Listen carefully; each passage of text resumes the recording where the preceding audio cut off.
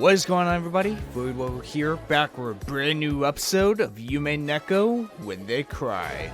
Last time on, the battle between Erika Furudo and Battlelord Ushiro continued on, as they discussed how Battlelord could have possibly escaped the Crow's Room, as Beatrice tries to bring up the fact that any of the other victims, quote-unquote, could have came in and saved Battlelord since they were still all alive and that it was never verified that they were truly indeed dead. But, of course, Erika Furudo, being the insane detective that she is, decides to have a little, contradiction in that statement. And that she tells us that she chopped off the heads of every single victim to make sure that they were dead. Officially and completely dead. Which forces Battlelord into the locked guest room, which we've been seeing throughout the entire episode, while his body remains stationary, kind of like Beatrice. Right now, at this point, Erika has set up a wedding, or well, Burn Castle has set up a wedding, so Erika can marry Battlelord so she can take over the territory as the Witch of Truth, which is fantastic and horrible. Alongside that, the second trial of the lovers is happening, with it being decided that a duel will go down between Shannon and Cannon to decide which love will finally prosper in the future. And we also found out that the true age of the culprit, the true age of the master, the one that started all of this, is 19. And now, here we are at the wedding ceremony. Some comments I want to address from last episode. First of all, there was a lot of comments about how that moment from last episode made Erika Furudo into a lot of people's favorites.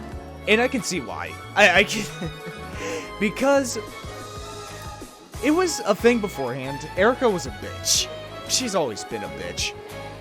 But it's by this point she's gone so cartoonishly evil that, like, you can't help but love it. It's kind of like, Dio Brando from JoJo's Bizarre Adventure. Dio is so cartoonishly evil. I mean, for fuck's sake, the first thing he does in the series is he kicks a dog, right? But he's so goddamn entertaining to watch. And so is Erika. Erika is so entertaining to fucking hate. She's just so much fun to hate her fucking guts, which, hey, I love that. I kind of love, you know, sometimes a villain character doesn't need a sympathetic backstory. You know, sometimes you just hate the character. They're just a complete asshole with no redeeming qualities about them. So you can just be like, you know what, I just hate this guy. I fucking hate him. You know, that's what any good heel in wrestling is as well. I saw some other comments expressing their thoughts about how come Battlelord allowed Erika to, quote-unquote, trick him, even though he said in red that he did escape from the room.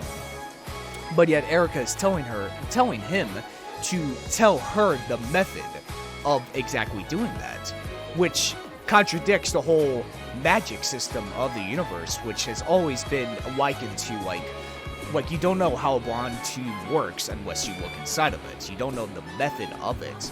Here, Erika is telling Battlelord to tell her how exactly he escaped, even though he's the game master, even though he's the one with all the cards. Yet for some reason, Battlelord's allowing this. I still think this is all part of Battlelord's plan. I feel like Battlelord is playing on fucking 30D chess by this point. He's so many dimensions ahead of Erika that they don't even know about it. I really do think that. And yes, even in this moment of weakness, I think the reason why he put himself into this mind palace, this locked room, is so Beatrice can be born. Because Elder Beatrice and Chick Beatrice are trying to figure out a way to rescue Battlelord, right? And the only way to do that is for them to fuse to become the true Beatrice. I feel like that's the reason why Battlelord's doing all this, why he's trapped himself within this, you know, locked room. But since he's still the game master, he still knows all, right? But anyway, the biggest question everyone had been asking me is what I think. Who do I think is the culprit, since we're getting very close? And hell, maybe this episode we will find out who the culprit is. Maybe. I don't know. It could be true. But I did come up with an ultimate theory that I've been working on for a little bit, so let me pull up my notes because there's a lot to this. let me tell you what, folks. This is even more. Like, even with Maria, I didn't even have to pull up notes because I just remembered everything. With this one, oh boy, I gotta pull them up because there's a lot to this. Okay. Here's what I'm proposing. The culprit is Shannon. And let me tell you exactly why. Let's go through every single episode in the questions arc first. So in episode 1, Shannon dies in the first Twilight, right? But because it was episode 1, there wasn't any red truce, right? So the body we saw of Shannon could have easily been a body double, right? Right. So Willie, but the thing is, with episode 1, it really could be anybody that died, which doesn't really help my case specifically, because it's it could have been anybody at all. But, I mean, what can you do about that? But, that's not everything for episode 1. I believe that, Shannon-chan, dressed up as Beatrice and gave the letter to Maria, because I feel like Maria actually did see a person who she thought was Beatrice, because Shannon did dress up as Beatrice and give her 2 letters. The first one she gave to Maria to open up at the dining room in order to introduce everybody to Beatrice and the alchemist and blah blah blah. But she told Maria to save the second envelope until later, which is how the letter appears within the the study where everyone's in, right? And then Natsui kicks them out, and they go to the parlor, and then, Maria looks away, facing the wall, while the other 3, die, right? And all of that. So, that's what I think of episode 1. Now, not quite a bit of evidence. Very, very unstable evidence. All I got is, the red truths were really introduced until episode 2. But for episode 2, I feel very strongly on this. So, in episode 2, there's this really interesting thing. We do not see Beatrice, meaning Rosa and Maria, until after Shannon leaves the parlor from the adults. Between the time we see, Beatrice interact with Rosa and Maria, going up the stairs with Genji, Kyrie seeing her, and her going to the VIP room, we do not see Shannon at any time during that entire time. We do not see her once. The only time we see her is after within the guest house, which is a couple hours later, after the whole VIP room and her talking to Cannon, right? Which I think helps a lot with this, because we just have no idea where the hell Shannon is. I'm pretty sure, I think Shannon is the only person we don't know the location of in between the time of Beatrice, interacting with the rest of the family. We have no idea. Then, later into the night, the adults go to the chapel with, quote-unquote, Beatrice, right? And that's where they're killed, and Rosa runs away. What I believe here's what I believe. Rosa makes a deal with Beatrice. The deal is, for Rosa, is that she tells Beatrice, or begs Shannon, whatever, to let her survive until the very end. And she promised Beatrice that she'll cause conflict with the survivors after the first Twilight begins. Because the entire time of episode 2, Rosa causes so much conflict within the group. She accuses every single person of being the culprit. She just does a horrible job of being a leader, which I have to think is because she made a deal. Hell, even in the tea party after, we see Beatrice kind of upholding the deal of you made a deal with me, Rosa, blah blah blah, and all of that.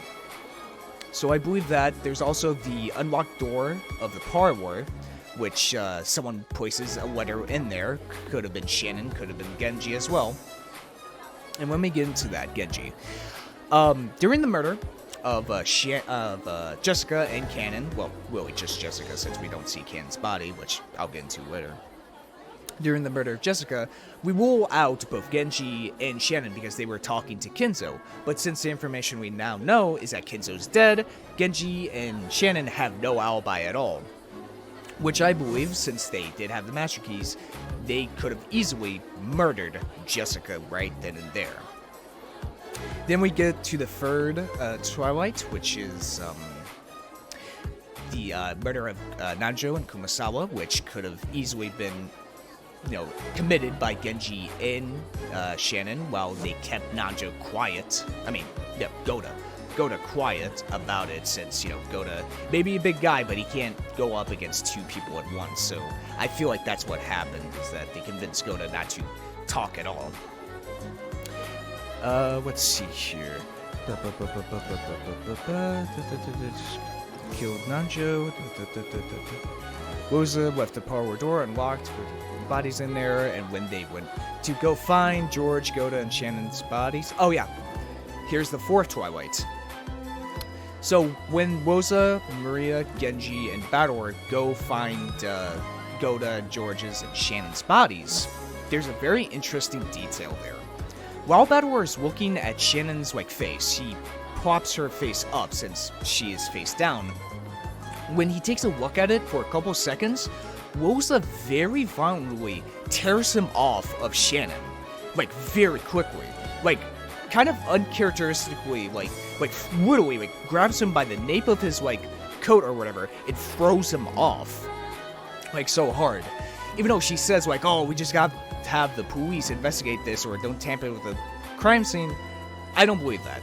I feel like it's part of the deal of, Rosa making sure that they don't find out, or Bador doesn't find out, that Shannon is still alive,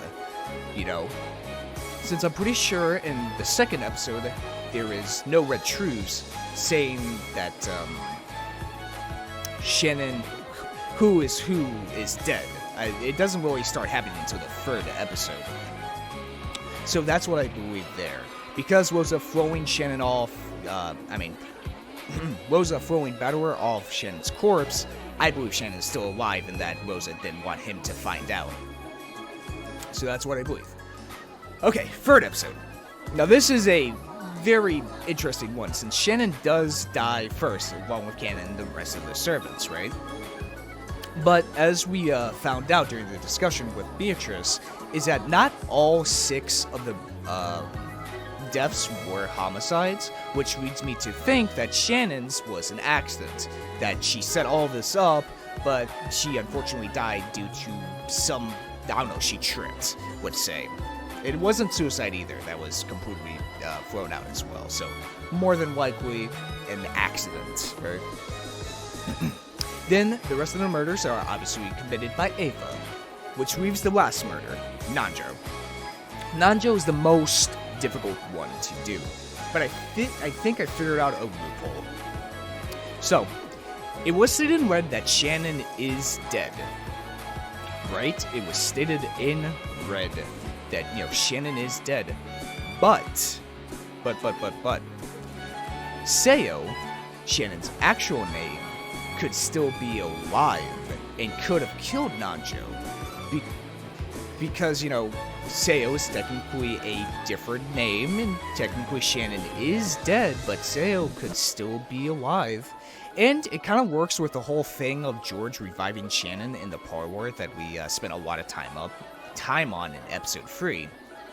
And we really don't see inside the parlor until the last little bit. Jessica didn't really say anything, she was blinded, right? And when Bador gets in there, he's murdered by Ava, so there's not a lot of time to see what the hell is going on. So I believe that Shannon did murder Nanjo, but as Seo instead. Now with episode 4, it's very hard to say, because most of the time, it's more inferred scenes. Bador is stuck in a single room for the entire time.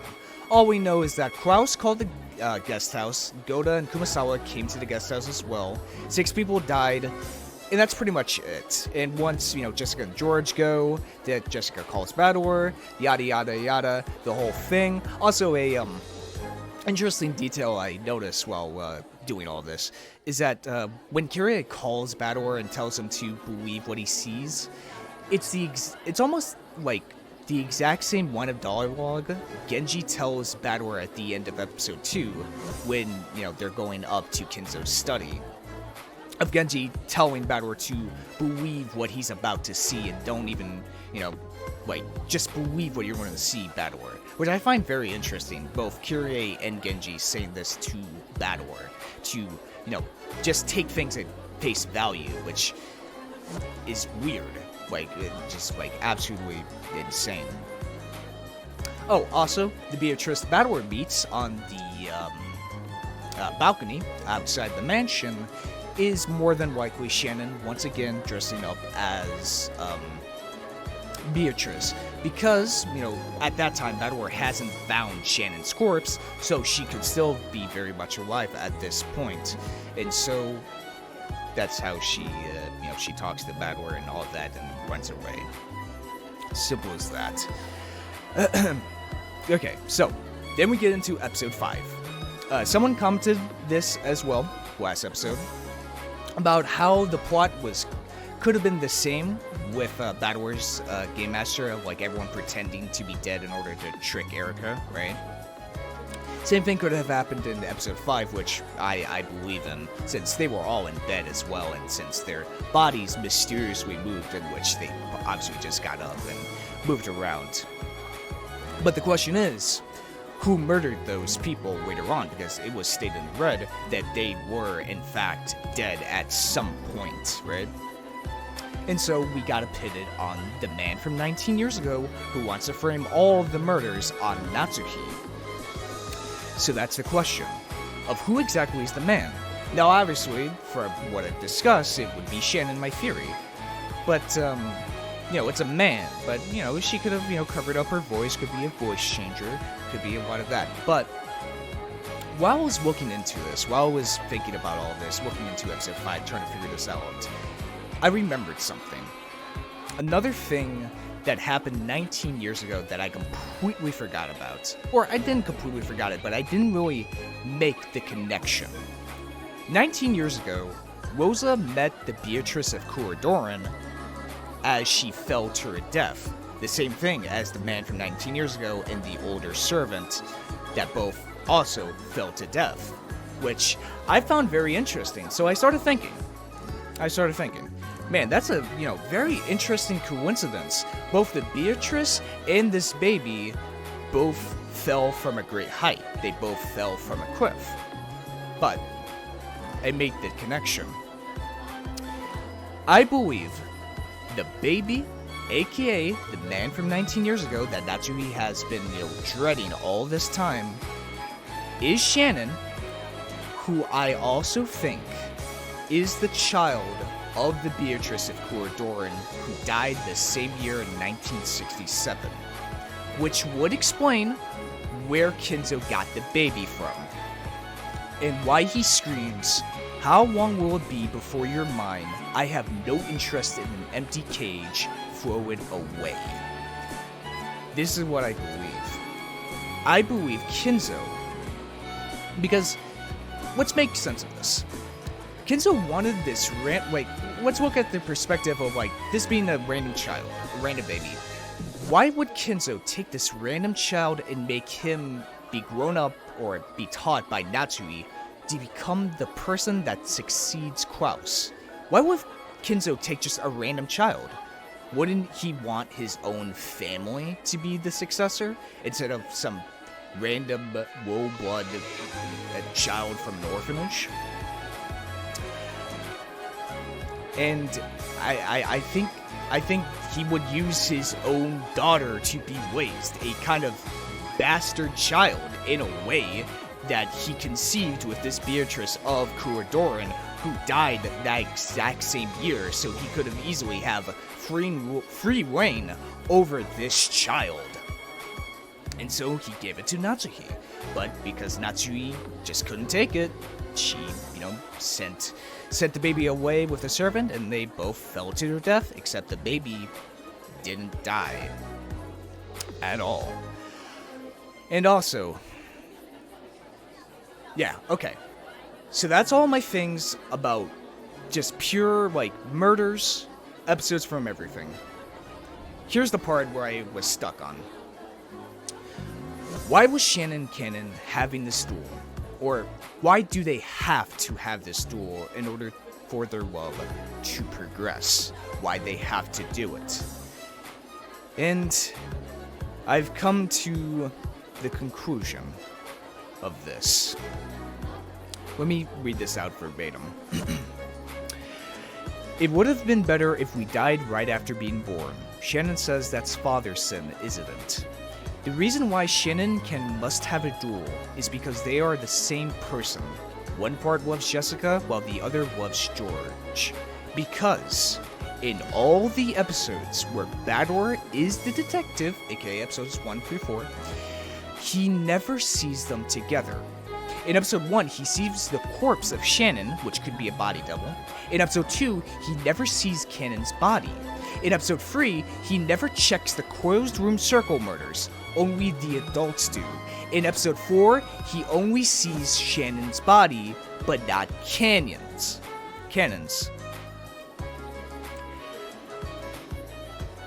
I believe Shannon and Cannon are the same person. That's what I believe. I checked nearly every single episode that, contained the Wokenjiba Island, of course, to see if once in the entire game from episode 1 to 4, if Bador, the detective, the point of view character, ever sees Shannon and Cannon together in the same room. He never does. He never fucking does. He only sees their body. The only time where he sees both bodies of Shannon and Cannon is within episode 1. And even in there, Shannon's body, half of her face is fucked up, is smashed in, which could be a body double. That's the only time, that is the only fucking time Bador ever sees both their bodies. Everywhere else, he never sees both of them. He only sees one. Or in episode 3's case, he never sees both of them.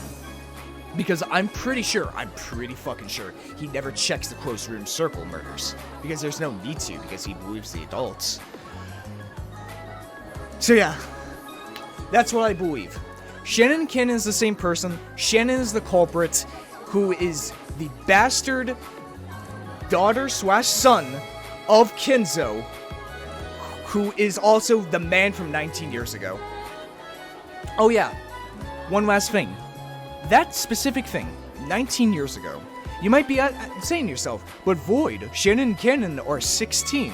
They're not 19 years old because, blah blah blah. And you're right. That's a valid criticism. But here's the thing. What's the one number you can flip upside down to change it into a different number? You can flip a 6 into a 9, and you can flip a 9 into a 6. Even though that's completely fucking twisted logic, I see no other person that this could be. Plus, I really think it is something Ryukyushiro7 would do of putting the answer right in front of us. Yeah, they're 16, or they say they're 16, but when you flip 6 around, you get a 9. You get 19 instead of 16.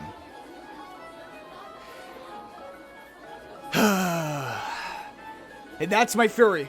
That is my grand, final fucking theory on who the culprit is.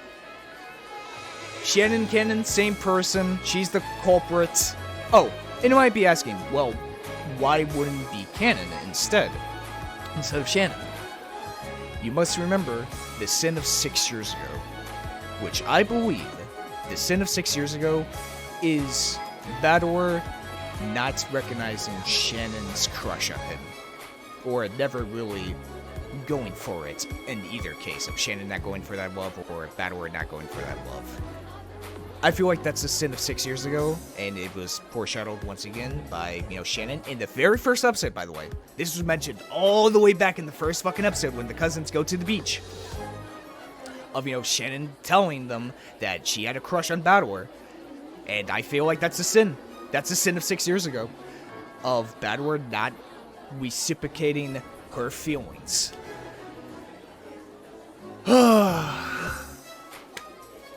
That's it. That's my grand fucking thing. Checkmate, bitch. Oh. God, I hope I don't sound like a lunatic. Oh, I'm fucking am. I'm a fucking lunatic by this point. Who gives a shit? But yeah, that's what I believe. That's what I'm coming into this. If I'm wrong, I'm wrong. But by God, this was a lot of fun to theorize about. So, without further fucking ado, let's get right into it, folks. The cathedral was beautifully decorated for the wedding between the territory ward, Lord Bador, and Lady Erica. A crowd of guests wearing goat masks filled the cathedral, waiting for the arrival of the bride and groom. As befitted a demon's wedding, it was neither solemn nor quiet, but cheery and noisy, brimming with activity. Also, this music's great.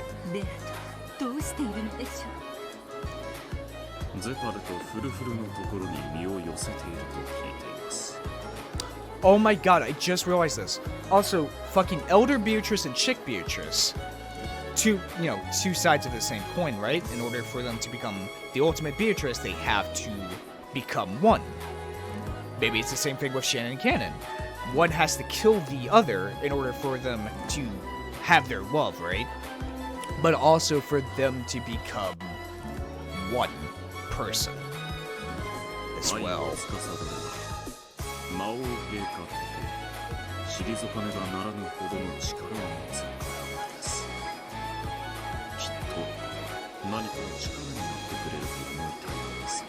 Man, I'm just realizing now I could be so fucking dead long. But you know what? That's part of the fun. That's part of the fucking fun. I want to come up with crazy ass ideas like Shannon's the fucking bastard daughter of Kinzo who has a split personality, who's been waiting all these years for revenge on the entire family 19 years later. God, this game is so much fun.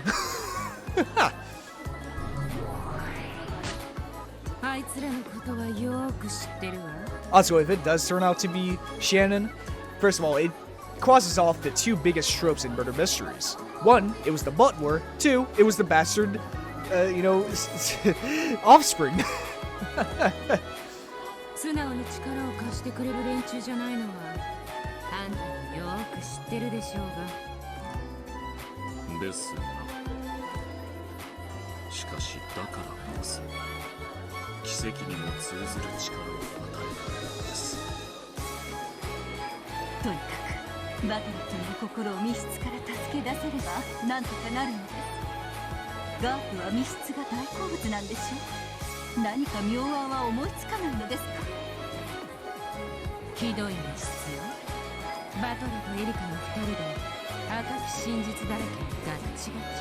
Damn right.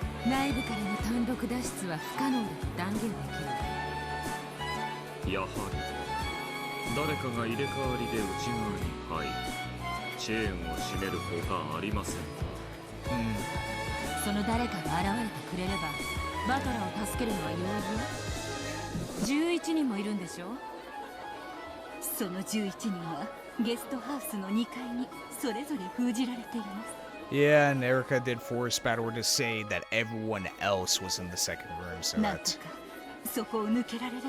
can't, get its own else.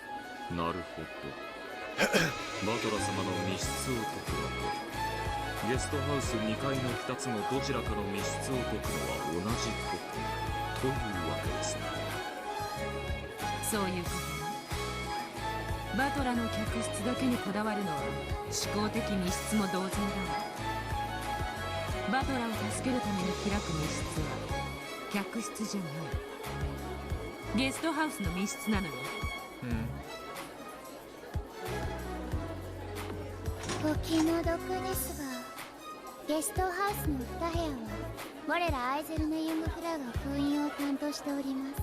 I like downer glasses. あんたらは封印と結界は大のお得意だもんね。しかしさすがはミスガープ。バトラを救うべく破るべき密室はゲストハウス側であると気づかれるとはお見事です。もうじき式も始まるでしょうが、それまでの退屈しのぎに一つ現場の再構築でもいかがです？いいのですか？エリカ教の駒であるあなたの守秘義務に違反しません。いいえ、構いません。存分に現場の封印を確認なされて絶望された方が心の底から式を祝福できるに違いないですから。 Oh boy. 言うぞ、乗るわ、その挑戦。リア、式前にちょっとつまみ食いさせてもらいましょうよ。それではアイゼルネのお嬢様方、再構築をよろしくお願いいたします。金家、謹んで受けたまわり立てまする。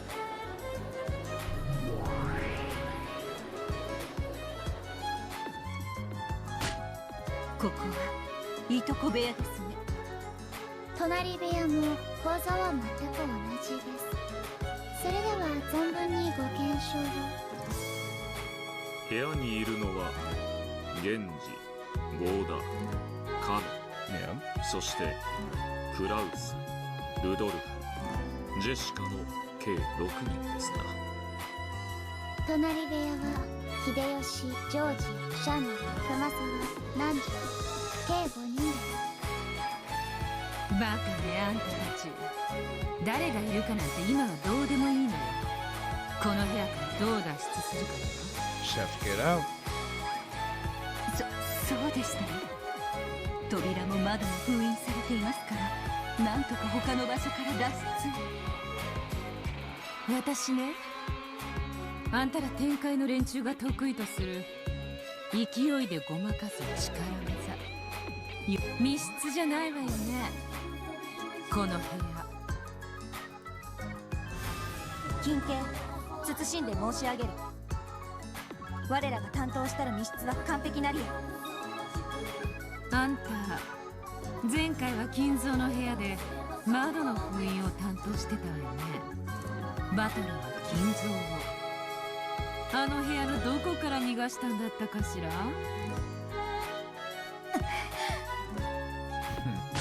それはコーネリアのミスではありません。その筆跡は上司の私が賜ります。金蔵の書斎の時と全く同じよ。窓よ、窓からこの密室は破れるわ。 It's always the damn windows. バレバレなのよ、あんたたちの手口は。どうしてです？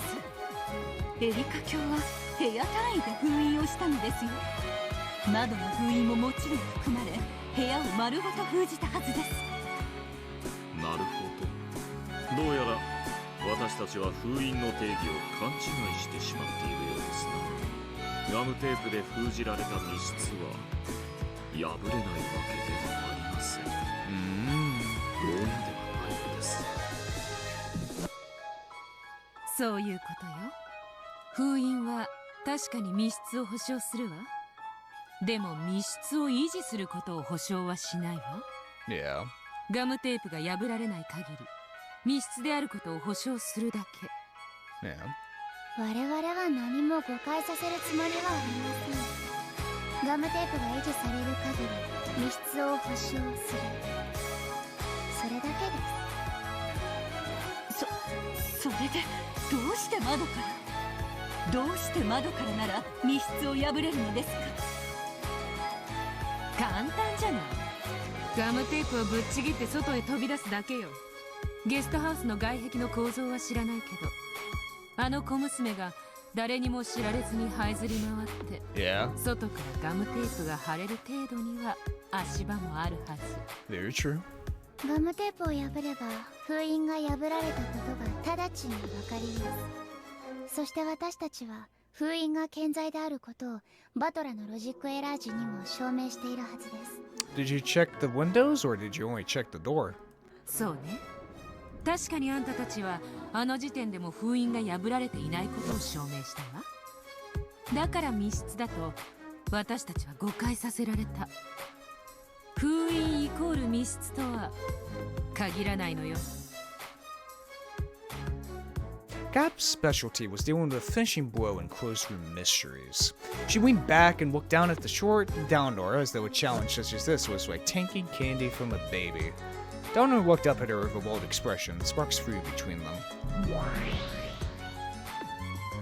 封印イコール密室ではないのですか？そんなバカな。思い出してリーア。あの時エリカたちは何の封印を見せた？ Yeah, only the front door. 何の封印の維持を見せたの？ Yeah, I mean, there's no way to check the windows from the outside. I mean, if you're checking the seals on the doors, of course they'll be closed because, well, just through the windows.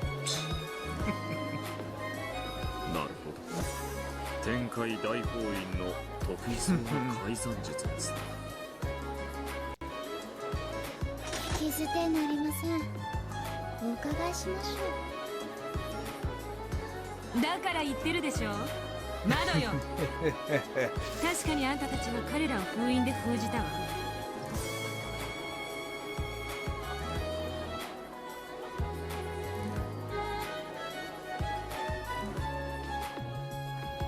その際には窓も含んでいるわ。そしてその証明は封印時になされた。ここまでは OK よ。 Yep. でもね、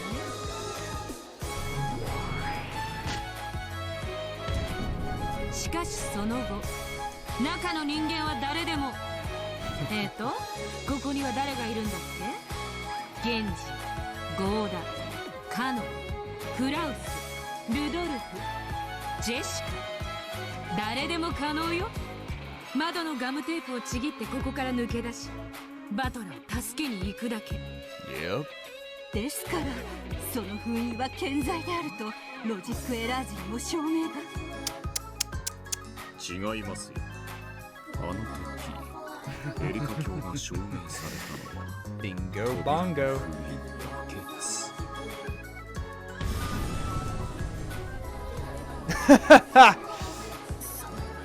そういえばあの時エリカ教は2部屋の扉を示し、その封印の健在を主張しただけ。 Seeing is believing, 窓 as の they 封 say. 印には触れなかった。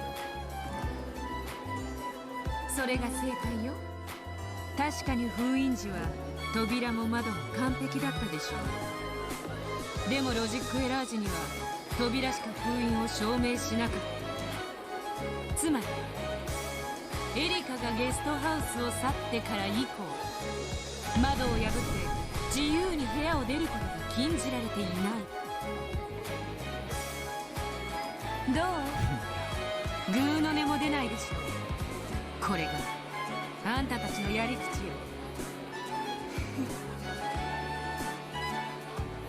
上司ドラノー。 Oh boy. そうです。どうやら新郎新婦が到着されるようです。おしゃべりはこれくらいにしましょう。それでは後ほど。 So he's going to be the best man, huh? With a happy-looking grin on her face, Downer turned around. But that must have hit her where it hurts. Gap wouldn't have let her get away. She grabbed the other shoulder. 待ちなさいよ。ロジックエラー時に窓の封印が維持されているかを証明しなさいよ。でなければこの部屋の誰でもバトラの救出は可能だわ。 It's all based on perspective, people. A 6 could be a 9.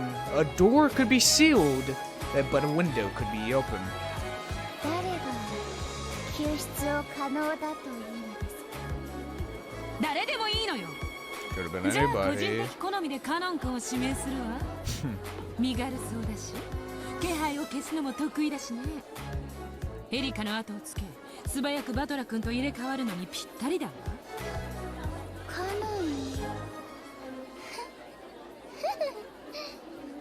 不可能です。Ooh, 不可能 why you say ダ that? メよ。普通の言葉じゃ信用しないわ。赤き真実であんたの赤き太刀にかけて誓いなさい。ミスカープ、これより始まるのは神聖なる婚儀です。その神聖なる場で太刀を抜けとおっしゃるのですか。無礼無粋を極めるかと思います。それはまたの機会がいいです。それではこれにて。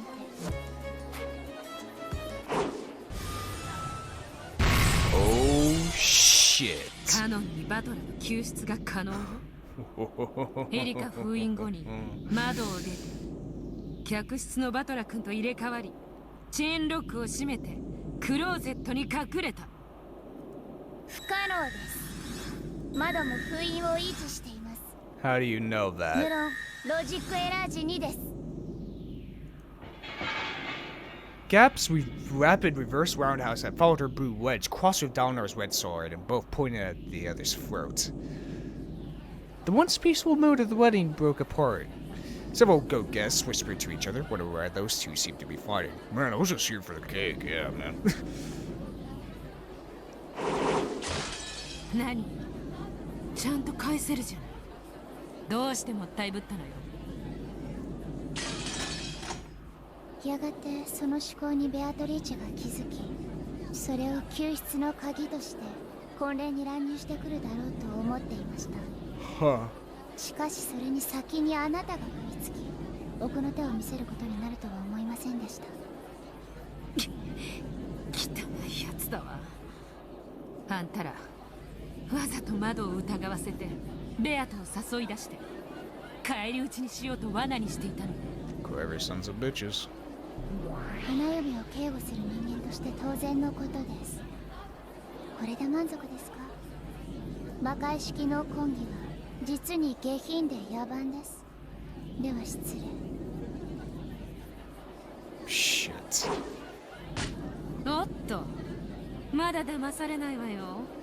あんたが言った窓の封印はカノンのいとこ部屋のものでしょ。 That is true. Can you verify both? じゃあ隣部屋の窓はどうなの？あんたはカノンの救出の可能性について不可能と切り返しただけよ。隣部屋の人間の可能性はまだ生きている。しつこいお人です。 Oh shit.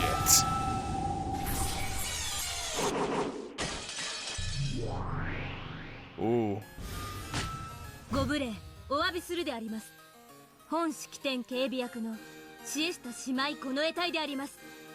失礼ながらご両名の招待状と受輪印を拝見します。ドラノルエノックス、花嫁側参列者です。招待状と受領印、並びに花嫁警護役の証明書です。ノックス主席殿と確認しました。バトラ教の婚儀へようこそ歓迎いたします。ガープよ、花婿側参列者招待状といけない。受付受領印がない。 God damn it. ダイレクトにここに来ちゃったから受付通ってないわ。でへ受領印まだなの。あなたはこんな時にどうしてまた。ガープ様、失礼ながら別室へご同行願います。Donner watched, shrugged, and turned away. 待ちなさいよドラノール。私の青き真実に答えなさいよ。天界大封印の見解をご希望でしたら、封印規定に従いご申請をお願いいたします。 Oh no, I'm not going for bureaucracy. Fuck that. 窓口は平日10時から17時までと知りたまえ。 God damn it. 12時から1時間15分は昼休みと知りたまえ。金刑申請書には修正20号店は一切認められぬものと知りたてまつれ。某イベントの申し込み書もそれがあると落ちるって噂があるに。 Fucking coming up. 都市伝説です。多分本件青き真実を口頭での仮受付といたします。 How? I don't know why I'm just realizing this now. We're at a fucking this started off as a murder mystery, down to earth, grounded murder mystery in episode 1. Look where the fuck we are. We're at a wedding with fucking British bunnies and fucking angel heaven fucking soldiers and a woman with a fucking kind of virgin killer sideways. And it's one of the greatest pieces of fiction I've ever read. This game's awesome. 正式な申請が受理されるまで保留とし、重複申請を禁じます。わけわかんないわ。私の青き真実に答えるの？月曜日にご申請いただければ、来月末頃にはご回答できるでしょう。Bureaucracy, the death of any fucking 重 thing. 複申請は禁じられていますので、たった今あなたが口にされた青き真実は本講義では使用不可とします。根拠法令大法院事務規則第214条の15、重複申請の禁止について緊急謹んで申し上げる。ロジックエラー時の隣部屋の窓の封印が暴かれていたことを理由とする青き真実の使用を禁じるものと知りたまえ。 Shit. 緊急謹んで申し上げる。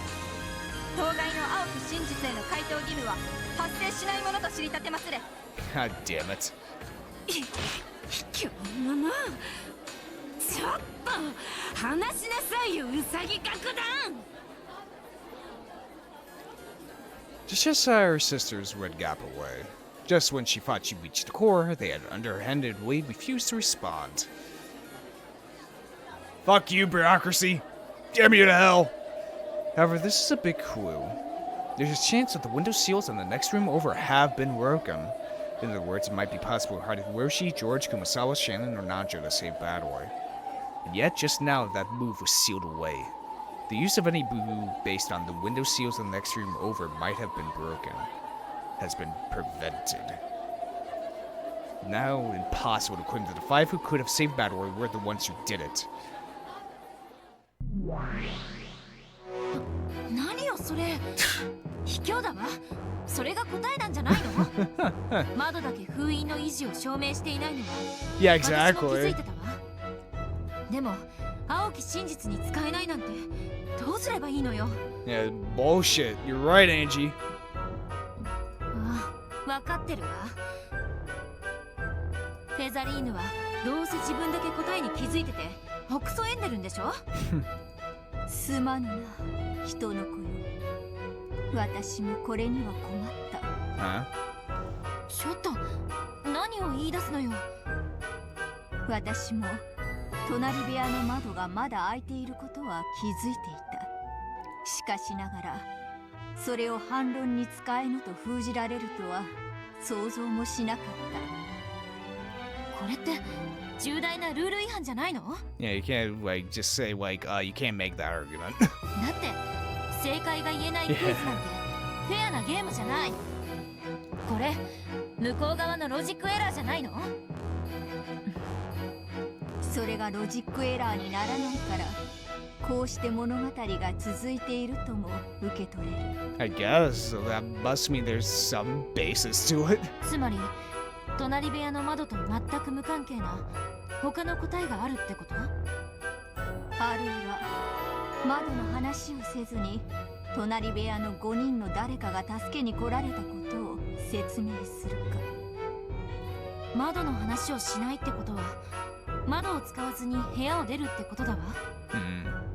それでは隣部屋だって密室と変わらない。ふむ。だから私も困ってしまった。このおかしな封印宣言のせいで2つの部屋は再び密室に戻ったも同然になってしまった。おそらくだが。おそらく何？八百万を束ねて超えるっていうあんたの知能ならどんな答えが見つかるの？ Oh, also, something I forgot to mention. someone commented last episode of like Rema Delta was still around during the events of Higurashi, but the hell she's referring to has been theorized to be the third game and When They Cry Coconia, which sounds very interesting. I'm very curious to see how that if that theory is true or not, since still only phase 1 is out of Coconia at this point, at time of recording at least. 答えはない。 Well, great. ないって何？隣部屋の窓以外に出口はない。にもかかわらず、隣部屋の窓を推理に組み込むことが許される。この密室を解く答えはおそらくない。 Just no answer? ないならどうなるの？答えがない以上、説明義務を求められているプレイヤーが敗北するのは必要だ。It's really just a fuck you, huh? それって手詰まりってことじゃない。つまり今のドラノールの宣言はある意味とどめ、チェックメイトってことじゃない。いや、一手あるにはある。 One move, huh? しかしその手は二度と使えぬ手だ。 Use again. そしてそれはベアトの心臓の一部でもある。 Ooh. この物語の最大の謎の一つってこと？そう。それを使えば、あるいはなんと。Featherine sighed deeply. It was something she hadn't done once before now. The one move. I see. So as long as his tale has been, it is finally time for the curtain to close. Exposing the answer to this riddle means the same as finally killing Bito. But perhaps Battleware is the only one qualified to make that decision. If he weaves such a tale as a game master, no one will be able to stop it now. The greatest riddle of this tale will probably be revealed very soon. Shit, guys, this might be 7 hours. I don't know, I just have this feeling. Like, if this gets really good, there's nothing that can stop me from just keep playing. Like, a deep sound reverberated through the cathedral. It was the sound of the several dozen Cheshire Sisters Imperial Guards, members of the Honor Guard, who stood in a line across the cathedral and stamped their heels in unison. It brought about total silence even before the demons running the ceremony spoke. どうか静粛に。参列のご来賓諸見よ。領主にして無限の魔術師で荒くられるパトラ教官。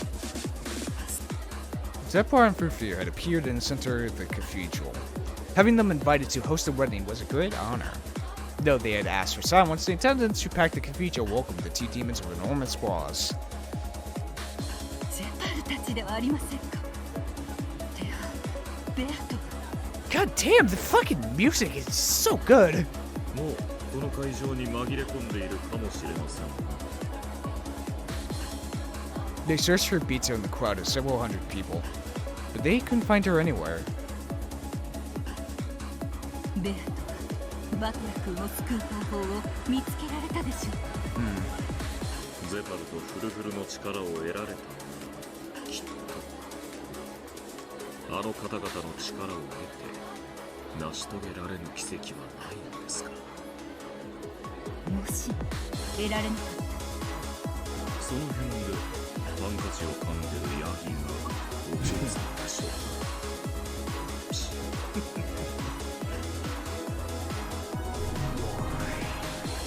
それでは新郎新婦の入場を迎えよう。厳かに迎えて、どうか二人の門出を祝ってほしい。いでよ、新郎新婦。 Man, this wedding sucks. Where's the buffet? 墓場まで逃れられぬ婚姻という名の束縛の道を歩まれい。The big doors in the back of the cathedral slowly opened.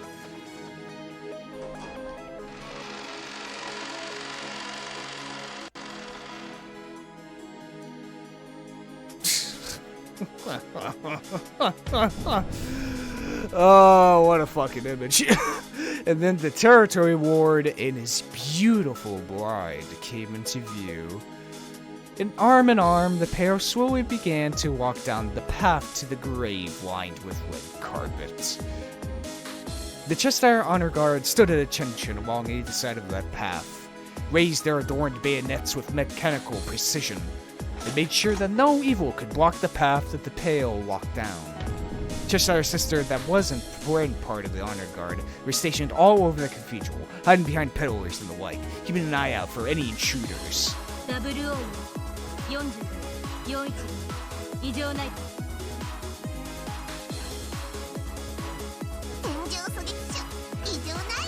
Ceiling snipers? 410 and 45 were on top of a master chandelier hanging from the cathedral ceiling. Several other sniper players can be seen stationed on top of other chandeliers. The seemingly festival cathedral was actually being heavily guarded in places that the attendants wouldn't notice.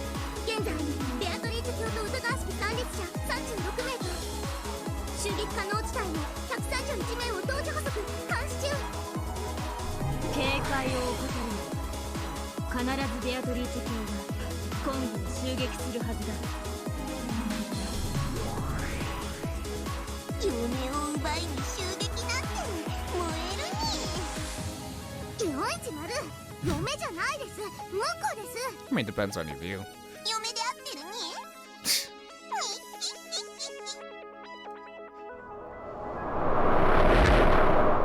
Well then. The Cheshire sniper teams and the chandeliers use super high efficiency of observers to track the movements of several hundred attendants. If any one of those made any suspicious movements, the Cheshires had been given permission to fire immediately. The one on that chandelier, Cheshire 127. That overkilling monster sniper could pulverize a human target from 2 kilometers away. Damn. The one on the chandelier across from that is Cheshire 20. Her firing rate is 6,000 shots per minute. However, she's using a portable magazine this time, so 2 seconds is all it'll take for her to use up her ammo. Lazy bum can barely do her job for 2 seconds. Why is this game so peak? Slowly, and making a show of it, the two walked down the red-carpeted path. Balror's eyes were blank. If you looked closer, you could probably tell that Erica was dragging them by the arm she held. In other words, they weren't walking together. This was a ceremony for Erica to show off to everyone that this man belonged to her. Behold, the bride and groom walked the 7 sisters of purgatory, who held long ceremonial arms in the shape of the one-winged eagle.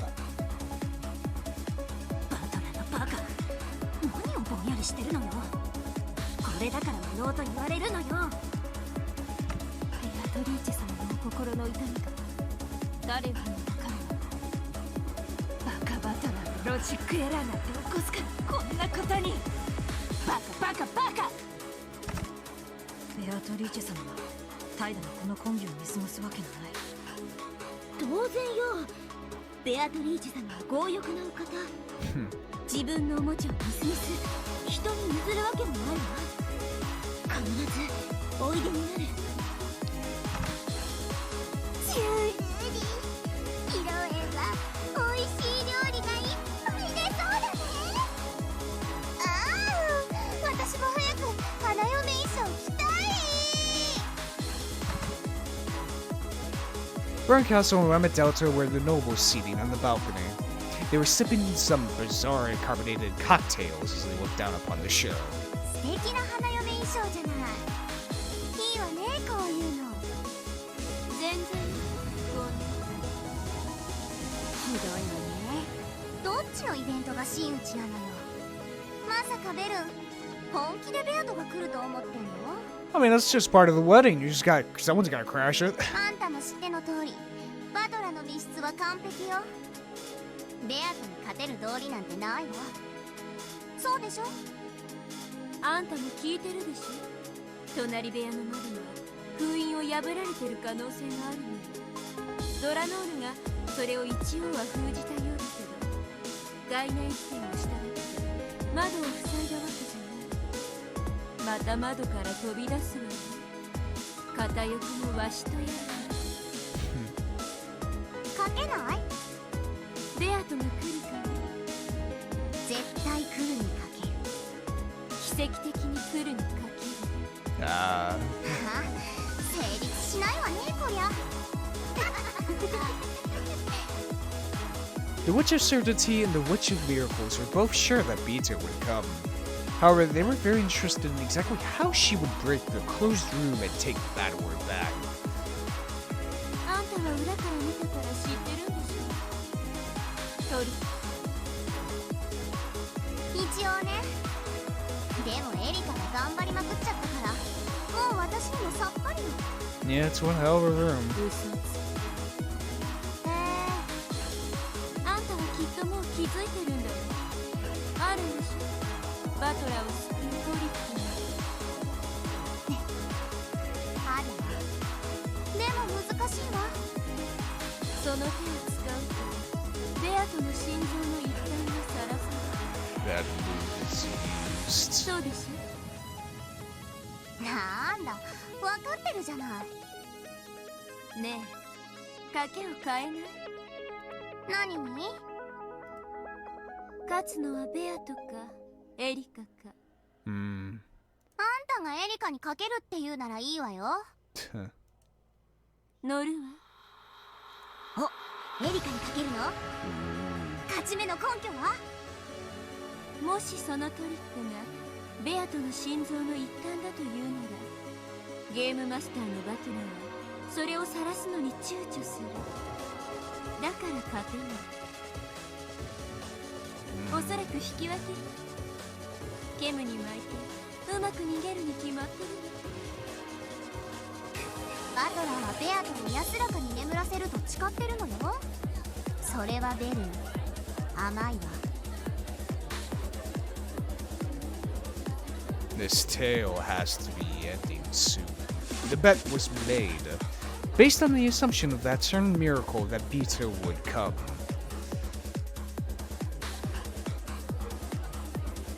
Virgilia, who was standing in the front row, tried to call out as soon as Battler walked by. She tried to tell him that the window seal in the next room over hadn't been checked, hoping that this would give him a hint. However, she had been marked perfectly. The instant she tried to lean forward, two Cheshire sisters right behind her grabbed her arms. The powerful force told her that she wouldn't be able to move even a step forward. Damn. Trapped, she was forced to stand there and watch as Battler walked past. 彼は今もたった一人密室で戦っておられます。しかしあの密室は自分だけの力では抜けられない。 You need someone else. 誰かが助けに来なければ抜けられない。あの子で助けを込めてバトル君は出られないのですが。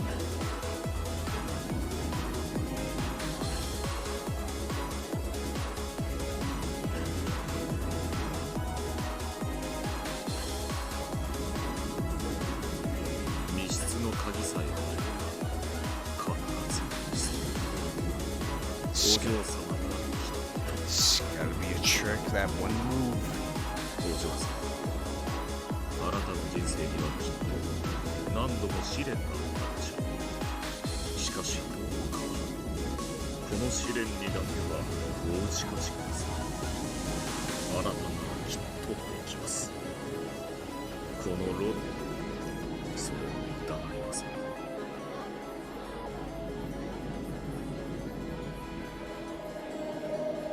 The bride and groom's procession slowly advanced down the path to the grave and reached the altar.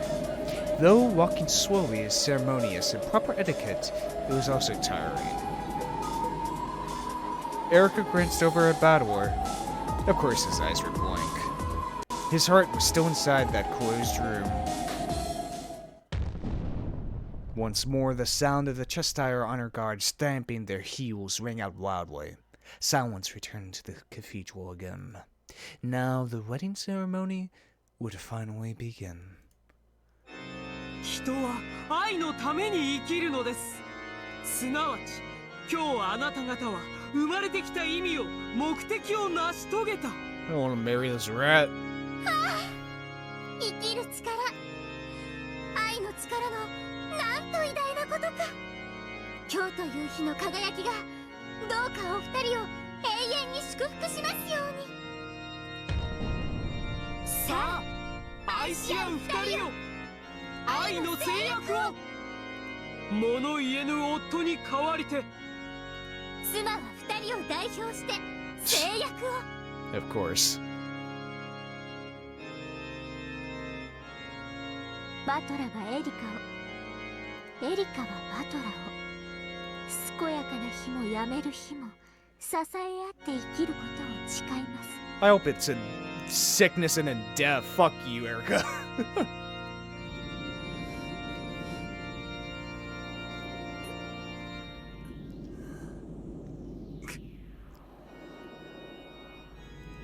聞こえませんよ、バトラさん。文句があるならもっとはっきり大きな声で言ってください。 Gotta scream objection.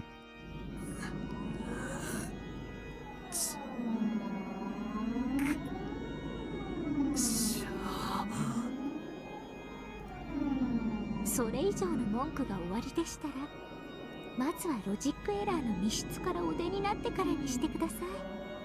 安心して、その日まで永遠に私があなたを支えてあげますから。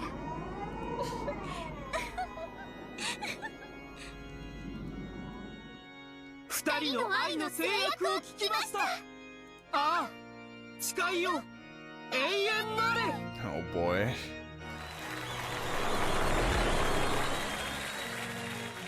The thunderous applause celebrated their merits of subordination. After the oath, they would symbolize the bond. It was the exchanging of the rings. The territory ward's ring with one winged eagle engraved on it that sat on Badora's finger would become Erica's. By this, she would become the ruler of this game board. In exchange, Badora's finger would be given a diamond ring that Erica had prepared. At a glance, it just looked like a ring adorned by a large diamond. However, the cursed ring would force Bador into eternal subservience and mark him as another's property. Shit. さあ、二人は指輪の交換を。 This is bad touch, huh? 身動きできぬ夫の指を、妻はどうか支えてあげて。 I do not consent to this marriage, damn it! Erica respectfully took Bador's right hand and slowly pulled off the territory ward's ring that had been on his ring finger. That was the ring Bito entrusted him with. Erica stored away. これがあの女の残した指輪なんですよね。それを私みたいな女に奪われるのって。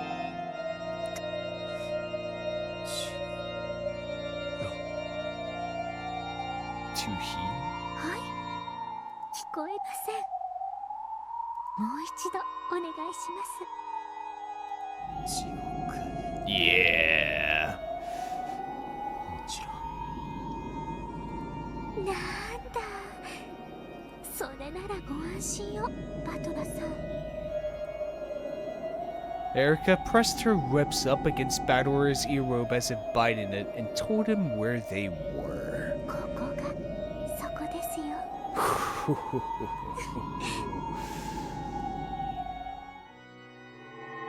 Oh, you sadistic bitch.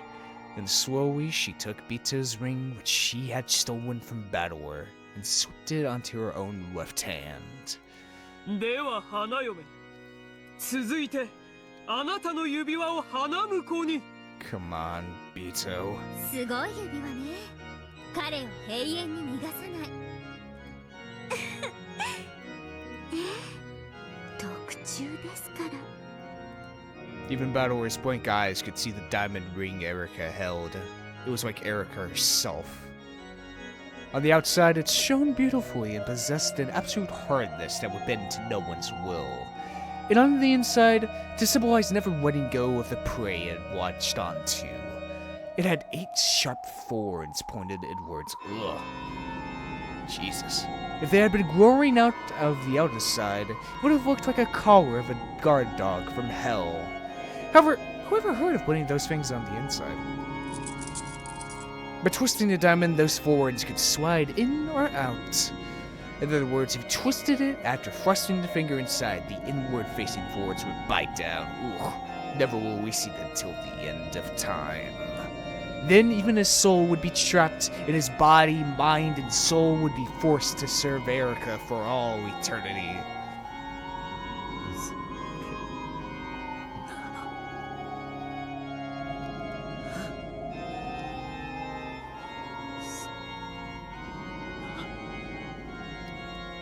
Who the hell would wear a ring like that?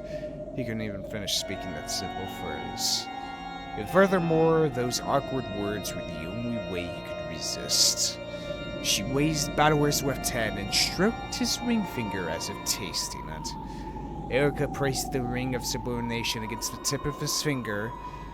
If a ring is made to fit too tightly, it can be painful and hard to take off. However, this ring was never intended to be removed from life anyway. So its inner band had been mercilessly narrowed. Ugh. Even without the forwards, forcing a small ring like this on would hurt.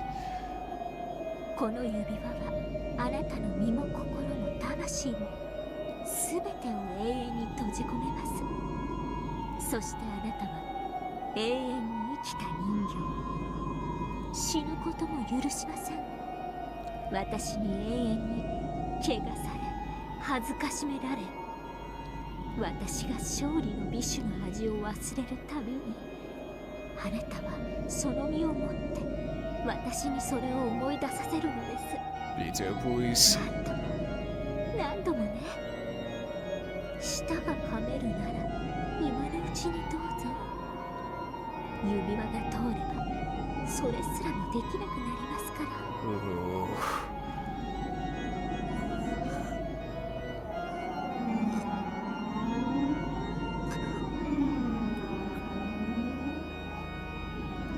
Battleware didn't even have the strength to bite his tongue. Even if he had, he didn't want to give up before finding a way to escape the closed room. So he couldn't kill himself. However, if he accepted the ring, he would never be able to even think about escaping the room, much less commit suicide.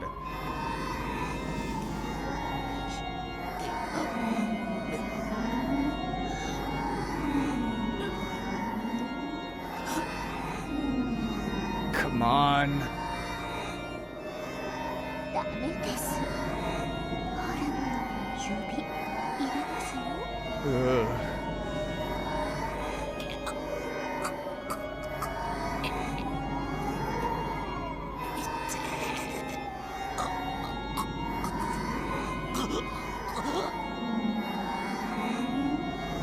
It wasn't just the pain of having his finger forced through the tight ring. Oh shit, what else is happening? The curse of the ring fiercely tormented Balor's body from the inside. Oh god, that pain would always torment Balor. But fortunately, the power of the ring even stored away the heart that could understand that pain. Erica kept screwing that two small demon's rings on. Ugh.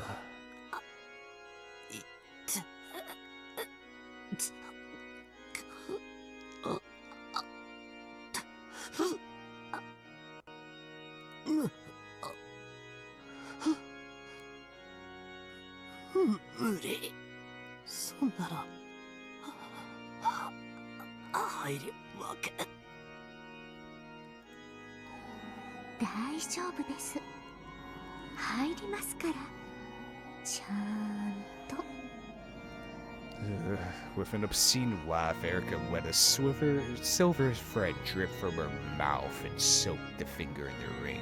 Ugh. God.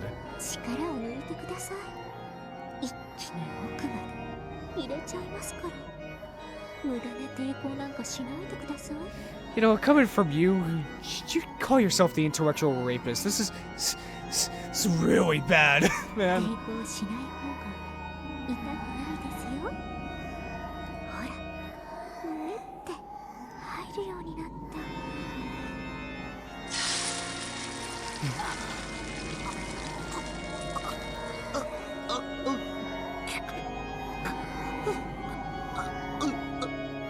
God, this is uncomfortable. Holy shit.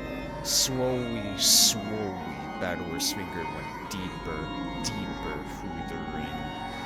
He was pushed through the iron ring of pain and humiliation which would never be removed again.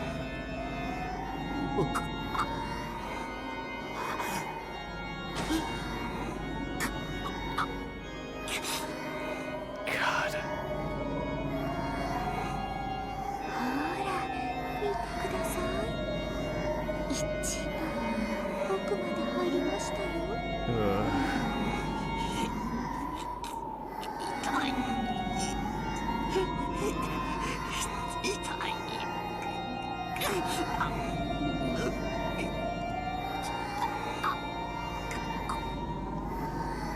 The demon's ring tightened around the finger so much that it seemed the finger would snap off along with the bone.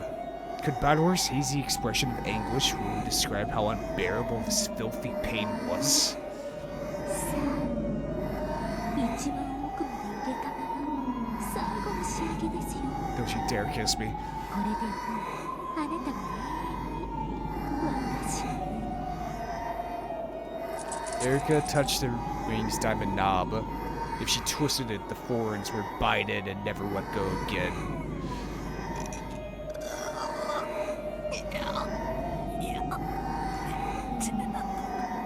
Come on. いいですよ。許してください、エリカ様って言えたらやめてあげます。 Shit.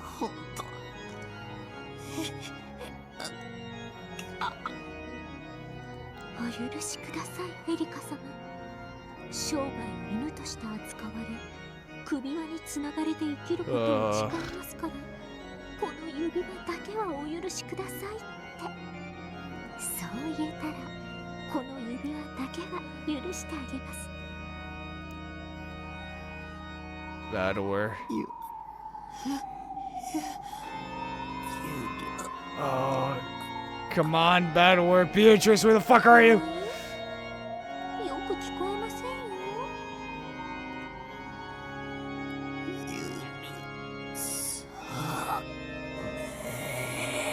Yeah!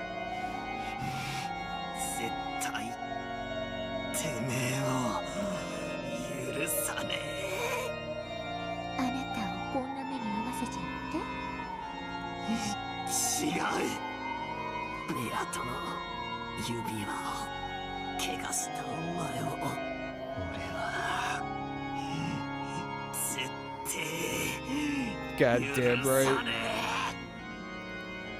Though Battlewurst's eyes had supposedly been forced into a muddied condition, they appeared strong for just an instant. However, it really was only for an instant.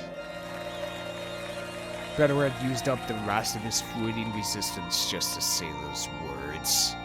In his dim consciousness, he had even bitten his own tongue to stay alert, so that he could say those words of resistance until the very end. やはりあなたは飼いならせない犬って感じです。でもそこがいい。 Erica smiled. Then she turned the diamond. Ooh, in that instant, Battlewur went out a useless voiceless scream and threw his head back.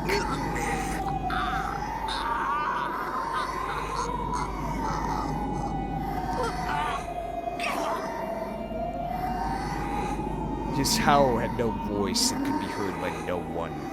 However, it still rang out throughout the cathedral. Oh, shit! Oh, we keep it going, baby. We keep this train going. Oh, shit! Fuck you, Erica. Oh, God. Oh, shit. Back to the duel. Oh, fuck. Oh, fuck. Here we go. This is... Oh, a lot of fucking crazy shit is going down here, man.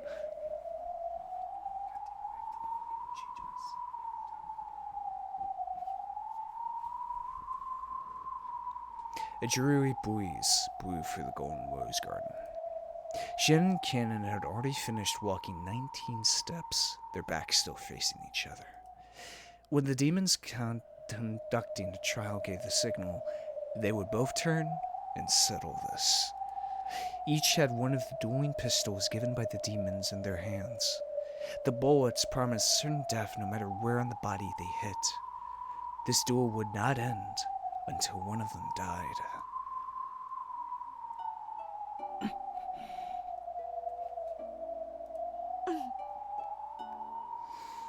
George and Jessica just quietly watched the ones they loved. They had already entrusted all of their thoughts to them as well as their fates. Just watching over their partners was now the only way they could show their trust.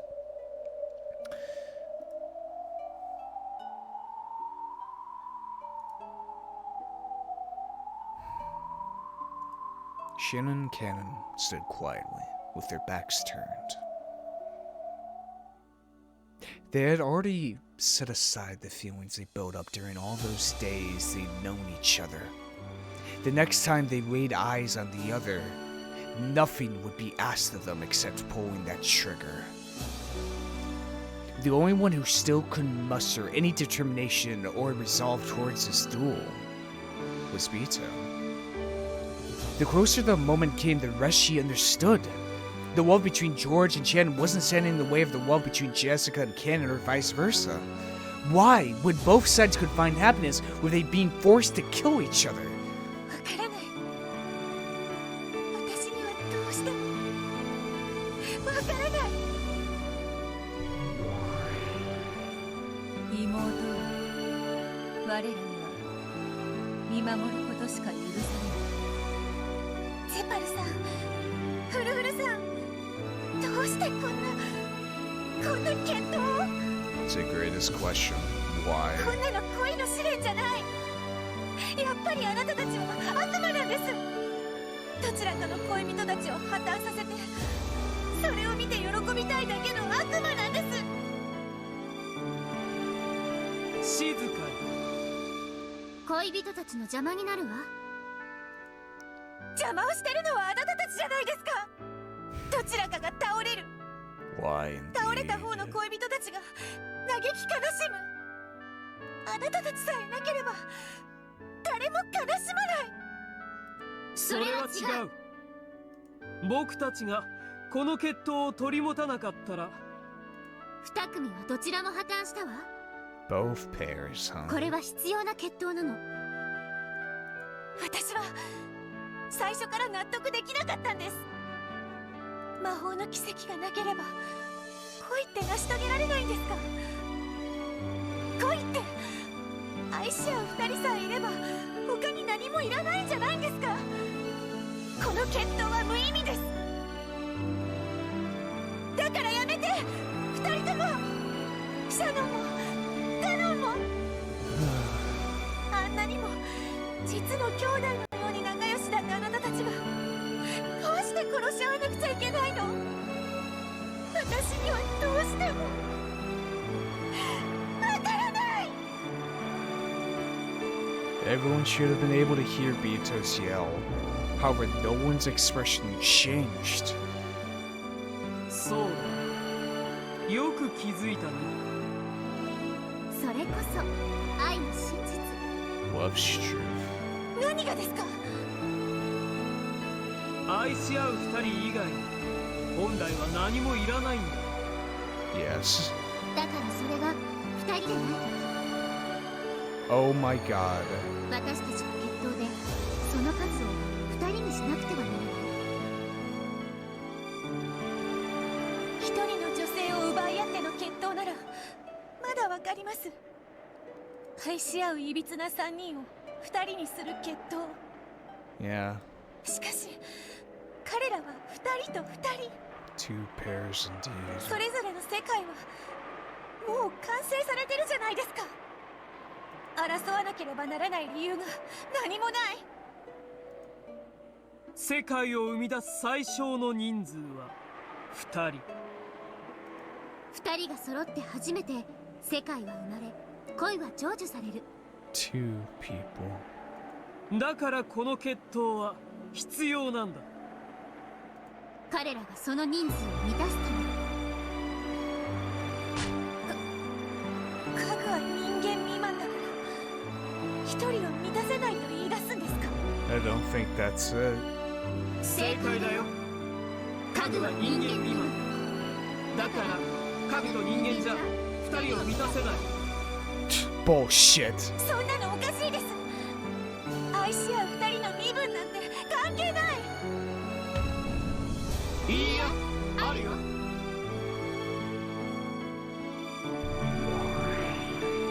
本当に愛し合う二人の身分は関係ない。妻を持つ男との恋は許されるの？夫を持つ女との恋は許されるの？親との恋は許される。子との恋は許される。恋の許されない身分なんていくらでもある。 But still, じゃ yeah. あ家具って何なんですか？ Exactly. What the hell is どう furniture? して家具は恋をしちゃいけないんですか？魂が一人に満たないから。 Less than single person? シャノンもカノンも駒である君ももちろん。 Piece that you are. あなたたちはみんな家具。魂が一人分に満たないから人間以下。 Less than a single person's soul. 人を愛する資格はただ一つ。一人に満たつ魂を持っていること。 So they're less than human. They're not one. だから愛し合う二人は世界を生み出せる。例えば妻を持つ男はもう一人の女を愛する資格を持つと思う？あるわけがない。二人の女を愛せばその愛情は一人分に満たる。そのような男に愛する資格はない。 Yeah. ね、人を愛する資格のない人間や身分なんていくらでもあるの。二人の愛の一切あれば関係ない？それは甘い愛の偽善。僕たちはね、恋をする資格を偽る人間を許さない。 The right to love. 世界を生み出す最小人数を満たせない人間以下の存在の恋を許さない。僕たちの試練はそのためにある。罪深き魂たちに一人分の魂を取り戻させ、本当の恋ができるようにするために。 Regain a complete soul.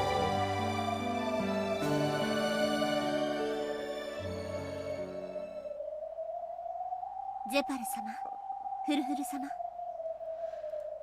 僕たちの心の準備ができました。 I think I'm right. どうか決闘の合図をお願いします。 The pale pair bidding farewell quickly asked for the signal to be given. Zephyr nodded silently, then walked to a place that could have been seen by both of them. The fear spoke in a voice quiet enough to avoid distracting the two duelists.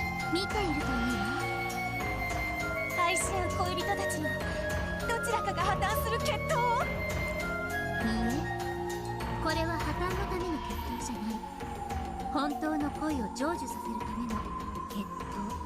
True love.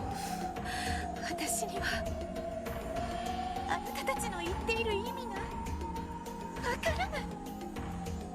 いいえ、わかりなさい。これは本当に人を愛することができる人間が誕生する瞬間。意味がわからない。どちらが勝とうともどうか祝福してあげて。今彼らの家具としての日々が終わる。 What the hell is furniture? Half a soul. 合図は簡単。僕が1、2の3を数える。3と同時に決闘開始だ。承知してます。同じく。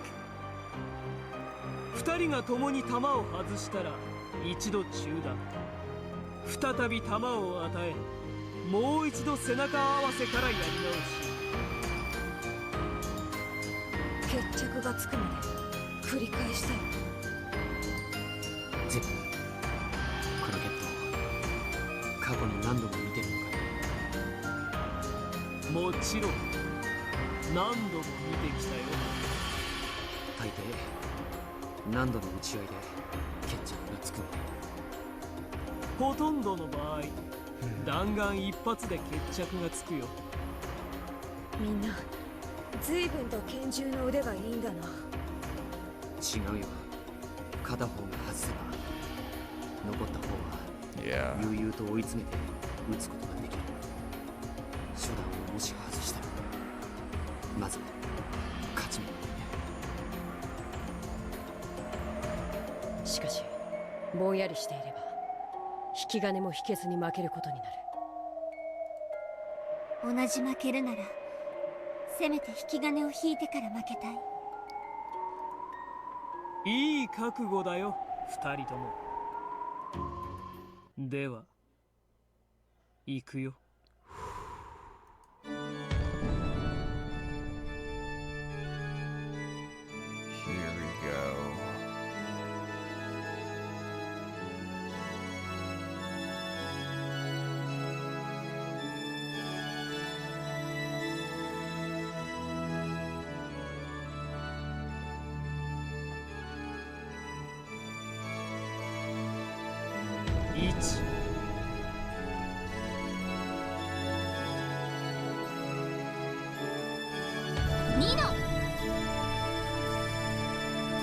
Here we go. What love will be decided here? Shannon or Cannons? Beatrice.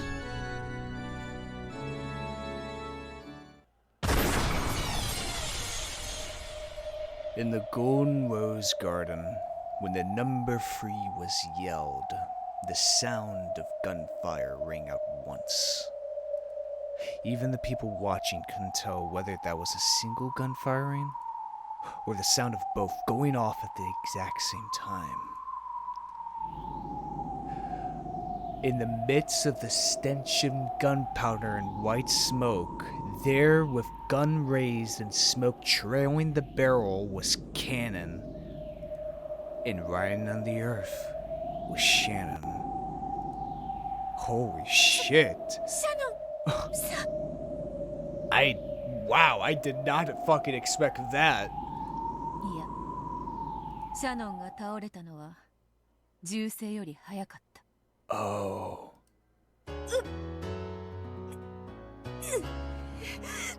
Oh.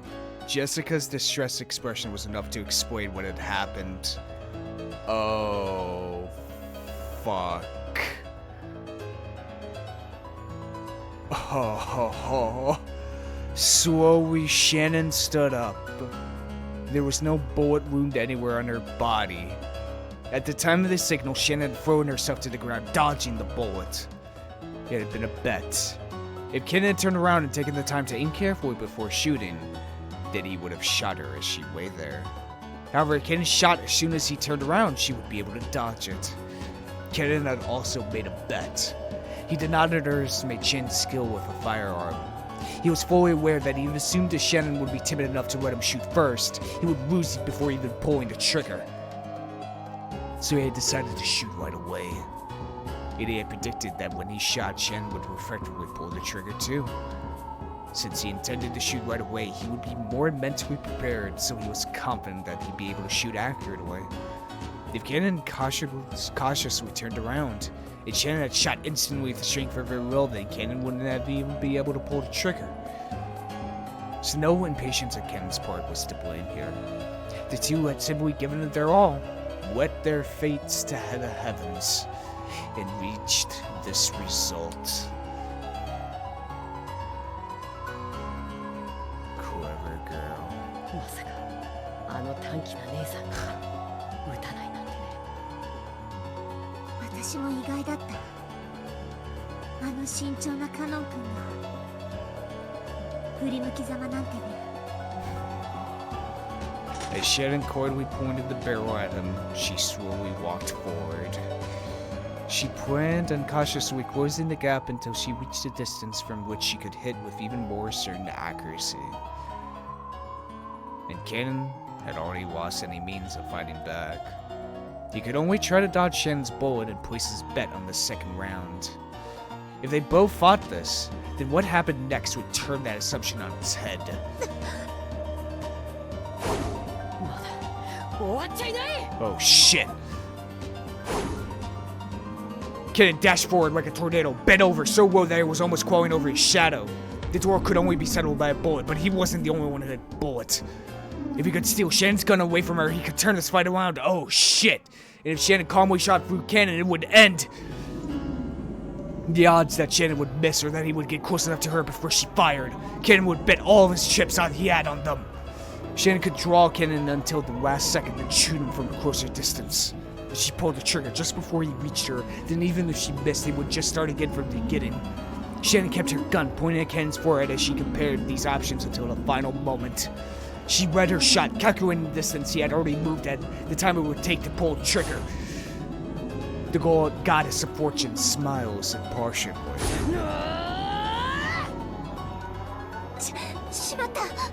Shit. Surviving past the final moment Shannon could have shot, Cannon barreled into her chest. He then swung his hand up and knocked the gun Shannon held into the air. That strike sent Shannon's gun flying in the air. At the same time, Cannon's gun also flew from his hand and danced through the air. The two guns danced a rondo through the sky, reached their peak, and began to fall. By that time, neither knew whose gun was which. Shit, the two guns were exactly the same. Everything about them was identical. There was no way to tell them apart. However, there was one difference. Only one of them had a bullet inside. The pair raised their hands to the sky, trying to grasp their fate, their miracle. It was as though they were trying to grasp the wings of a descending angel of miracles. The pair looked up at the brilliant sky and entrusted everything to the goddess of fortune. Then they each grabbed one of the guns out of the air, and after dancing a momentary rondo, their arms crossed each other.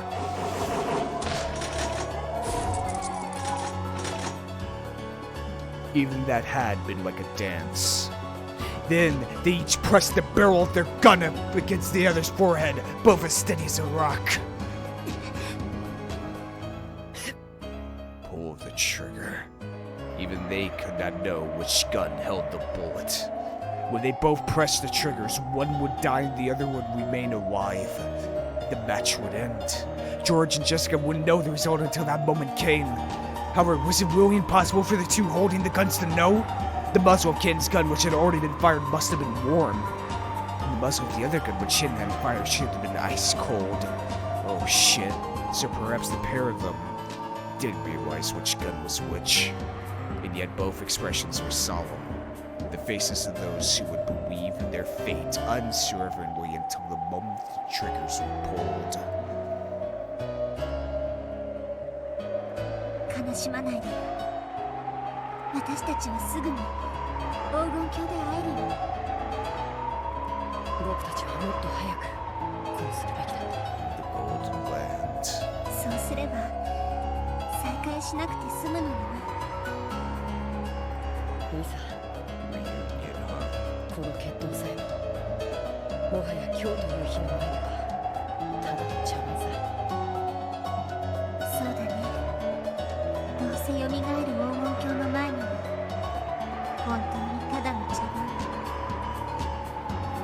じゃあ後ほど。後ほど。さようなら。 Shit.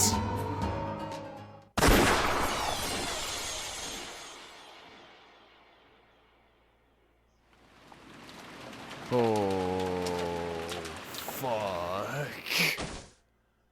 Oh. It was Cannon. おい、どうした？ It was Cannon. しっかりしろ！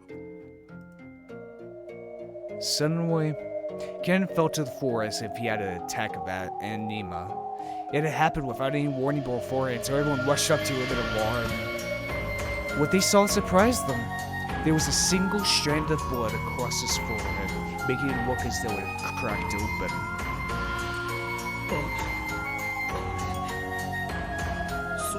そんなどうしたんだどういうことだこれは Trying to get a look at the wound, Goda wiped Ken's forehead with a handkerchief. However, his forehead was perfectly smooth, without any trace of a wound. And yet blood was pouring out, almost as though it was seeping through his skin. Oh my god. 何やってやがんだしっかり止血しろいそれが傷がないのに血が止まらない Wow. カノがしっかり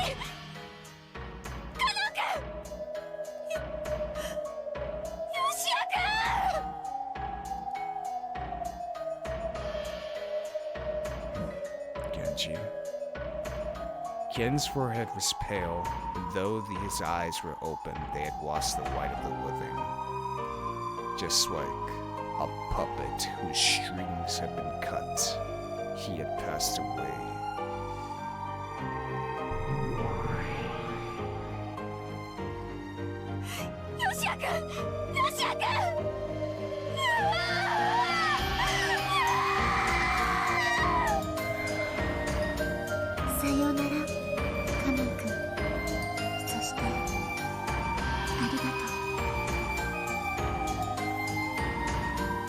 Jessica dashed up to Ken's corpse, held it, pressed her forehead against his. And as the still hot blood was smeared over her forehead as well, she sobbed. Poor Jessica. ジョージさん、私が勝ちました。これで私にはあなたを愛する資格が。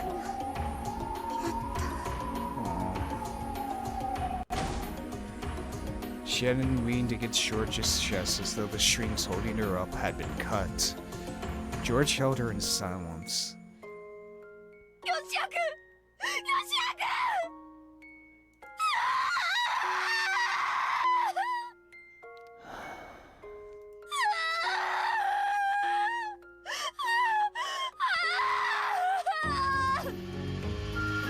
There was nothing in the golden rose garden except the wind that carried golden flower petals. And the sound of Jessica's screaming sobs.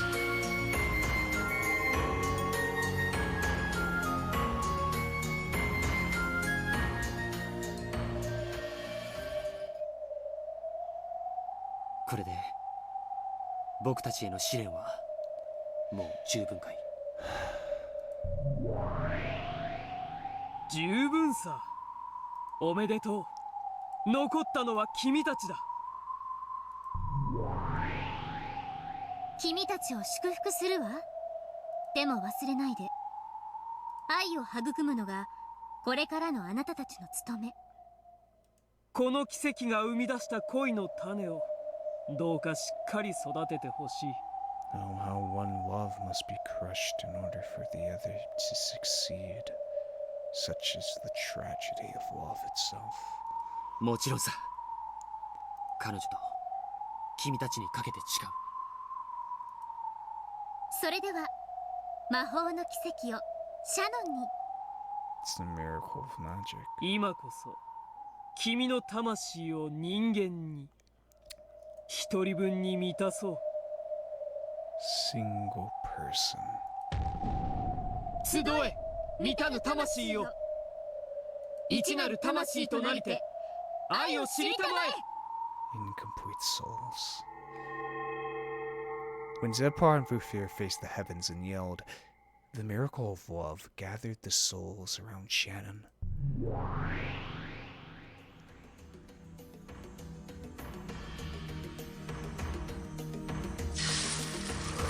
Shit. They came from the losers of the trial. From Canon, who had been defeated, and from Beta, who had dropped out. Slowly, the bodies of the two began to break down into flecks of gold dust.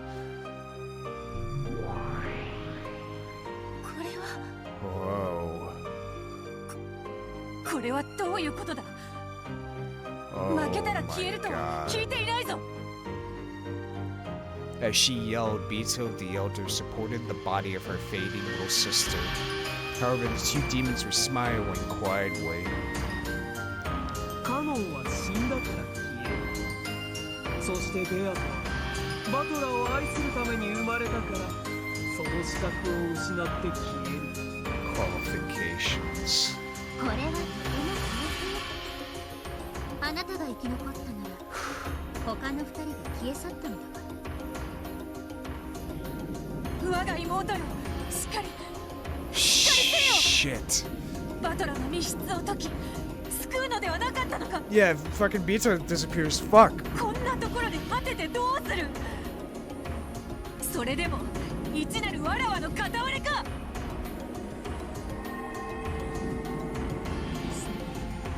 してバトラさんを好きになるなんて目的のために生まれたんですか。 Oh. どうして私はバトラさんを好きなの。好きになる理由を実は知らないんです。はあ、 Why? あなた君何を。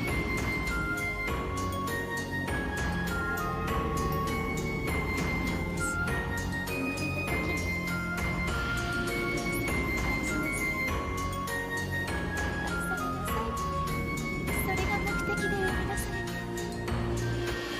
Of course. Beatrice was born because Shannon loved Bador. Oh. どうしてバトラさんに私は好きなのかよく知らなくて。人を好きになるのに理由などいらぬわ。消えるな。そなたが消えたら誰がバトラを救う。我が妹よ、ベアトリーチェ。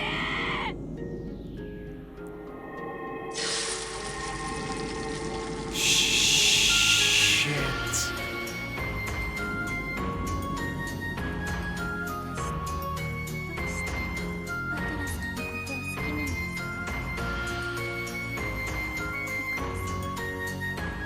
Mother.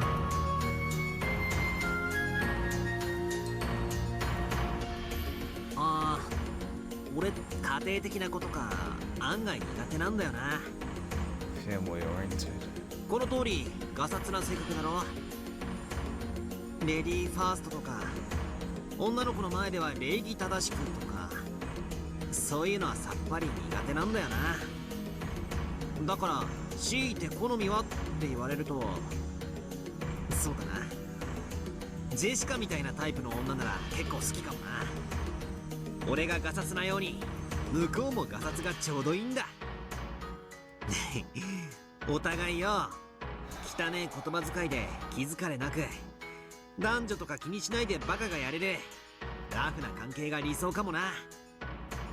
だからもしも俺に彼女ができるとしたら、いつも俺がジェシカとバカやってるみたいにはちゃめちゃな関係がいいよな。あ、容姿の好み？別にそんなのは気にしねえけどよ。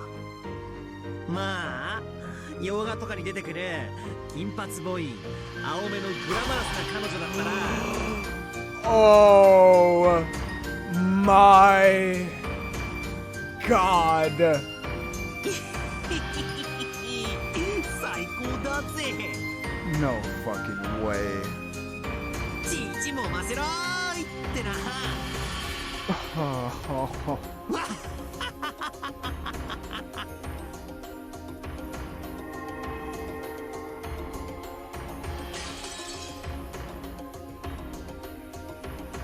Beatrice. Listen. I am giving you my love for Ushiro Mira Bador. Become the kind of woman Bador wants. Take the golden hair he likes. Take the blue eyes he likes. Take this personality that matches his. Oh my god. And then you must love him in my place. And then if possible, you must be loved by him. I can no longer love him. Please take my feelings that went unfulfilled. My feelings that I couldn't hold back and make my wish come true. From this day forward, you are no longer the Wokenjima ghost that lives only to play pranks. From this day forward, you will become the master of this island and wait for the day that he comes to fulfill his promise. From this day forward, you will do this in my place. So from this day forward, you will no longer be me. Please forgive me for pushing all of my worries onto you, while I alone try to find happiness. From this day forward, you have the right to hate everything. From this day forward, you are the Golden Witch Beatrice.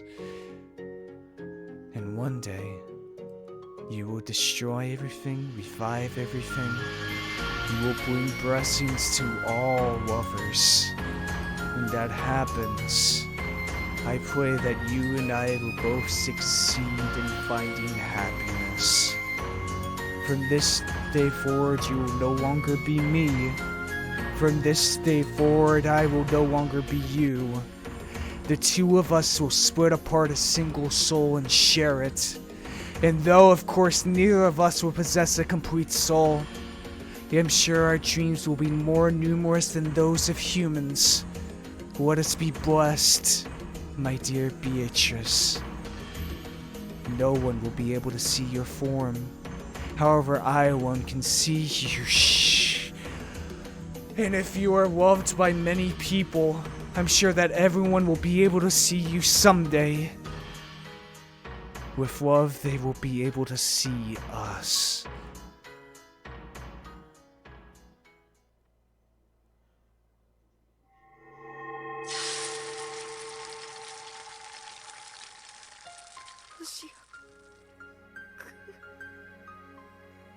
Oh my god.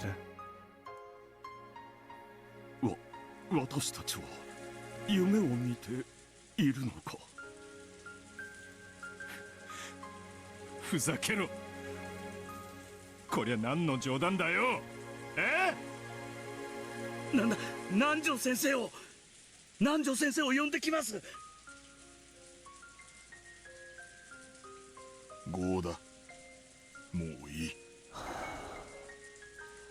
Genji, who had been calm and silent through the whole thing, finally spoke, and his were the most reasonable words spoken. If they called Nanjo here, then what? Not only was there no arm to take the pulse of, there wasn't even a forehead to feel the heat of. Like leftover snow on a spring day, Ken's form had been... By now, not even a trace remained. His form had sparkled with a spray of gold, vanishing completely.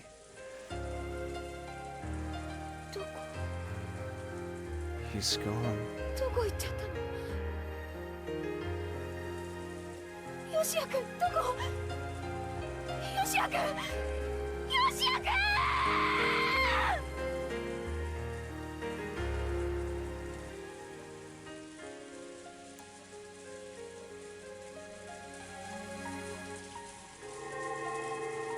さよなら、お嬢様。ジェシカ。カノンさん。僕たちはもう誰の目にも触れられない。 No one can see them. それはつまり彼らの世界ではいないのと同じことだけれども。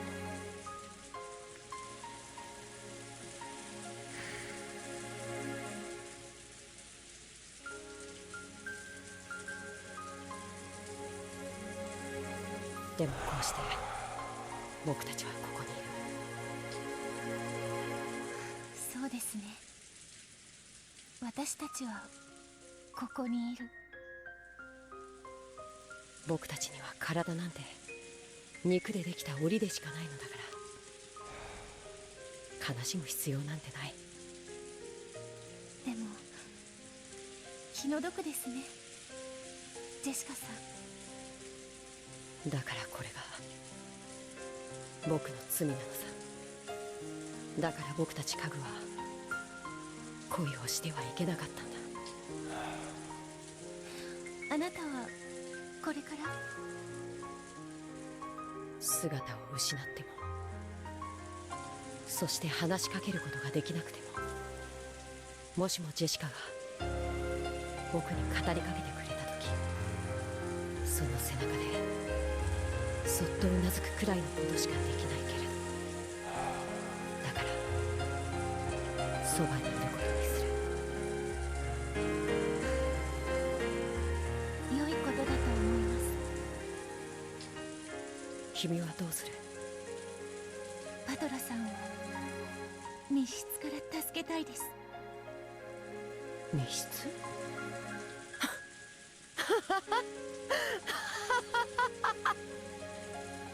？After looking a bit taken aback, Ken laughed gently. Beatrice, who had expected to be laughed at, looked a little sour. どうして笑うんですか？私には大切なことなんです。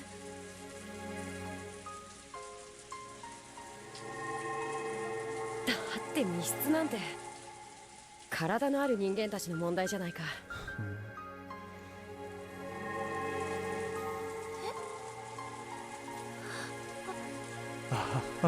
僕らはすでに肉の檻から解放された存在だよ。密室なんか僕たちの妨げになるものか。そんなのいいんですか？だってチェーンロックとかガムテープの封印とか赤き真実とか。そうか、君は駒の世界じゃなくてそれより上の世界の存在だったね。だから僕たちとは違う制約があるらしい。やれやれ。Kenan stretched. It looked as though he was about to head out somewhere. カノンさん。敗者同士の仲さ。いいよ、僕が行ってきてあげるよ。僕がお屋敷の客室へ行ってバトラ様を外に出し、入れ替わりでチェーンをかけて代わりにクローゼットに隠れる。それでいいかい？気持ちは嬉しいです。 The move that would reveal Beatrice's カノンさ heart. んはいとこ部屋から出たくてもエリカさんの封印のせいで。 Unlike the next room over, the custom room containing Kenan was a guaranteed complete closed room, even counting the windows.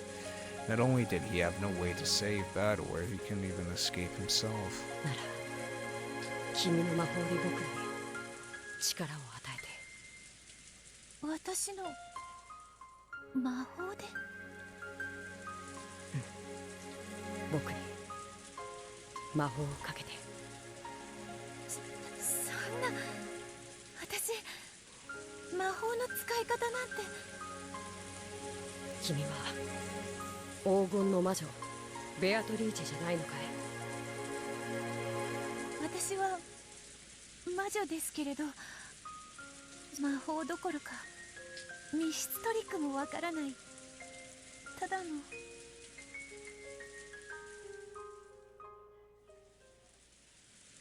やれやれ。いいかいベアトリーチェ、一度しか教えないよ。魔女ってのはね。魔女ってのは？ Which is, huh? 魔女ってのは謎を解かされる側じゃない。謎を解かされる側じゃ。ああ、そうさ。どうして魔女が誰かの謎で頭を抱えてるんだい？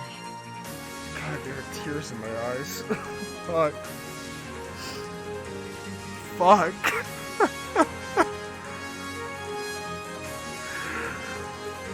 Oh, there are tears in my eyes. Fuck. God damn it. Oh, that single speech from Shannon, Beatrice, become the type of woman Battle wants.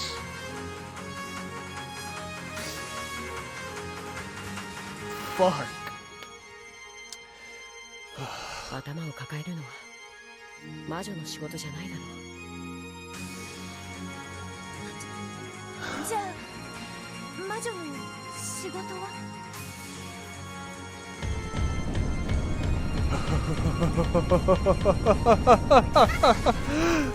僕の知ってる黄金の Great mysteries. とびっきりの魔法誰にもわからない名前を生み出して君の前で嘲笑ってるやつを見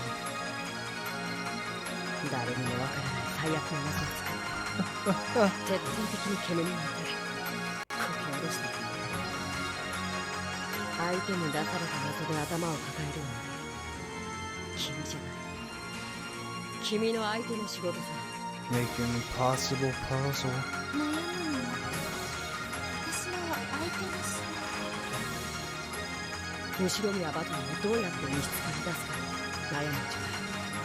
チェーンロックの密室。バカバカしいね。なら君はそんなのよりもっともっととびっきりの最 Yeah. 高の密室を作ってやってあいつらを悩ませてやろうじゃないか。僕の天下する。 Make an 悩 insane むの locked 私じゃなくて。あいつらのさ地獄の悪魔をひれ伏して絶句する。最悪の密室トリックを無限に使いこなす。無限の魔女ベアトリーチの本当の恐ろしさ。そろそろ連中を思い出してもいい。バタラさんの密室よ。最悪の密室。僕それを手に入れてるじゃない。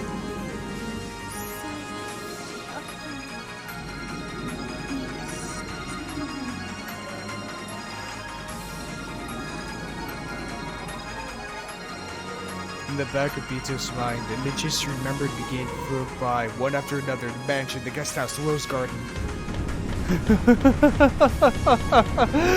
Impossible locked rooms.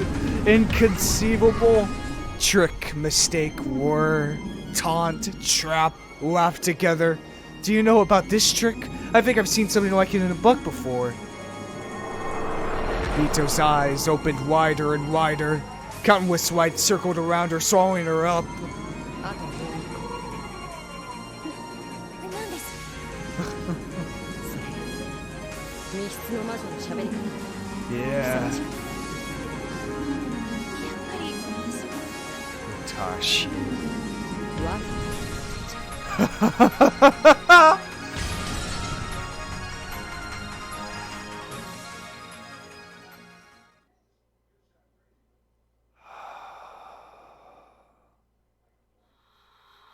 Wow, there wasn't even a chapter to chapter. The marriage ceremony ended without any problems, and the reception was held inside the cathedral. Oh my god, that fucking scene brought me to tears. God damn. Create impossible rooms. Create incomprehensible locked rooms that people can go in circles about. Oh my god. As the goat demons partied raucously, Darwinor could be seen leaning against the pillar, trying to escape from the noise.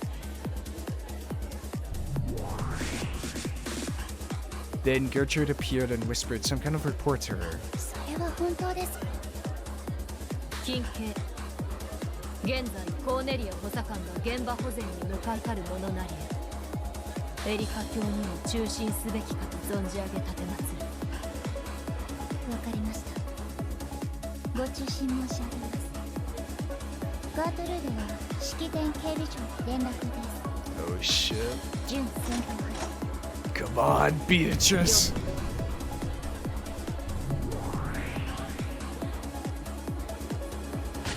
ご歓談中失礼いたします。本式典警備長であります。え？私？なになんか用？だからはしゃぎすぎだって言ったのに、さすがにシャンパンタワーでボーリングはやりすぎだ。少し油を絞られてきな。Champagne Tower bowling. Jesus. エルン、ほらもう何よ、私なんかした？受付に差出人不明のラムダベルト共宛てと記された封筒が届けられました。私、非通知と差出人不明は全部ポイッション主義なの。そんなの捨てちゃって。それがこれなのです。何それ？これ届いたことは誰かに言った？いえ、受付の姉妹兵2名と私のみです。すでに観光令を与えました。 The instant she saw the envelope, Lambda Delta snatched it away and lowered her voice. Baron Castle had walked away and was apparently making fun of Erica. Barrett, of course, and of course, Erica were both drunk. And if they were left alone, they'd probably forget about this. It's true that this envelope has no center win on it. However, the seal done on it in gold weave fulfills the same purpose. The seal is... Lambda Delta hid behind a pillar, ripped the envelope open, took out its contents and read them.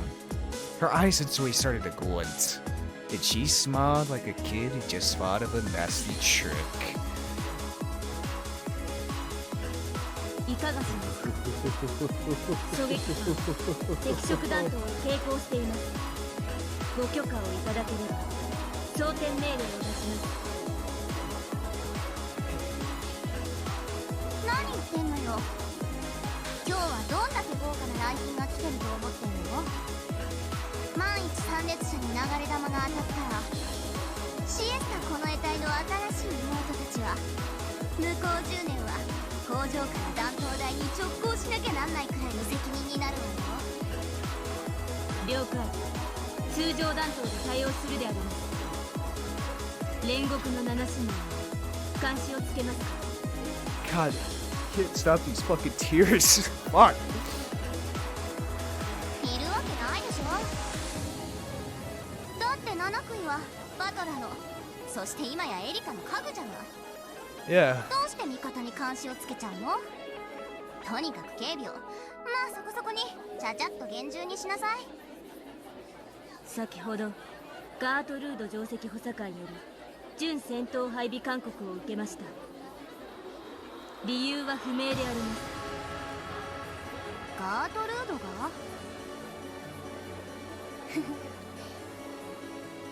じゃあ勧告に従っちゃいなさい。パーティーは賑やかな方がいいってことでしょ。了解であります。 WO よりシエスタ17、シエスタ38、シエスタ45、コード R、警戒発令。レベル2で待機を伝達。 Yeah, damn code R.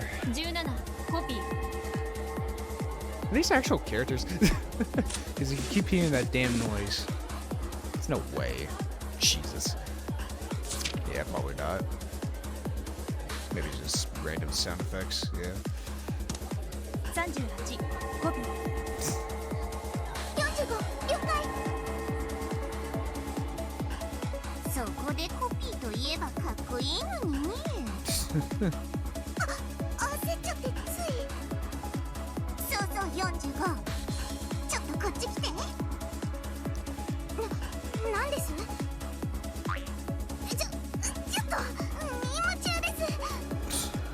ダメ、耳をいじんないで。耳おっとくね。なんですって？冗談でしょ？ありえない。現在コーネルに向かわせています。 Oh shit. ベアトリーチがここを襲撃する可能性が極めて高い。ヒロインが中断されて退避されることを信頼いたします。どうしたのエリカ？何か余興の手違いじゃない？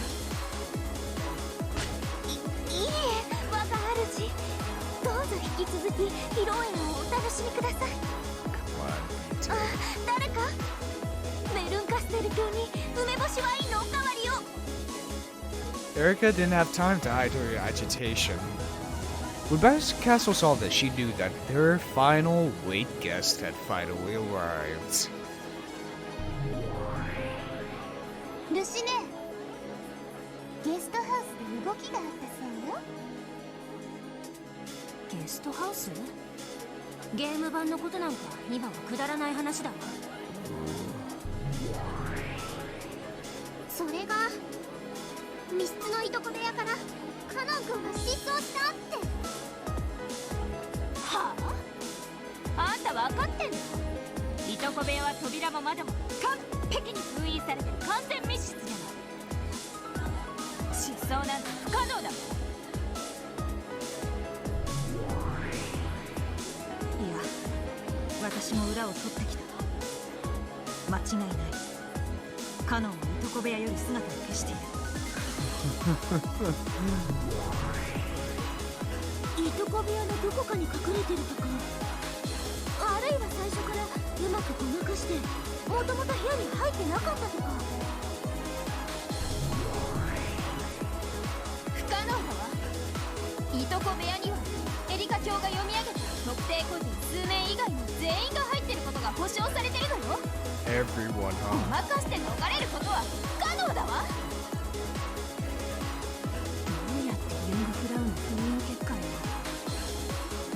いや、それよりカノンは一体どこで。至急探しなさい。 Where's Canon indeed? At that moment, the cathedral suddenly went black. God, these tears. The surprised commotion of the guests filled the cathedral. 来たわね。WO よりオールシエスタコード R 警戒。 Oh shit. シエスタ17電源系統回復版。ネガティブ。管理室スタッフとの通信が途絶中。オールシエスタコードレッドロックンロール。コピー。コピーコピー。了解。あ、じゃなくてコピー。 God damn it, 45. The sniper teams and the chandeliers all released their safeties at once. The entire security team down in the hall loaded their ammunition. エリカ卿、控室へ退避を。ここは危険です。何が危険なんです？この世界の領主は私です。その私が何に怯えて逃げろと言うんです。 Oh, you want to stand? 要人警護結界準備。コーネリアを至急呼び戻すのです。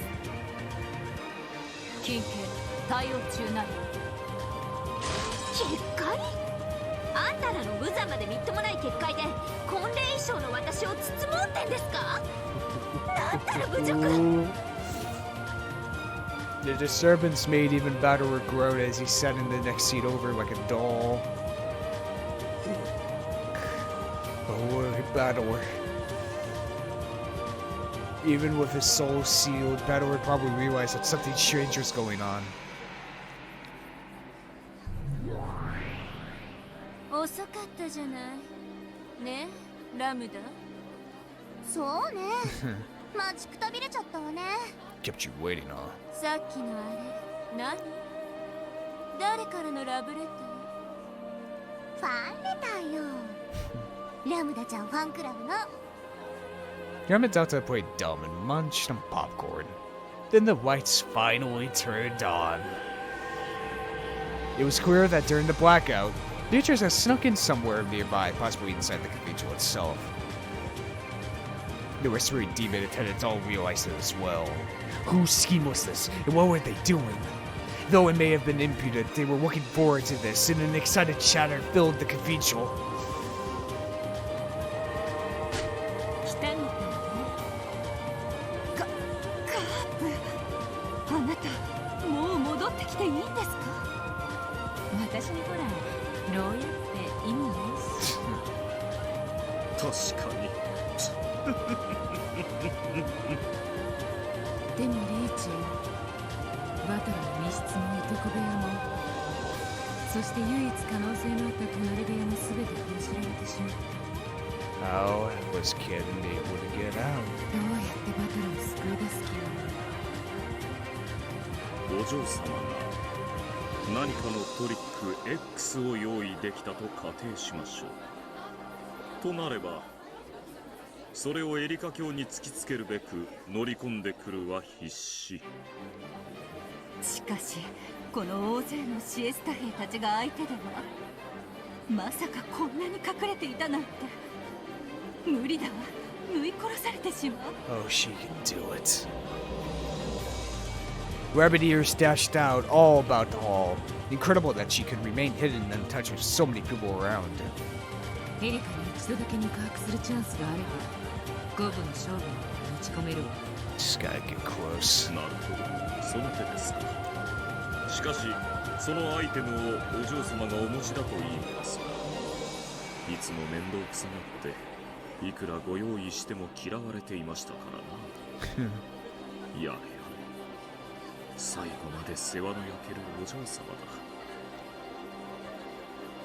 In mid, the crowd, Roanoke took something out and showed it. When Veterway saw, she understood what that in his head meant. True, with that, it should be possible to stop the attacks from the Cheshire troops. まあ、エリカに聞かなきゃそれまでだけどね。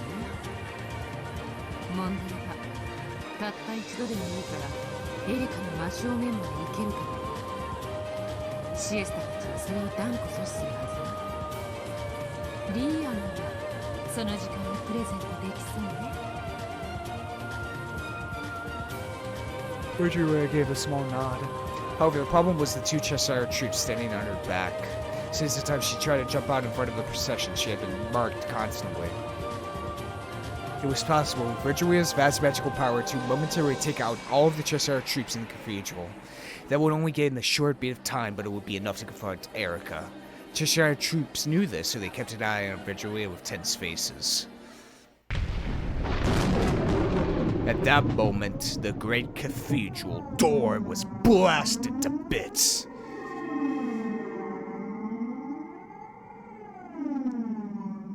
The fragments became bright gold butterflies which danced across the room in a beautiful blizzard of gold relief. That golden storm slowly faded away. Then, at the entrance to that red-carpeted path to the grave, a calm, majestic figure was. 警護隊、射殺せよ。ネガティブ、身元照合中。 Identity. Dawnor ordered the guards to shoot the intruder right away, but Cheshire Zero didn't respond. Was it because she had been warned about shooting the guests and was afraid of consequences, possibly shooting a drunk guest pulling of some sort of prank? No, Zero was just coolly and calmly carrying out her duties. おや、これはてっきりご欠席かと思っていましたよ。 Same blank eyes. The pair faced each other from either end of the long red carpet. However, in between them stood several dozen Cheshire honor guards. 最高の来賓であるあなたがお越しにならないので、ご心配申し上げておりましたとも。でもせめて披露宴には間に合ってよかった。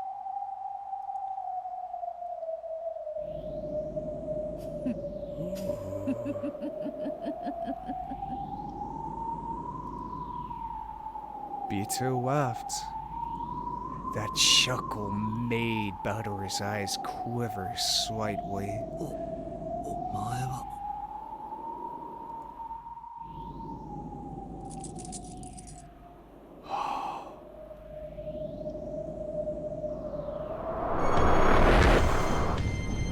待たせたな、フルドエリカ。 Yes! 祝福に来たぜ。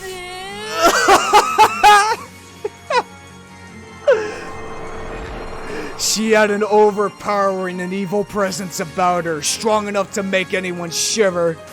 Was there really any need to confirm her identity now? Who else could possess such an overwhelming presence?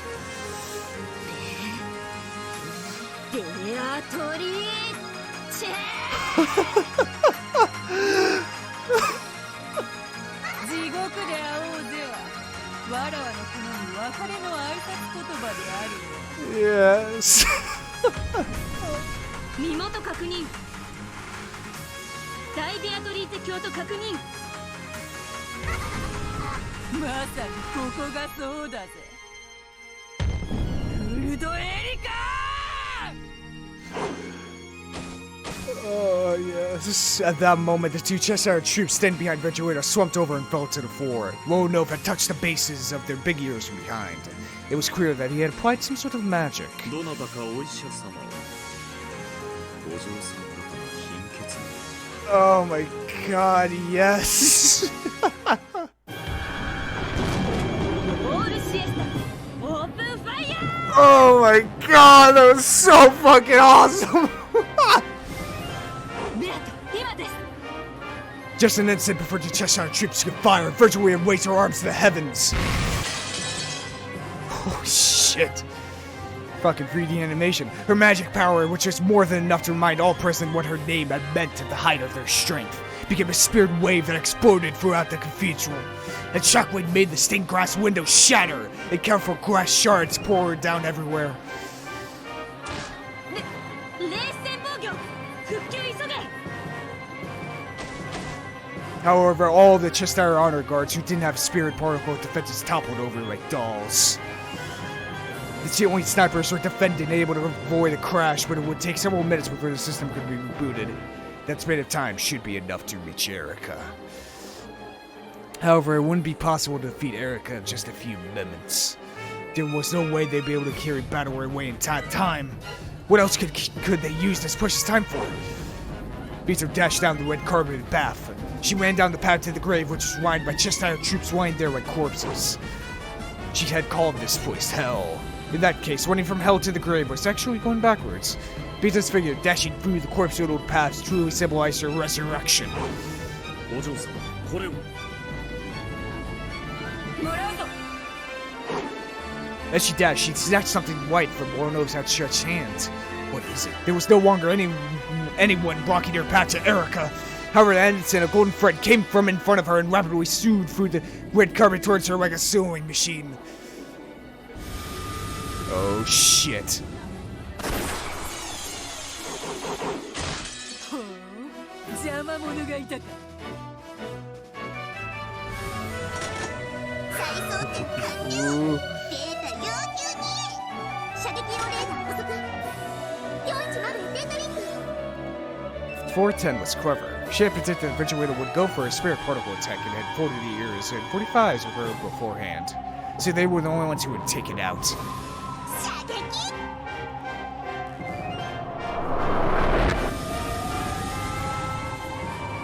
Once again, the golden sewing thread chased after Beatrice, weaving it like a sewing machine. It was as though an undulating golden snake was shooting after her. こしゃくな。エリカとの一騎打ち、貴重な時間を邪魔しよって。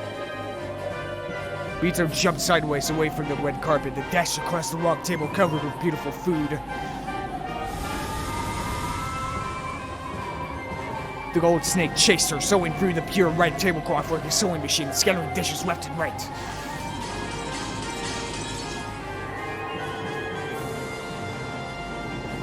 This is such a shonen fucking moment. I love it. I fucking love it. It's like a Marvel shonen type fucking moment. I fucking love it, man. The goat attendants ran about wildly trying to escape. The cathedral was rocked in pandemonium. 霊視攻撃を避けていたウサギがいたなんて。まずいあんなところを打ちに取られても大物はありません。 Oh shit. The pair of snipers attacking from the chandelier high above were much further away than Erica was, too far for Pizza to reach. Furthermore, their position landed the entire cathedral inside their range of fire. お気の毒にベアトリーチェ様、この試練は過酷に。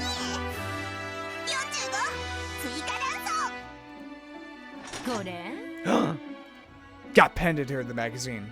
45 always handed them over backwards, so 410 was a bit confused to have one handed to her the right way up.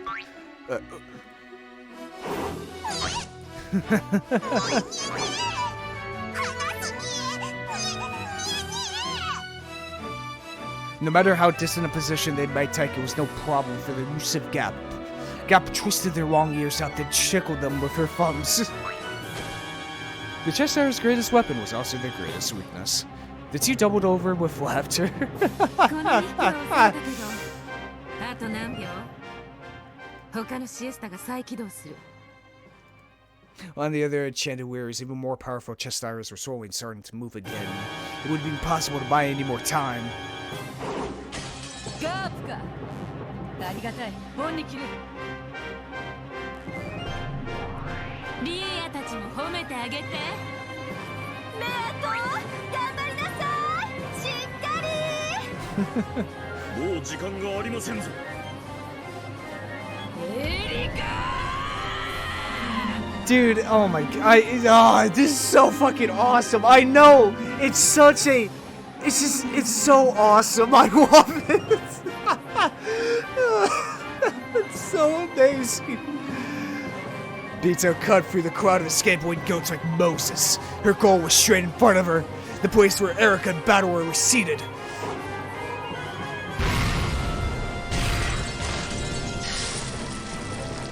Ooh, first barrier.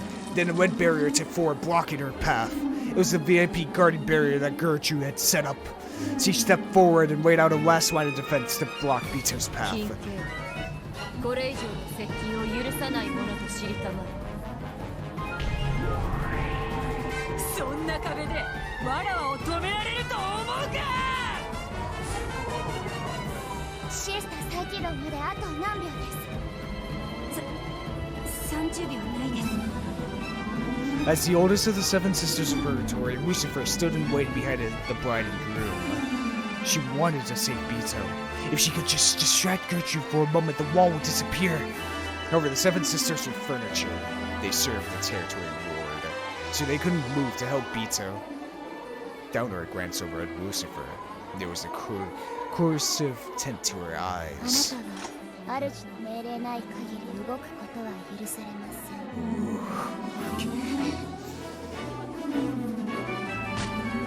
主って誰よ。バカね。エリカのやつってことになってるでしょ。違うわよ。私たちの主はバトラ様だわ。そう。エリカはその代理に過ぎない。そうよお姉様。私たちは誰の家具。美味しすぎるわ。つまみ食いしちゃおう。Oh shit! The red absolute barrier flickered for just an instant. Beelzebub's stake had pierced Gertrude's shoulder and her concentration had wavered. But it didn't break. Slowly and expressionlessly, Gertrude turned to look at Lucifer. 誰の命令なり、エリカ教にその指示はなきなりと知りたまえ。ある。我らが主の命令よ。Yeah! 物言えぬ主に何を命令できるというなり。They simply know. 聞かずともそれを察するが家具の道と見つけたりならやむなし。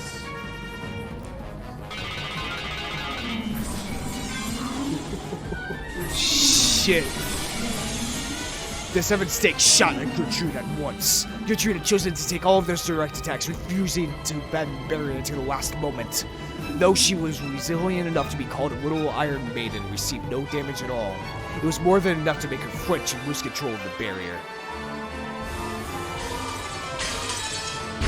All you need is a second. 上出来だ我が家具たち。Beatrice shot through the scattered red fragments of the barrier, and she was finally right in front of the bride, her rival, Erica. However, there stood the final shield protecting Erica. Death sentence, Dalnor. 遅いです。もはや時間切れです。ベアトリチェ卿。シエスタ17よりオールシエスタへデータ変化。外見視衛星データ誘導方式氷結型概念シエスタ20再起動完了。 Oh シ shit. エスタ127再起動完了。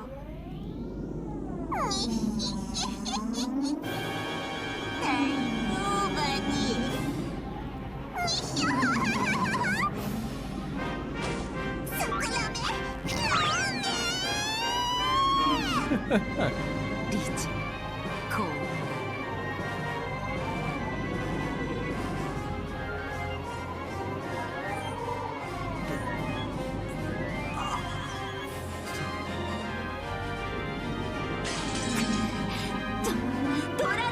So close yet so far away. どけドラノールエノックス。そなたの出番はない。あなたを否定する赤い真実ベルンカステル教より賜っています。ここがあなたの墓場という残念です。 Shit. I don't know what Burncastle was allowed her to say. I would only sit around and let that longsword tell me. そなたとは後でたっぷりと遊んでやろうぜ。だが今はどけ。There's no time. The Cheshires have finally finished reactivating. I'm only living on a bit of borrowed time. 聞くのはあなたの方です。出番を間違えた哀れな出演者があなたです。 Darnor's red longsword cut a large arc of absolute denial, which headed straight for the crown of Beatrice's head. Shit. However, in that instant, there was funk, and the curve missed slightly. Beatrice didn't let this good fortune go to waste. She swept past the longsword, knocked Darnor aside, and finally stood right in front of Erica. This time, not a single person stood in her way.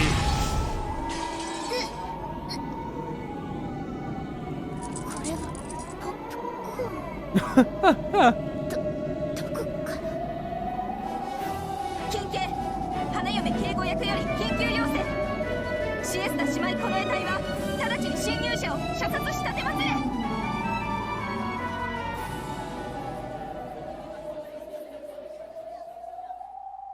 The commotion quieted. However, no one shot. Why? They could have shot if they wanted to. All the Cheshire troops had completely targeted her and removed their safeties. Of course, all of them had finished reactivating. However, they hesitated to pull the trigger. なぜ射殺せぬことなりや。 Now, why is that? 式典警備役は直ちに。 待つのです。あれは Downer's expression grew grim. Then she quietly put her red longsword away. After all, Erica would have to make a decision. If she decided to ignore it, they could shoot to kill. However, if Erica picked that up, they must not do so.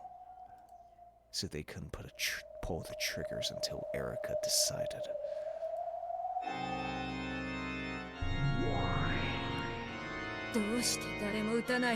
Decide what? What did Beatrice pick up from Villanova? よく見なさいよ、あれ。レアトがエリカに投げつけたあれよ。Ramatata pointed, still chopping down popcorn. It was hard to see from the balcony. Beto had thrown something like a white handkerchief at Erica. It had fallen to Erica's feet. What was that white thing? わかってるわ、あいつ。主役ってもんを本当によくわかってるわ。Indeed. 面白いじゃないですか。 The handkerchief. White. The thing that had hit Erica in the face and fallen to the floor was a white glove that Beto had gotten from Voidlego. Hitting someone with a glove like that could only mean one thing. It was... これは何？どういう意味なの？これは決闘の申し込みさ。 Yeah, that's what I was thinking. A white glove. 手袋を拾えばそれを受け入れることを意味する。拾わなければシエスタたちが殺してくれるわ。拾う必要ないじゃない。 Would make her look weak. 拾わなくてもいいさ。でも決闘を逃げたおめえを僕らと参列の悪魔処刑は3回すべてに知らしめるだろうね。 It always ends in a duel. 恋の決闘を逃げた臆病者の名を永遠にね。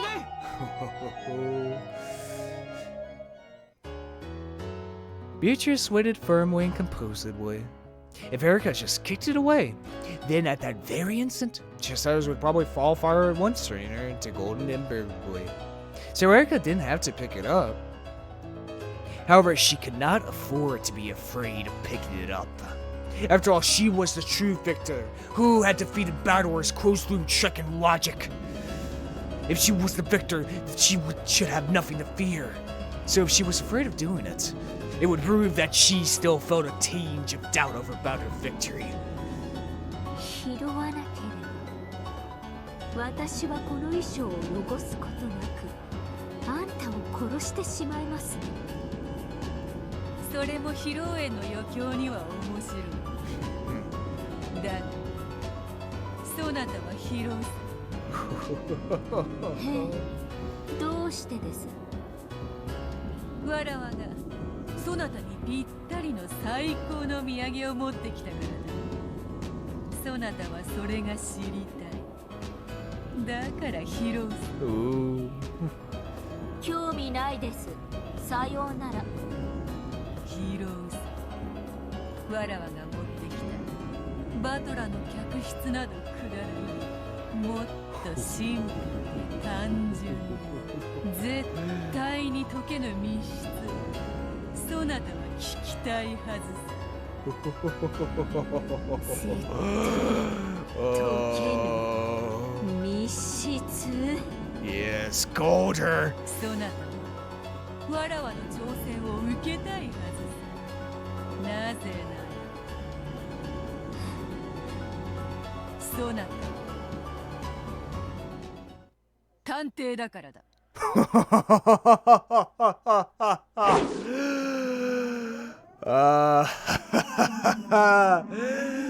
You cannot pose a mystery for a detective and say they cannot solve it, for that is the purpose of a detective or of a viewer that wants to solve the mystery. Erica threw off her wedding dress as though it was a cape. Fucking Yakuza style. Yes. Before she is a bride or a peace or a witch, she is one thing first and foremost. 私は探偵です。あなたを私の対戦相手に認めます。 Oh, fuck yeah. ただ、あなたはこのゲームに登場する資格をロジックエラーは修正できたんでしょうね。その手袋を拾えばそなたとの戦いの中でそれが修正できたことを証明しよう。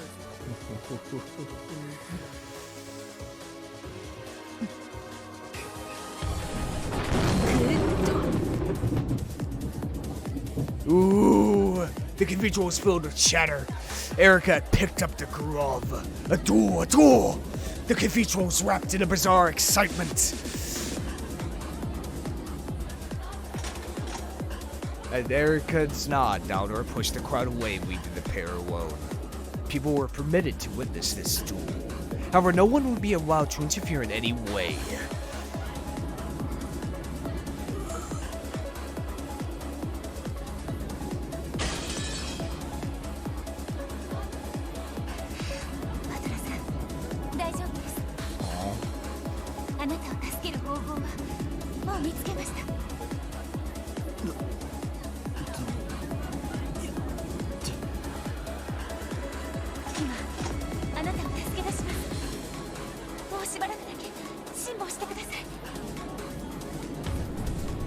Vita's resolute expression returned, and she grinned boldly, looking down on Erica.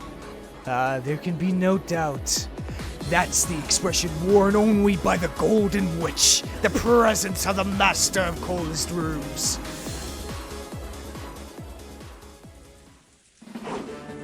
Oh Oh shit. A shadow dashed through the stormy rose garden. It was incredibly white and swift. The raindrops never touched him. He made no splashes in the countless puddles. His feet left no tracks in the mud. That Russian figure was Canon. Then he ran up the stairs to the entrance of the mansion. He did not slow down in the slightest to open the door. He ran straight at it as though trying to break through and wept into it. Though the door was shut, even that couldn't stop Canon. He slipped through the door, fell into the entranceway, and slowly stood up. His body wasn't even wet. And as he recalled those nostalgic days spent serving the Ushiro family, which would never come again, he ran once more. He was heading for Badoer's guest room. He ran past the servant room, through the entrance hall, and past the door to the parlor. Then the doors to the kitchen and dining hall came into sight. All of it brings back fond memories. There was the honor and rigidity of serving kings directly. However, that man wasn't rigid all the time. When the family was out of sight and he didn't have to preserve that air of majesty, his face could turn unbelievably childish, and he would sometimes ask me to take part in strange pranks. The master let me shoot lots of guns, didn't he? That was pretty fun. Klaus-sama was actually surprisingly kind. He must have gotten the impression that the master bullied me a lot. Whenever I was the only one around, he would talk to me in a very familiar way, mostly though he was a classmate of mine. I sort of regret that I held back and never did anything but nod in return. Aww. Madame was a really strict person. Ever since some rumor went around saying that she was strict on female servants but soft towards male servants, I get the feeling she viewed me as an enemy. However, she was also a woman to be pitied. When I've seen her alone, I've noticed her shoulders sag with the pain many times. There were a lot of servants, weren't there? Some lasted a short while, others stayed a long time. Genji-sama was the one person I might have called my father. Aw, I am both grateful and resentful towards him over many things. They all mix together to cancel out, and I end up with a neutral emotion. In that case, Kumasawa-san could probably be called my mother. She helped me out many times. I've always wanted to repay her someday, and now I've lost that chance for all time. Shannon is my niece. Without her, I wouldn't have been able to be me. Thanks for teaching me that the ocean is blue. Yoda? I hate that guy. Still, when I complimented his stew, he would sometimes turn red and say there was enough for seconds. I didn't dislike that part of him. I wonder why such a strong memory popped up at the instant I ran past the dining hall. Without love, it could not be seen. The small moments. And then, my memories of Jessica. Oh. It's a boy servant. How old are you? I think those were the first words she spoke to me. Come to think about it, she was probably interested in me ever since then. I really did have enough time to build up a love that wouldn't lose to George, Selma, and Shannon's. But since I could only see the gray sea, I wasted almost all of that time. What does she like about me? What do I like about her? I get the feeling we never really made that clear. No, she told me. We should have stayed together longer to eventually find that out. Aw, it would have been fine to find reasons for our love later. It took me far too long to realize that. Now I think I can accept it. I know why Shannon won the duel. God must have been watching. You had so much more courage than I did, and God didn't abandon you. I reached the hallway of the guest rooms. There was someone lying on the ground.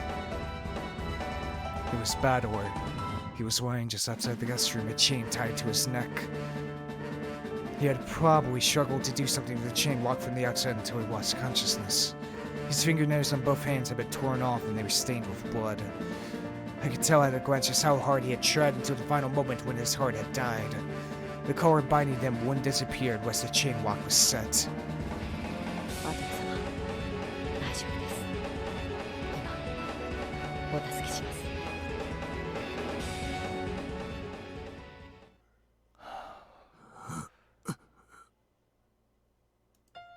Bador responded faintly.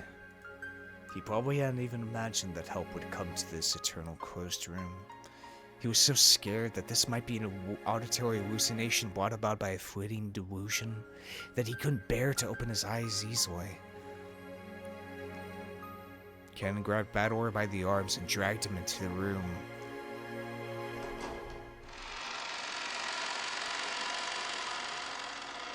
The inside of the room was terrible. The windows had been brutally shattered, and the wind and rain had made its way inside. All kinds of tools and furniture lay broken there.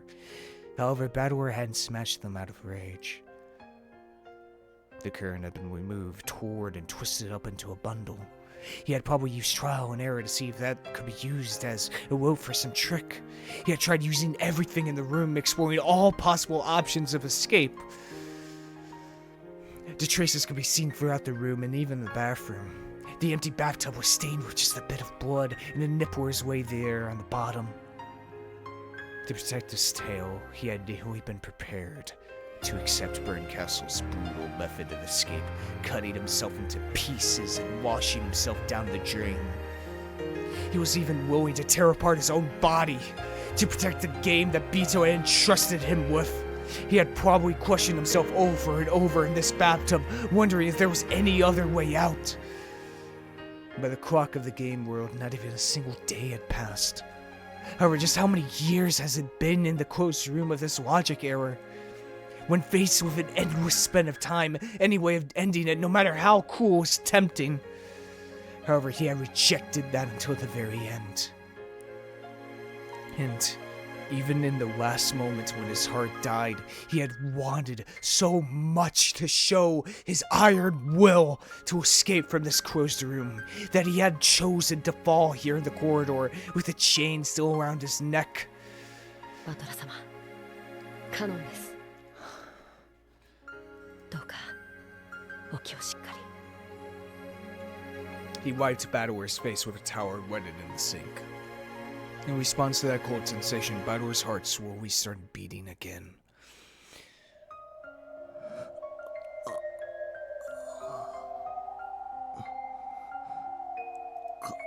Kanon-kun ka. そうです。カノンです。よくぞ今日まで耐え忍ばれました。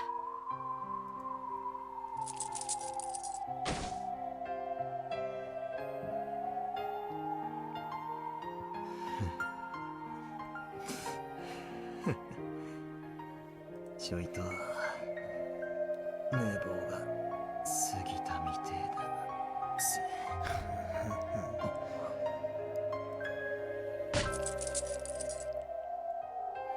Bador realized that the feel of the tower on his neck meant that the cursed collar and chain were gone. バトラ様を縛るものは何もありません。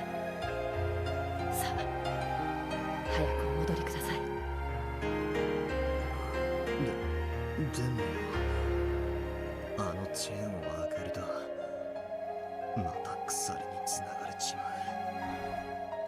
大丈夫です。もうバトラ様を縛る鎖は存在しません。僕がここに残ります。なんだって。 For all eternity. But now Bador knew the terror of this endless closed room better than anyone else. So he was filled with shock then happiness, shock at the determination of the one who was willing to become the new prisoner. 僕は大丈夫です。何も心配することはありません。しかし Forever walked away within the mind. バトラ様はまだやらなければならないことが終わりなのではないですか。俺は早くお戻りを。あなたの代わりに戦っている人がいる。そしてあなたの帰りを待っている人がいる。あなたはまた帰らないのですか。 His stern words and gaze shot straight through Bador. 本当にいいのか。はい、それでいいんです。これであの時の借りが返せるのですから。 Back then. 借り？俺カノン君に何か？バトラ様の借りではありません。いいから言ってください。僕は借りを作らない主義なんです。さあ早く。 For his sister. あなたは今度こそ待たせてはいけないんです。 For Beatrice. だから早く。 Bador couldn't argue back anymore. He silently bowed his head, unset the chain, and opened the door. Kenan remained in the room, so no chain appeared about Ned Bador's neck. He could leave this closed room just by running out. The happy-sounding voices that he had heard at the far end of the corridor had been replaced with an excited chatter. There must have been some sort of strange disturbance going on. As Kenan went out into the corridor to see Meowth, the merciless Kawa and Shane had already captured their new prisoner. He would remain inside this endless closed room in Bador's place. カノン君、俺もだぜ。何がですか？俺も借りを作らない男だぜ。この恩は必ず返す。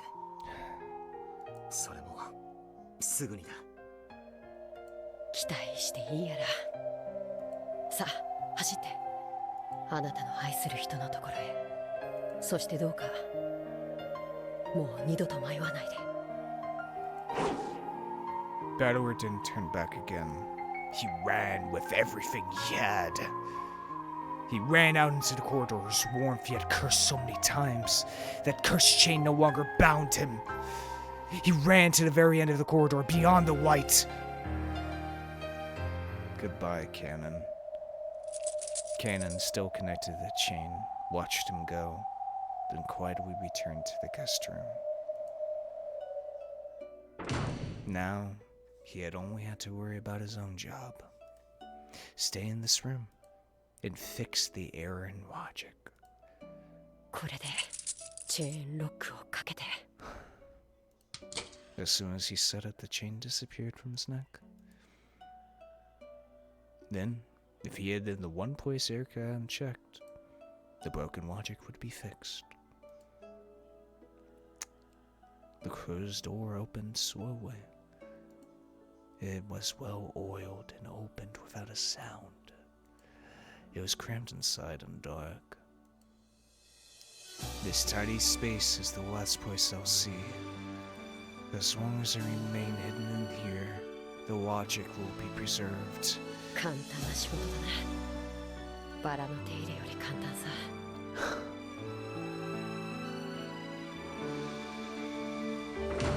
Kenan went in it and closed the double doors from the inside.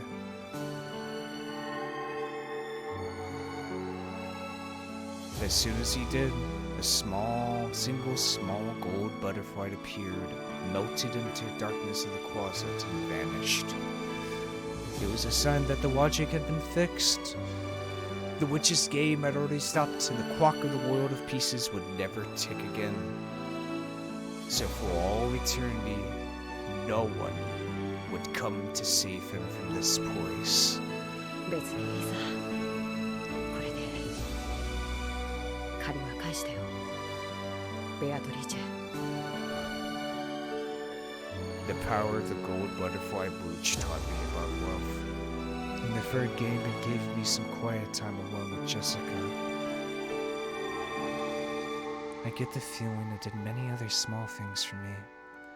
At any rate, I've paid back all of my debts now. Now all of my debts are... ジェシカが貸してくれた音楽テープ返してないや。いいよね、ジェシカ。あれ気に入ってたんだ。だから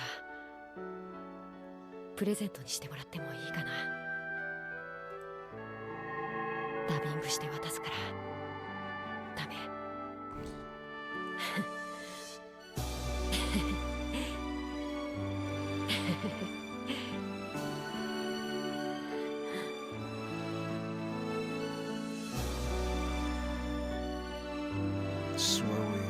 Shin's body began to melt into a cloud of gold butterflies. And after the inside of the cramped, dark closet glittered like a golden planetarium, it faded away like the light of fireflies. It was painted over by a pitch blackness. Good night, Kevin. For all eternity.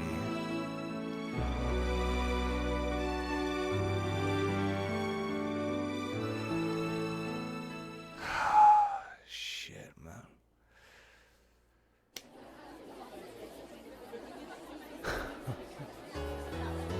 In the cathedral, the goat attendants were all jostling around either side of the red carpet. On the red carpet, standing across from each other, were Beto and Erica. In their hands were the pistols given to them by Zephyr and Fufir. フリートロック式ですか。また古墳。気にするな。悪魔というのは様式美にこだわるもので。 Its form was similar to an actual old-fashioned gun, but this was, of course, a demon's gun.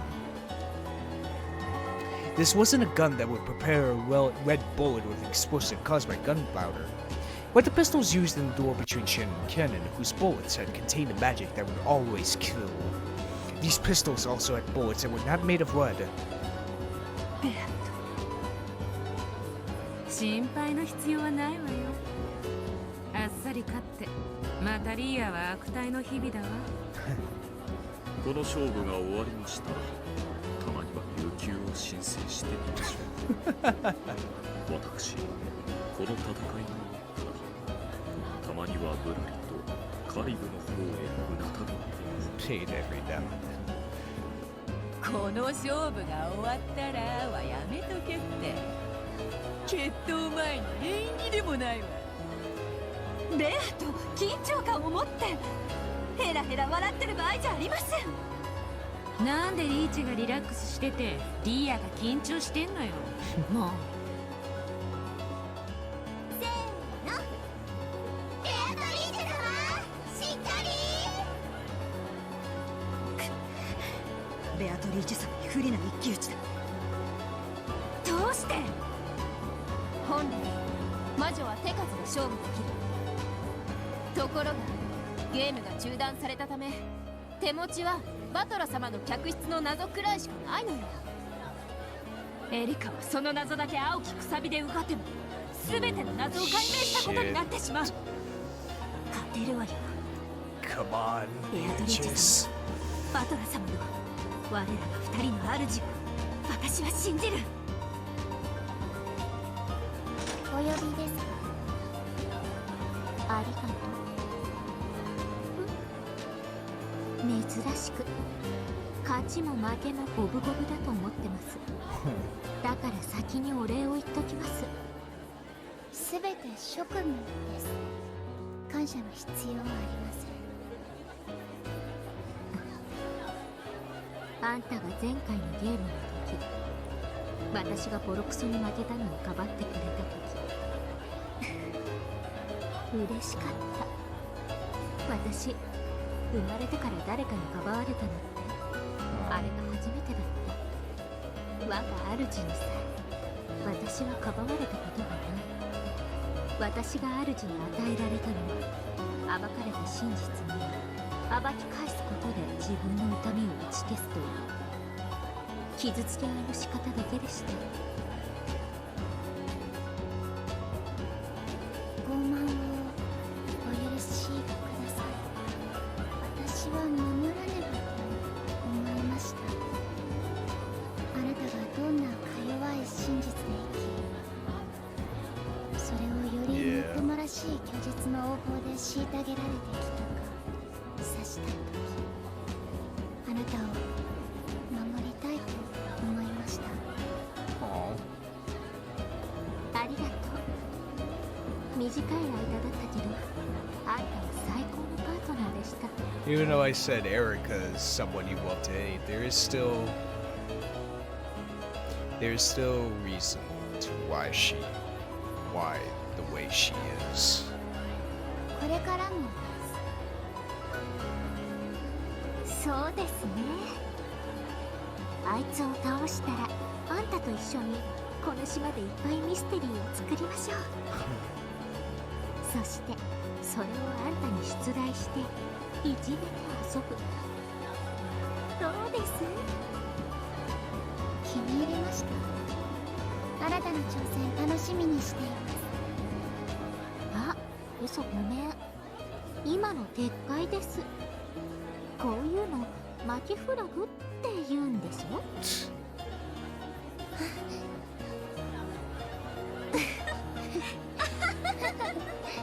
Damn loser flags. さあいいかい、二人の決闘者たち。 One last duel. When the two demons clapped their hands, the duel was instantly returned to their bold and tense smiles. 魔法の銃に込める弾は鉛じゃないわ。ミステリーとファンタジーのうがち合いは赤と青の真実を弾とするべきさ。 Mystery and fantasy. 互いに真実がある限り弾は無限。ただし一撃でも当たれば即死。両者覚悟はいいね。当然。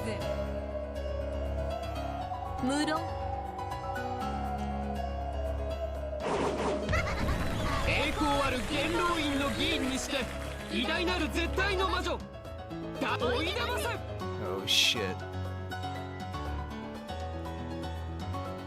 汝この決闘の立ち会い人となることを誓うか。もちろんよ。誓うわ。 The crowd split and Ramda walked forward, with Berncastle by her side. She looked between the faces of the two duelists. Then she took out an envelope with the seal of the one-winged eagle and lifted it high. ベアトリーチェより封書にて物語の修正書を受け取ったわ。 Haha, her revisions. 審査の結果、内容は有効。ロジックエラーの回避を宣言するわ。チェーンロックはかかったまま。これまでの赤き真実に一切矛盾しない。 Chatter, chatter, chatter. The many gold attendants knew the details of Battler's closed room. They realized how difficult it was. And though the fiery debates had swept across the crowd during their reception, none had been able to find an answer. And now it was clear that Beatrice had already reached one. よって本決闘は有効。決闘はたった1点。 One バト mystery, ラの客室の密室をめぐって行われるわ。 one little. チェーンロックがかかった密室から後ろ宮バトラは失踪した。これについてエリカは青き真実の争点を、ベアトリーチェは反論の赤き真実の争点を。決闘は決着がつくまで続けられるものとする。上等だ。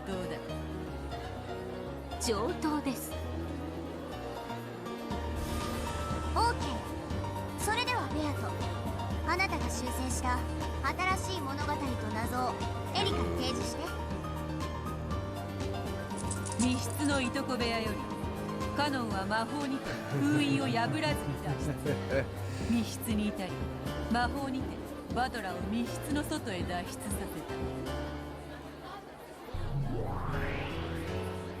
ふん、くだらない物語。結構。エリカ側確認は？副賞要求。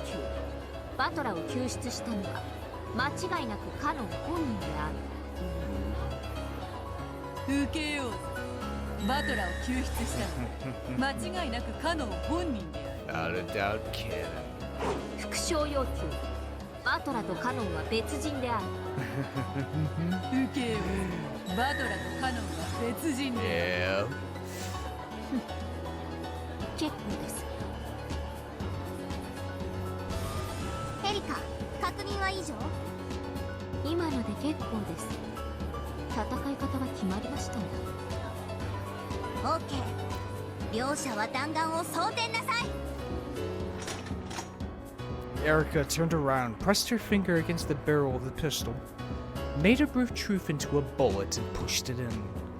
There was no rule saying that she had to turn away, but she didn't want her expression to be read. Or it might have been because she couldn't stand the tension of looking at Beato's bold smile. Beato had already finished loading her red truth. She waited for Erica to finish while calmly puffing on her pipe. Then she looked at Bador, who sat on the throne of the territory ward, right next to the two witches who were there as witnesses. Bador's consciousness was still hazy. However, he apparently understood that Beato had come to a duel for his sake so that he could be saved. It was all he could do to just look at Beato with those sluggish eyes. But a flood of emotions passed between them. There was no need for words. A look was enough for them now. Erica closed her eyes tightly, her fingers still up against the barrel. At that moment, her stunning powers of concentration made all the distraction of the outside world disappear. Good. It's always been like this, but my concentration really is good. Are you ready, me? Furudo, Erica. First, let's weigh out the situation. Bador disappeared from that closed room. The chain lock is set. Did he disappear by magic? Of course not. There had to be a trick. Ken didn't save him with magic. He just came, took Bador's place, and set a chain. Everyone knows that much. The problem is the next step. No, it's actually the step before that one. Ken was in the cousin room in the guest house. The room was completely sealed with packing tape, and it's been proven that the seal was intact until the time of the logic error. In other words, Ken escaped from a closed room that was absolute, with no chance for excuses or twisted logic. Good dough. This is why she called it simple yet ultimate closed room. How did he escape from the perfect closed room known as the cousin room?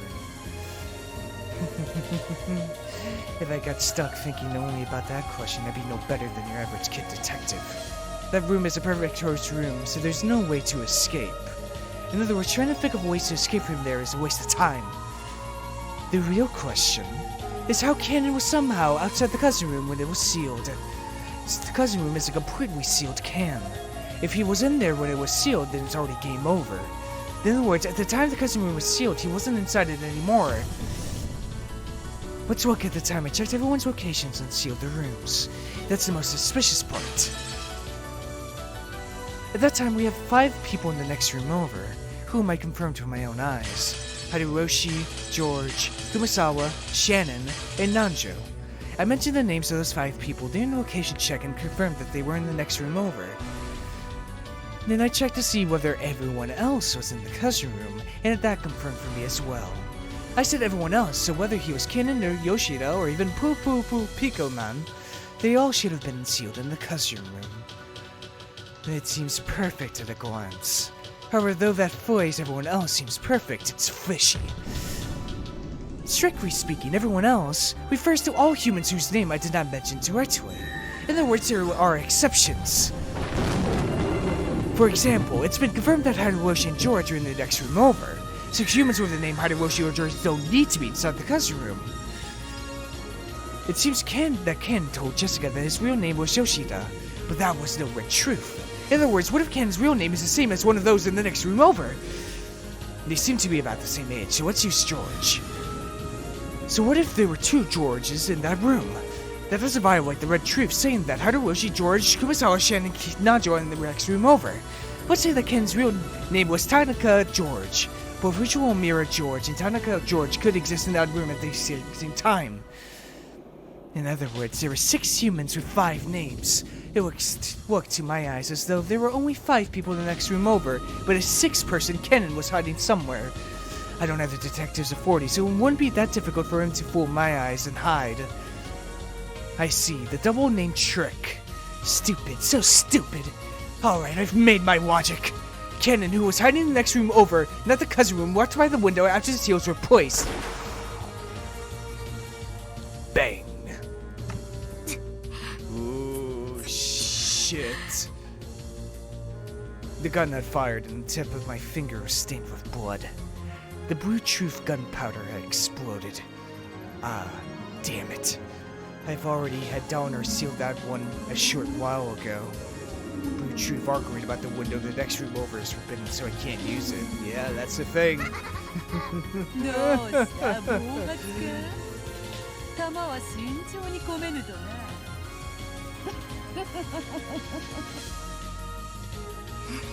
うるさいです。ちょっとしたミスです。隣部屋の窓くだらん小細工で塞いだようだな。ガープに聞いたぞ。Yeah. そうですか。それが何か。ドラノールそのくだらぬ封印を解け。 Remove it. 今やその封印は貴様らの枷である。 Beato has figured out everything I've been thinking, and she's acting so confident, telling me to go ahead and use my argument. エリカ卿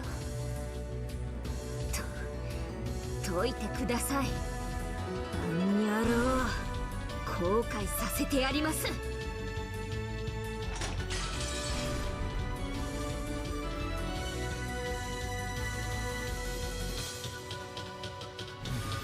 準備はいいようだね。決闘者たち。良ければ向き合って銃口を。 Oh shit. そして真実の火種で着火を。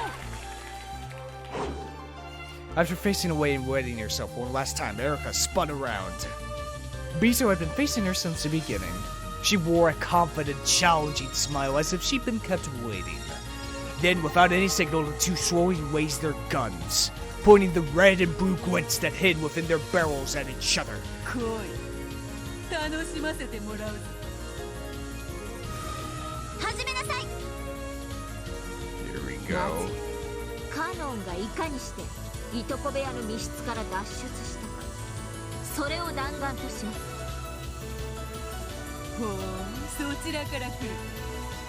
来るがよいぞ。存分に参ります。 After holding the gun high and pointing it at Beato once more, Erica pulled the trigger with statements of red and blue truth. いとこ部屋は完全な密室が最後まで保証されています。 Yep. よってカノンがこの部屋に本当にいたなら脱出は不可能です。つまりカノンは封印時にいとこ部屋にいなかったのです。カノンの名は仮のもの。本名は未だ不明です。彼の本名が仮に隣部屋の誰かと同じだったなら隣部屋の在室確認は矛盾しない。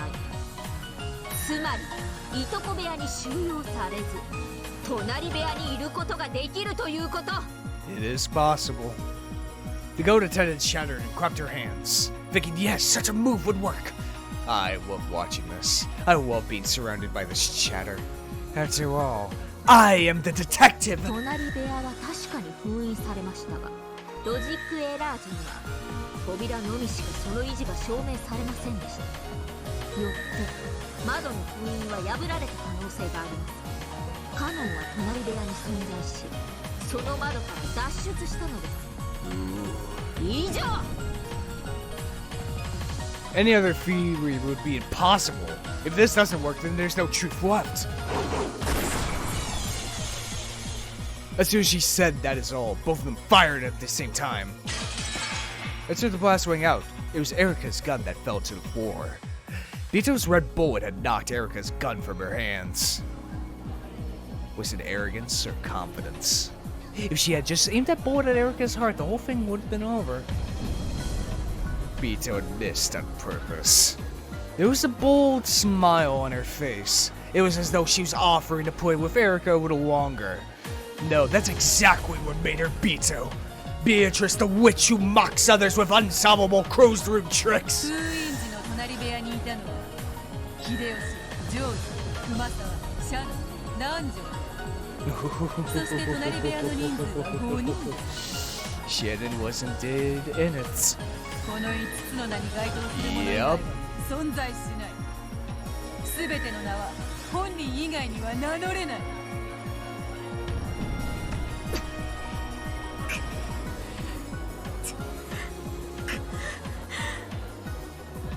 It was as though a thoroughly merciless red truth. It was simple and severe.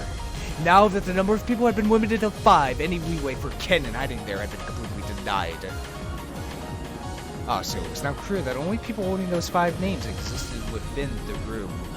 Erica could even make a new theory for just saying that one person held 2 names so that the 5 names referred to only 4 people. Which would let an unnamed Ken sneak in. Furthermore, the part about how people could only use their own names was a fatal blow that cut down countless theories. 思えばそなたは前回の寝ぼけたわらわしか知らんのだったな。どうだエリカ、これが黄金の魔女のゲームだぜ。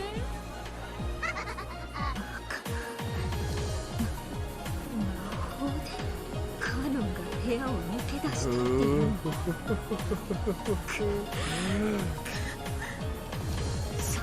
それよりどうして銃を弾くなんて甘い真似を。人間側は魔女の謎を全て打ち砕く。魔女側は人間側の推理を一つ打ち砕けばいい。これではアンフェアだろう。だからわらわも同じにすることにした。同じ？わらわもそなたの推理を全て打ち砕いて勝利することにした。カノン脱出の謎はわらわの勝ちだが、もう一つバトラに辛酸をなめさせた最初の戦場に戻ろうぞ。Rock room. When Beatrice snapped her fingers, the guest room in Battleworth was reconstructed. She meant to fight once more in the room, and that it frightened Battleworth a logic error, determined to settle things once and for all. エリカ、拾え銃。この部屋をお前の棺桶にしてくれるわ。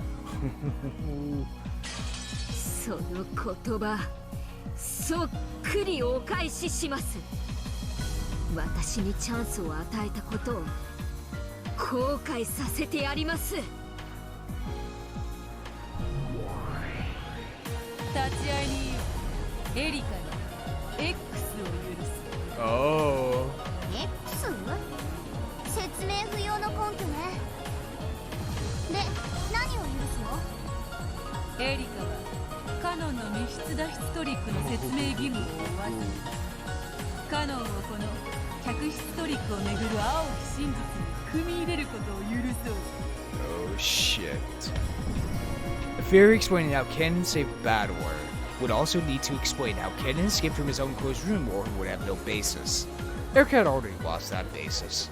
Vito's giving her a handicap by saying that she didn't need to explain that part. 当然です。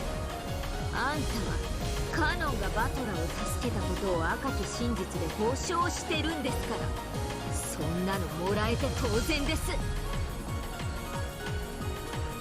Erica faced away again and concentrated even harder. As though twisting the knob on the radio, she turned all noise and idle thoughts down to 0.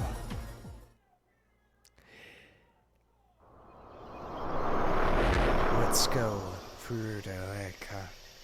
Detective Furudo Erica. As long as Ken reaches this place, rescuing Battler isn't hard. The trick is as follows.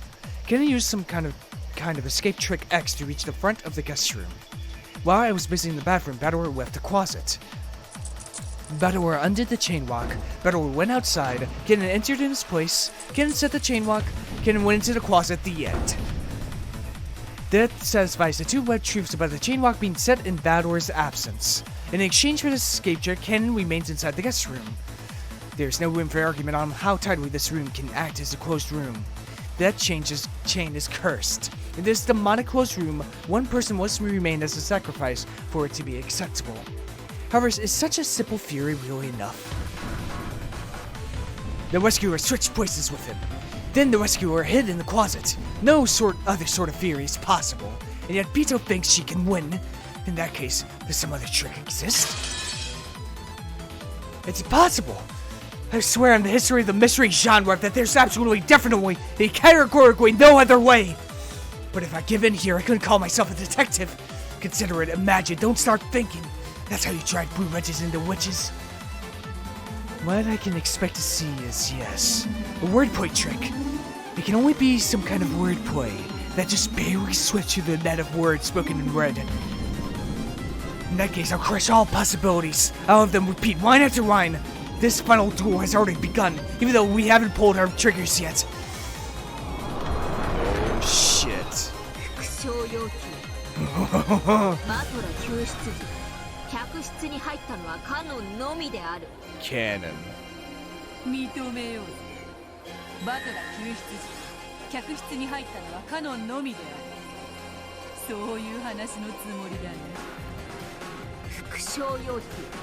私の入室からロジックエラージまで、私とバトラとカノン以外に入退室した者は存在しない。And I... 認めようぜ。そなたの入室からロジックエラージまで、客室を出入りしたのはそなたとバトラとカノンのみ。副将要求。それはすなわち3人のことである。認めようぜ。そなたとバトラとカノン3人である。定義確認。この3人の定義は体の数に等しいと考えていい？3体が出入りをしたってことですよね。I've had enough of things being mixed about with names and numbers of people. I want this point to be clear. 3人、すなわち3体が出入りした。Three bodies. そなたとカノンは入ったね。バトラは出たね。すべての名は本人以外に名乗れないこと赤き真実ですでに語っている。 Their own names. よってエリ、バトラ、カノンの名はいずれも本人にしか名乗れぬ。 What if it's such a distinct personality that it is his own? 副将要求。私は救出者ではない。当然だ。そなたは探偵ではない。安心せよ。わらわ。定義確認。救出者の定義とは？ Ooh. This is also important. I want to quickly remove the possibility that I rescued him accidentally. 救出者とはバトラの開けたチェーンロックを再びかけ直したものということにする。バトラを救う意志があったかどうかは問わないことにしてよ。 Since she said after Battle had set the chain walk, it's impossible for this to have occurred before I set foot in the room. From that point on, I wouldn't undo this chain walk again for all eternity. After all, the game was suspended at that point. Therefore, it was impossible for me to have been the rescuer accidentally. I can focus it even more. The chain can only be set from the outside. It's impossible for a person to escape on their own. Therefore, we know that Battleward didn't escape by himself. I'm not the rescuer. Only Ken can be the rescuer. And Bito has already said that Ken is the rescuer of the Red Truth. There's nothing to doubt. There's no room for anyone but Ken to be involved. At least so far. 副将要求。出入りの定義とは、客室と外部の境界をまたいだかどうかである。認めよう。副将要求。客室とは、ベッドルーム、バスルーム、クローゼット内のすべてを含む。認めよう。クローゼット内で客室でないと言い逃れる気などさらさらないわ。 Oh my god. 定義確認。客室内とはベッドルーム、バスルーム、クローゼット内の3区分である。わらわもその認識でいるぞ。そしてすでにそなたはベッドルーム、バスルームの2区分で誰も隠れていないことを赤き真実で確認したはずだ。 Indeed. 副将要求。クローゼット内には誰かがいる。拒否する。どうして？カノンがそこに隠れているからですか？カノンは魔法が使えるのだ。確かにクローゼットに一時姿を隠しはしたが、その後すぐに魔法で姿を消したのだ。マジック。だからクローゼット内には不在。よって復唱はできるわ。それの復唱を再要求します。バカ。魔女側には魔法で行ったことについて説明する義務はない。 Oh my god. No, it's completely obvious. There's no way she can say that Ken disappeared with magic using the red truth. After all, magic doesn't exist. But is this enough? I've gone through every last minor detail, and yet there's an uncanny lack of dubious points. I can't think of any way around the theory I've had since the beginning. Kennen must be in the closet. He has to be. There's no way he isn't. I'll say it again. This closed room can only be escaped from by switching places with a rescuer. If Kennen tried to escape as well, another rescuer would be needed. However, no rescuer exists with Kennen. But Edward escaped, so it's impossible for it to be him. And I won't undo the chain for all eternity. The people who have gone in and out of the room have been confirmed both by name and number of people. At this rate, my theory is set in stone. First, here are the details of the situation that are certain. The game ended while I was inside the guest room, so I did not undo the chain lock that had previously set, so it can't be that he escaped after I left the room. Furthermore, the chain lock was set at the same time I entered the room. No one could have left the room during the few seconds between the time I entered and the time I set the chain lock. The guest room was sealed at the time Battlewor's corpse was examined, so until I came again and broke the seals, it was absolutely impossible for anyone to go in or out. Therefore, when I entered the room, it was certain that Battlewar was hiding somewhere inside the guest room. The only chance Battlewar had to escape was after I broke the seals. To be even more specific, he had no chance to escape except for the time I was in the bathroom.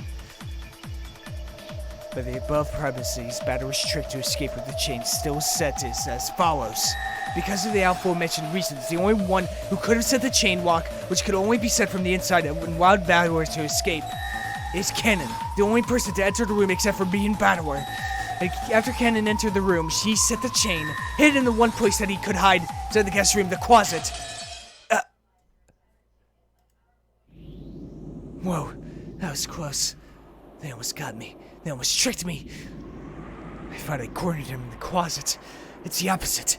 They're trying to make me think he's in the closet. What was the order in which I searched the guest room?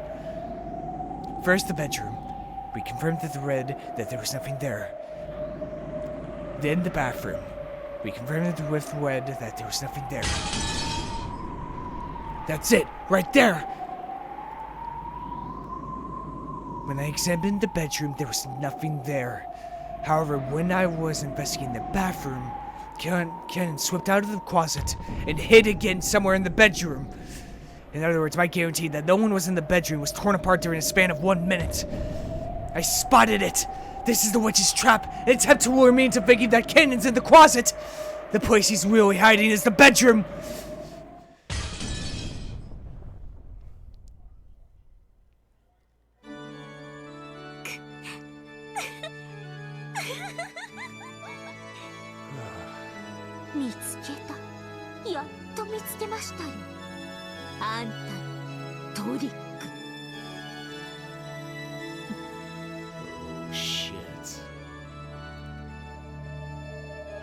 That was a close one.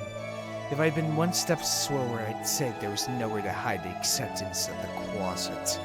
And then she'd just say that the closet was empty. No, wait. It works the same way in reverse. I see, now I get it. It's a logic switching trick. Damn that Beto. Someone solving the logic error, she's discovered the strange trick. If I only notice the closet, she'll have Kennen hide under the bed. And if I notice the bed, she'll have Kennen hide in the closet. So I was right with the damn under the bed. Even though either one would be right, I'd lose no matter which I choose. Unless I expose both at the same time, I can't checkmate her. Incredible. I've never heard of such an unfair trick. If it was sleight of hand, it'd be just a cheap one. If it was a mystery, it'd just be cheating. However, in this witch's game, it's a legitimate logic trick. In chess, it'd be called a double check. No, a discovered attack. Or wait, would it be a discovered double checkmate? Even though this sort of logic would be a foul trick in the mystery genre, in this world where riches and mystery war, it is such a refined, bored way out. The beautiful placement of the black pieces that cornered my white king felt almost like an art. So beautiful that if I were a god in some old legend, I might wish to stick it in the sky as a constellation. That beauty even brought tears to my eyes. For the first time, I felt honored at being allowed to participate in this game of truth and witches as a human. And ironically, it taught me the one who had always believed in a single truth, that there isn't necessarily just one truth. If I just broaden my perspective, I can see completely different truths. And though each of those truths are truth, they're incomplete if they're all you can see. In my life until now, just how many truths have I missed because I was blinded by some trivial truth? This is the true nature of the world. 真実は一つしか存在しないというおごりがたった一つの真実を見つけただけでそれ以外の真実から私たちを盲目にしてしまう Hey, I was kind of blinded by my own truth, Erica. But then I found the real one. The true one. ありがとう、ベアトリーチェさん Or maybe it's not the truth. Maybe it's yet another truth that I blinded myself with. まさか魔女にこの世界の真理を教えられるとは思いませんでした There is never one truth.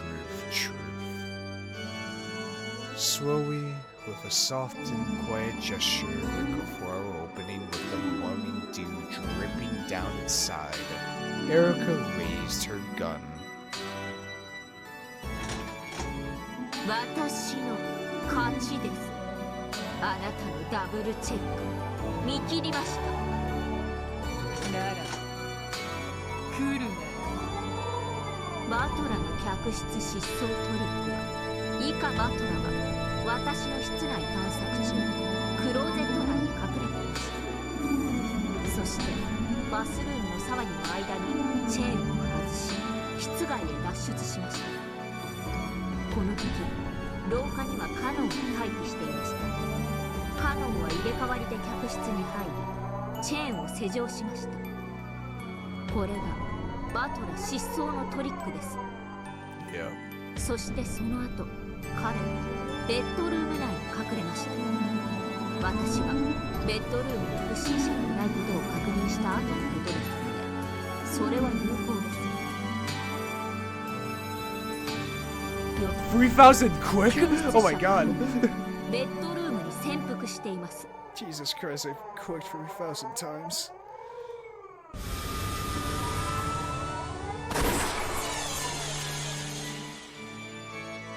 Erica's blue bullet flew in a strange arc, became a wedge of the blue truth, and pierced straight down through the bed and the floor beneath.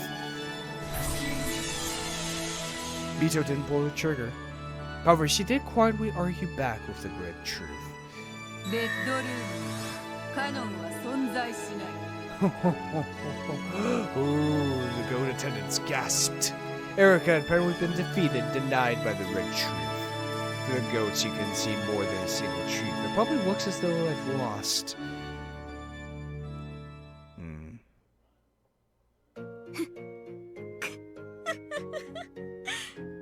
次が本命です。これが並び立つ真実を知り得た人間の答えです。Ah, so you finally see the truth of nature. どうやら幻想物語では第2の晩までが終わってるみたいです。ならば私が残りの晩を遂行して黄金鏡への扉を開いてあげましょう。あなたが負けて消えるならばそれは黄金のバラに包まれてがふさわしい。 The fires of blue truth flashed at Erica's feet, and she loaded a blue truth bullet once more. That overflowing blue power is now making her entire gun burn with a blue flame. She wasn't aiming for Beto. She was aiming behind Beto. At the closet. ベッドルームを否定したならば、もう逃げ場はここしかない。死ね、カノン！ Oh, fuck.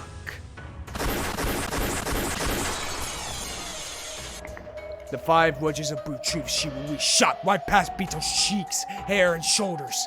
They pin-cushioned the door to the closet to gouge whatever human was inside to death. The 5 wedges slammed into the door in vertical line. In other words, on the 4th twilight, gouge the head and kill. On the 5th twilight, gouge the chest and kill. On the 6th twilight, on the 7th twilight, on the 8th twilight, gouge and kill and kill and kill! After being gouged by so many thick and sharp wedges, the human inside wouldn't stand a chance. これが私の暴く真実です。以上。 When she proclaimed that she had finished, the 5 blue wedges piercing the closet disappeared. However, the many wide splintered holes left behind showed that it had indeed been pierced.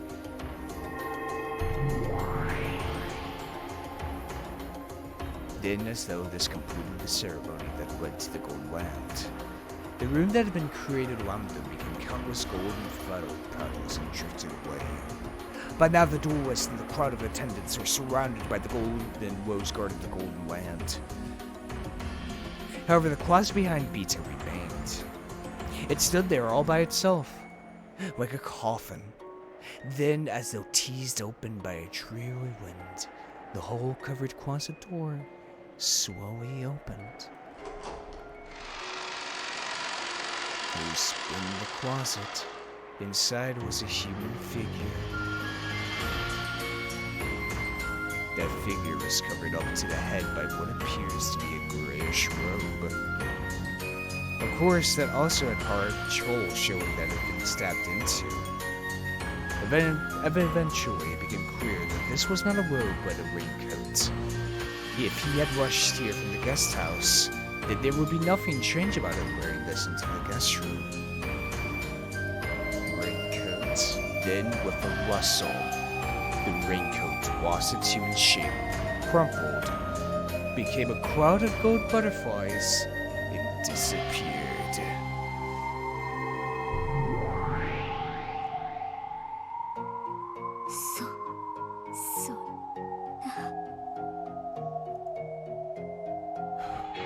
Inside the coffin of the closet, nothing remained except an empty darkness.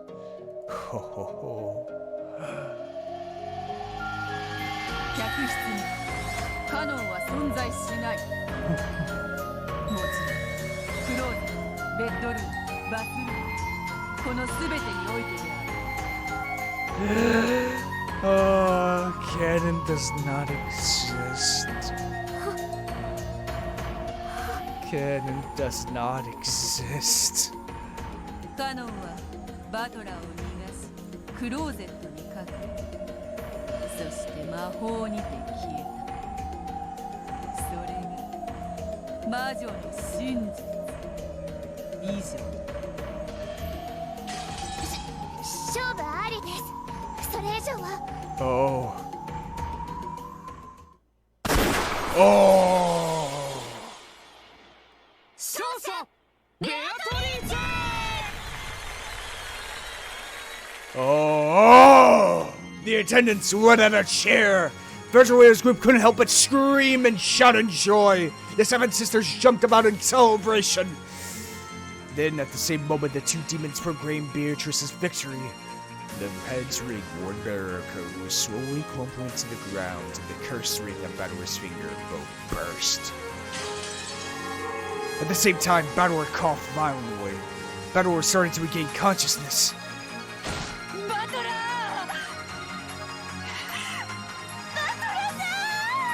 Aww. Bito latched onto the coughing Battler in joy. Then Virtuia, Gap, and Wolonov did the same. All of the 7 sisters also crowded about him in delight.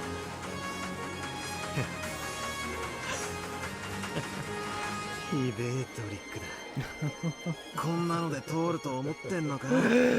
It's one hell of a trick. こんなトリックじゃまた人間どもがこんなのミステリーじゃねえって騒ぎ出すぜ。いいえ、立派なトリックです。愛がない人には見えないです。 People without love cannot see.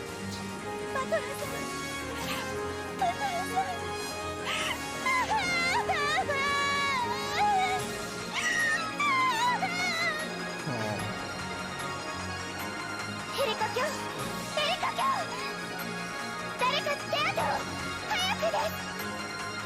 The wells of blood in Erica's chest wouldn't stop opening its petals. 第3度概念否定集存続系中和剤の負荷大至急の最短承認でのみ中和可能駒の主の最短承認が必要ない。 Oh, well. ベルンカステル卿、最短のご許可を。ベルンカステル卿、どちらに？ Oh, she's gone. 式典警備隊に捜索要請。ベルンカステル卿を探したまえ。了解であります。オールシエスタデータリンク捜索態勢。卑劣。主が駒の決闘を見届けないなんて卑劣が過ぎると知れ。 Well, she does not care, because Erica ignored her. Erica, who was being held by Downor, had already realized that her master was nowhere to be seen. But she didn't feel lonely.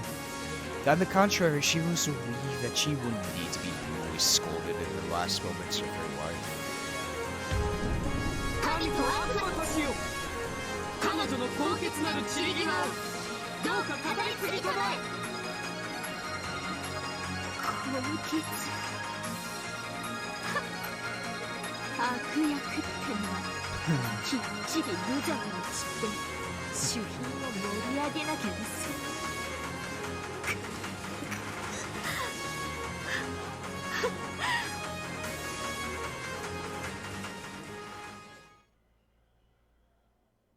I'm not anyone's piece anymore. I can finally control my own wool. エリカ卿、 Oh shit. 動いてはいけません。下がりなさい。下がれ！ When Erica yelled with all her soul, those who surrounded her were forced back and fell on their butts. 私は真実の魔女フルドエリカ。真実の魔女とは真実に耐える魔女です。私はようやく自分の本当の真実を受け入れられそうなんです。 And what is that truth, Erica? The toxin of her own concept being denied raced through her. Her vision was already starting to blur. At the other end of her twisted range of vision were Bador and Bito hugging each other and looking at her.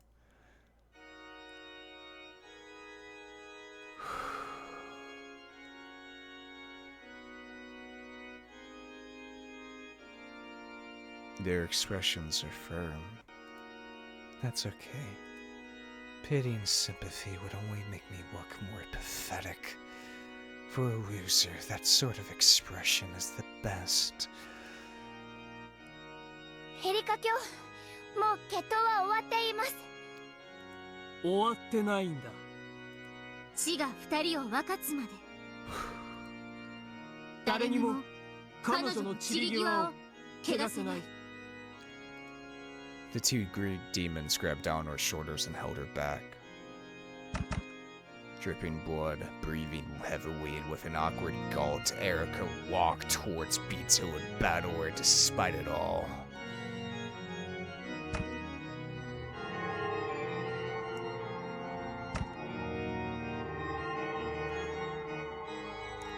As the blood dripped from her, it became golden flower petals which drifted away. So as she walked, she looked both divine and beautiful. The duel wouldn't end until one of them died. So even though it had been settled, it hadn't ended. Mito and Bador told the people bunched around them to step back, and they both walked forward to face the noble loser. Erika. 復活おめでとうございます。あんた情難の相を持ってますよ。ろくな女に好かれやしない。そうだな、Maybe that's what he 俺も wants. ろくな女に。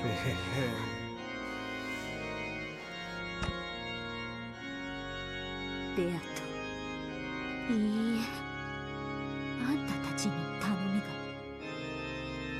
が。もう人たちを望むのですか？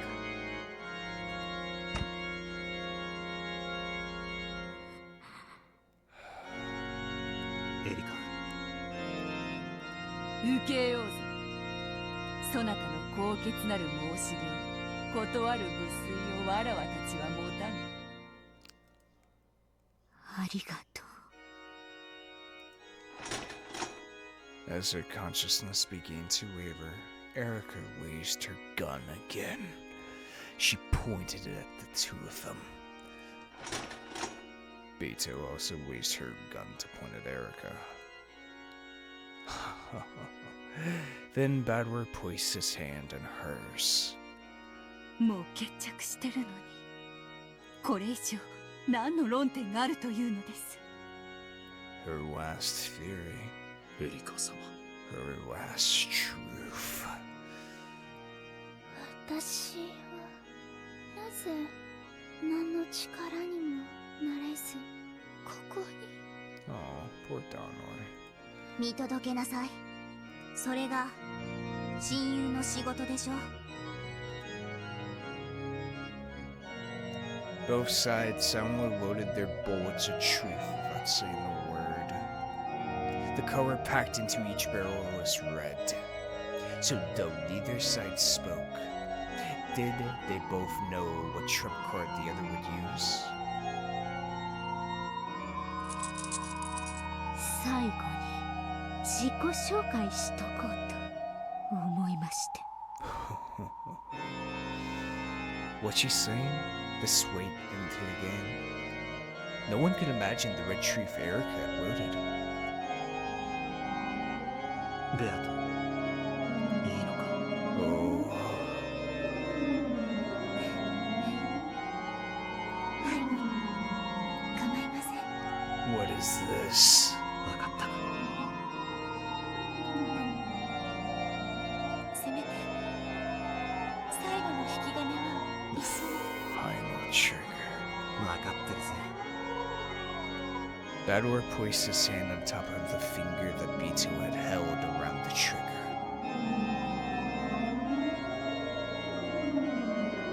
バトラさん、会えてよかった。俺たちは永遠にずっと一緒だ。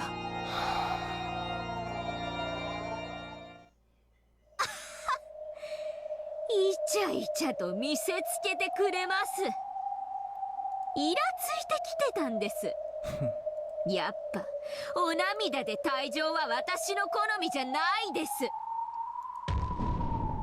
っぱ悪役は最後の最後までこういう面でなきゃ。 Till the very end. いい面構えだぜ。お前との結婚生活もヘドが出るくらい楽しかったかもな。当然です。毎日のけぞらせまくってベアトさんなんか忘れさせてあげるくらいの快楽の世界に閉じ込めてあげたの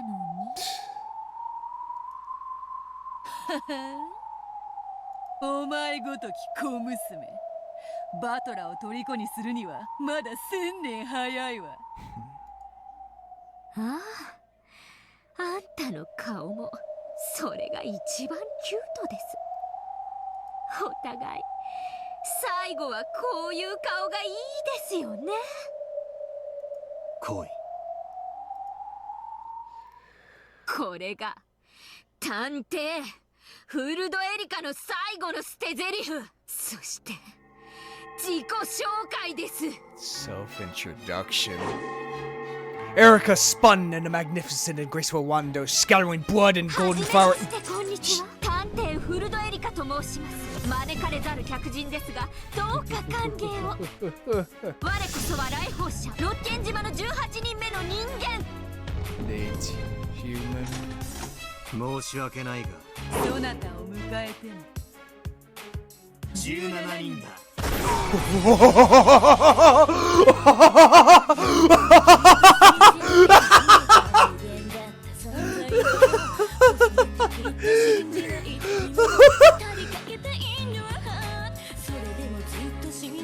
The 18th human. But even if you did join us, that would make 17 humans. Wait. Kenzo's dead. Because 18 humans, yep. Then, even if you did join us, that would still make 17 humans.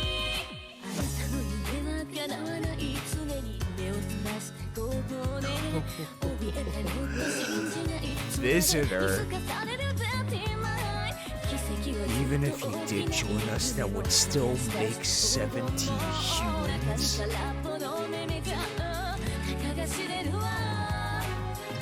Because she's a furniture. Because she's furniture. That's why she isn't counted as a human.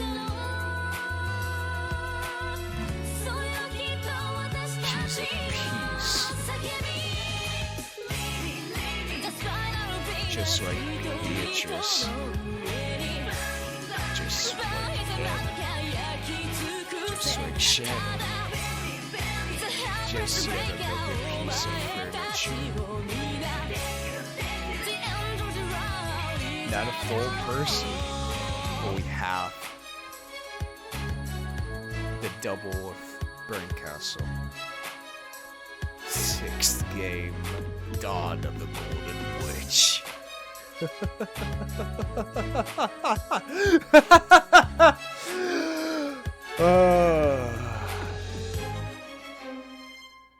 God damn. That would still make 17 humans. I am Furuta Erica.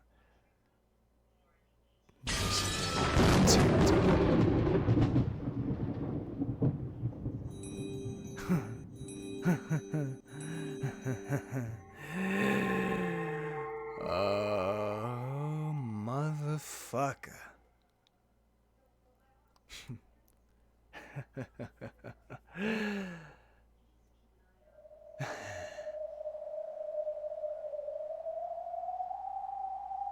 Yeah, I feel like we have time for the tea parties. I want to get into the next episode. So fuck it. Plus, we're only at 4 hours. It's not like 7 or anything. Fuck it. Fuck it.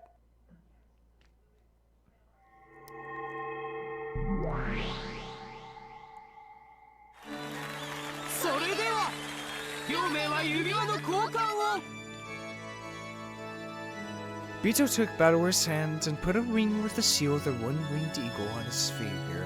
Aww. But interesting, even with you, there's only 17 humans.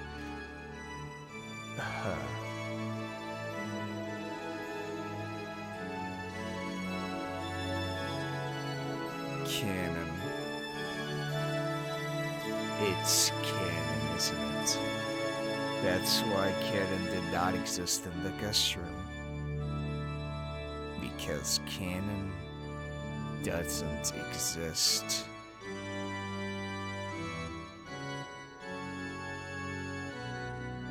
Erica's not the 18th, she's the 17th. Because there originally is only 16 humans. Kinzo is dead.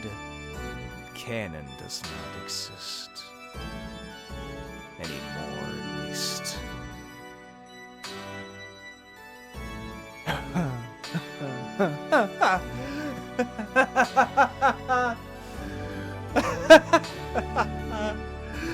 Bito took Battleware's hand and put a ring with the seal of the one-winged eagle on his finger. いいのか?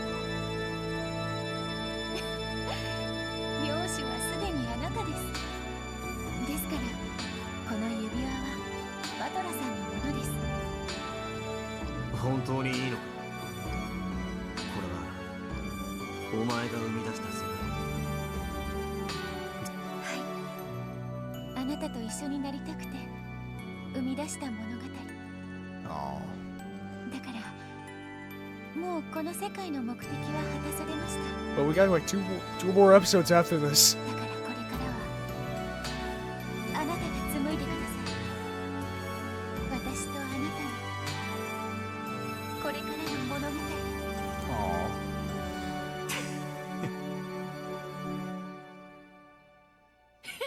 てんじゃ勝手が狂うか。領主のめんどくさい仕事を押し付けるだけよ。夫人は威張るだけでいいから実に気楽なことだ。 God, she really is the perfect woman. わらわは日々を遊んでそなたが新しい物語を書くのを待てばいい。そして新しい物語のたびにそなたのためにどんな役でもこなそうぞ。凶悪な魔女でも公敵手でも恋人でも妻でも。 Aw. 俺の物語は激しいぞ。朝から晩まで大忙しだ。望むところよ。 Bito's hand relinquished the ring of the territory ward. From Bador, she received the silver ring with a crest that could only be worn by the wife of the territory ward. They exchanged their rings, and their wedding was complete.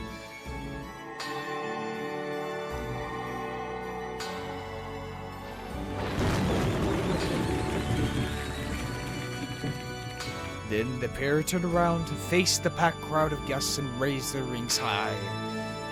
A thunderous applause rang out for them.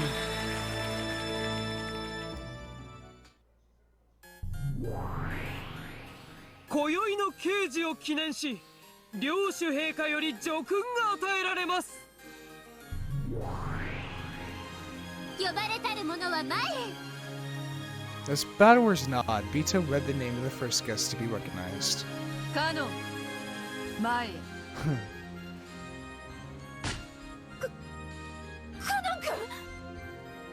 A girl goat pushed her way through the crowd, took off her mask, and yelled. A crowd of gold butterflies gathered before Bador and Bito, and took the form of Ken kneeling in front of those two nobles. Ken had already died and vanished. However, all of the dead revived in the Golden Lands.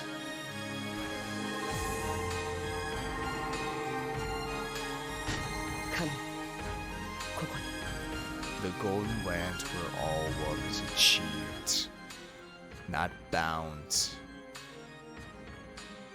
by humans and furniture, not bound within one body. そなたは囚われの身となっていた我が夫の危機に対し、これを救出し永遠の牢獄に自ら残るという自己犠牲を見せた。その献身叙勲に値する。よってその身の復活と士官を許可するものである。はっ、ありがたき幸せ。カノン君、ヨシア君、ヨシア君。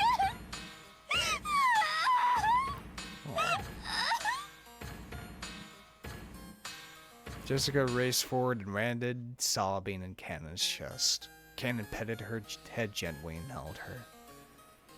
家具として使えるんじゃないぜ。人間として使えるんだぜ。そこの意味理解してるよな。はい。 After glancing at Jessica sobbing, he looked at Bador again and nodded forcefully.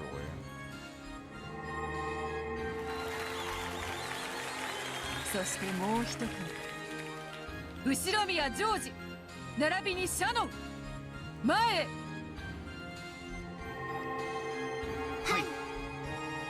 George and Shannon were the next to be called. Perhaps they had already readied themselves. They walked forward boldly and kneeled. 後ろ宮ジョージ、ここに。シャネ、ここに。そなたらはゼパルとフルフルの試練を見事最後まで耐え抜いた。その見事な功績と愛情、決意と高潔さは模範としてこの上なく、俗によって両名の結婚証明書を陛下の署名にて発行する。ありがたき幸せ。本証明書は何人たりとも異議申し立てすることはかなわない。叙勲者親族一同は心して祝福せよ。つうわけだ。しがらみは一切なしで、どうか二人に米粒の雨をぶつけて祝福してやってくれ。よっ、おめでとうご両人。 When the territory ward clapped his hands in celebration that spread throughout the entire cathedral. Then a group of goats in the front line of the crowd took their mask off one by one. いいこと？あんまりしょっぱいお味噌汁作ったら許さないんだからね。それからジョージは少し太りやすいから砂糖は控えめに。ジョージ、男は結婚したらな、親より嫁を大切にせなあかん。母さんが何を言ってもな、シャノンちゃんをしっかり守るんやで。ああ、当然さ。ジョージさん。ジョージはね、きっちり7時間寝ないとダメなのよ。夜更かしさせたら許さないんだからね。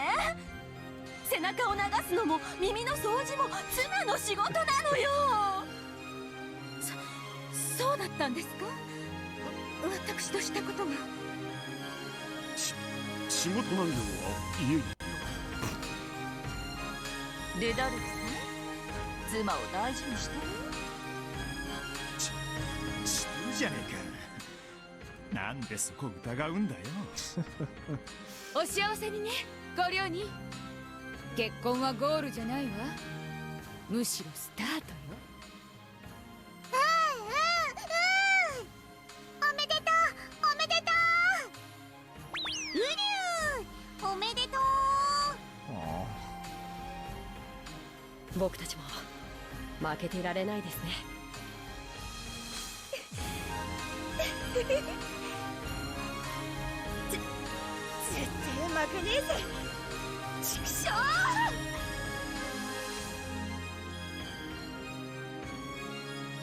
All of the Ushiro-Mira family, all of the servants, and all of the spirits and demons in attendance celebrated the honorees with an even greater applause. これにて黄金の魔女によって紡がれる物語は Yeah, that's- 幕を閉じる。 It's my fucking wine. 最後は碑文にて物語を結ぶのが良いだろう。 God damn it, Featherine. 以下は黄金の魔女の碑文による黄金鏡の書。魔女は賢者をたたえ4つの宝を与える。 Four treasures. 一つは黄金鏡のすべての黄金。一つはすべての死者の魂をよみがえらせ。一つは失った愛すらもよみがえらせ。一つは魔女を永遠に眠りにつかせよう。安らかに眠れ、我が最愛の魔女ベアトリーチェ。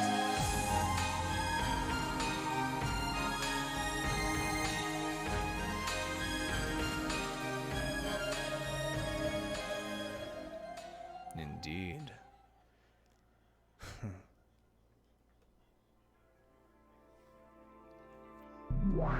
Meanwhile, これでベアとは満足して眠りについたってこと？そう解釈するのが妥当であろう。それでゲームはお開きになったからお兄ちゃんは解放されるんでしょ？ nah, we got like 2 more of these. お兄ちゃんはどうなるの？さてどうなるやら。そのかけらの書物はそこまでの物語しか記しておらぬようだ。お兄ちゃんがどうなるか結局分からずじまいじゃない。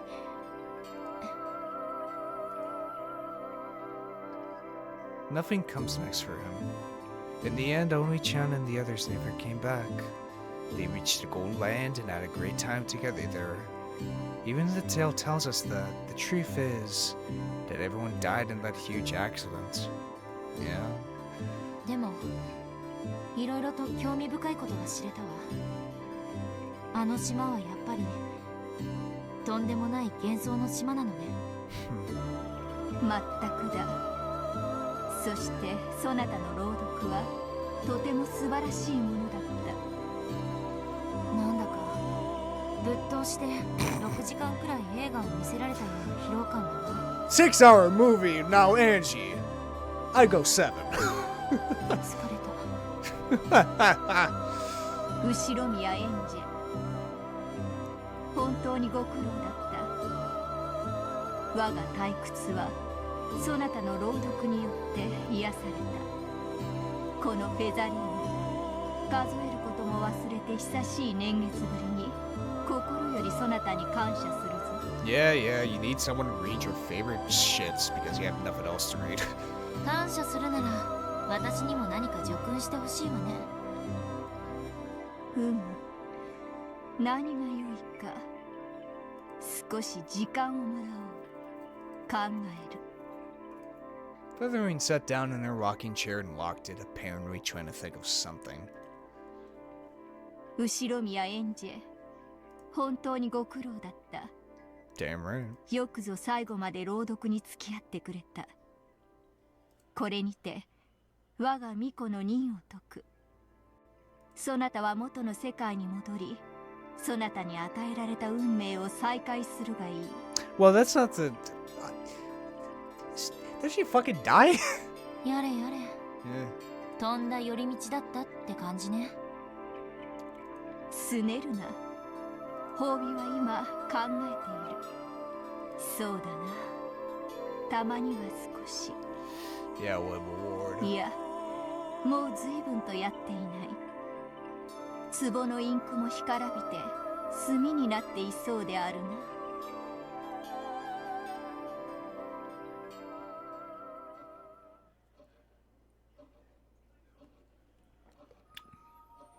Even after the tale ended, Angie and Haichijo's debate over it continued for quite some time. It had been very serious and fiery. Angie acknowledged that this tale was no crazy literary work, but a new message bottle which had drifted here once more from the Wokenjima 12 years previous, to tell her of one truth. And it seemed as though she had found her own interpretation of the truth she thought the tale was trying to tell. Of course, that was the only truth. That was only one truth, and did not mean an end to her journey. However, maybe it can be viewed this way. It wasn't sufficient to feel the 12-year gap in her heart. However, at that moment, just enjoying the feeling, along with the bitter coffee Hachijo had made, was enough. ありがとう。最後まで読んでくれて。そして、あなたの考えと感想をありがとう。At the very beginning, when before I started episode 6, there was a comment of saying episode 6 is controversial. It's very up to interpretation. And it's very much on purpose. I mean, for God's sake, the story's telling us.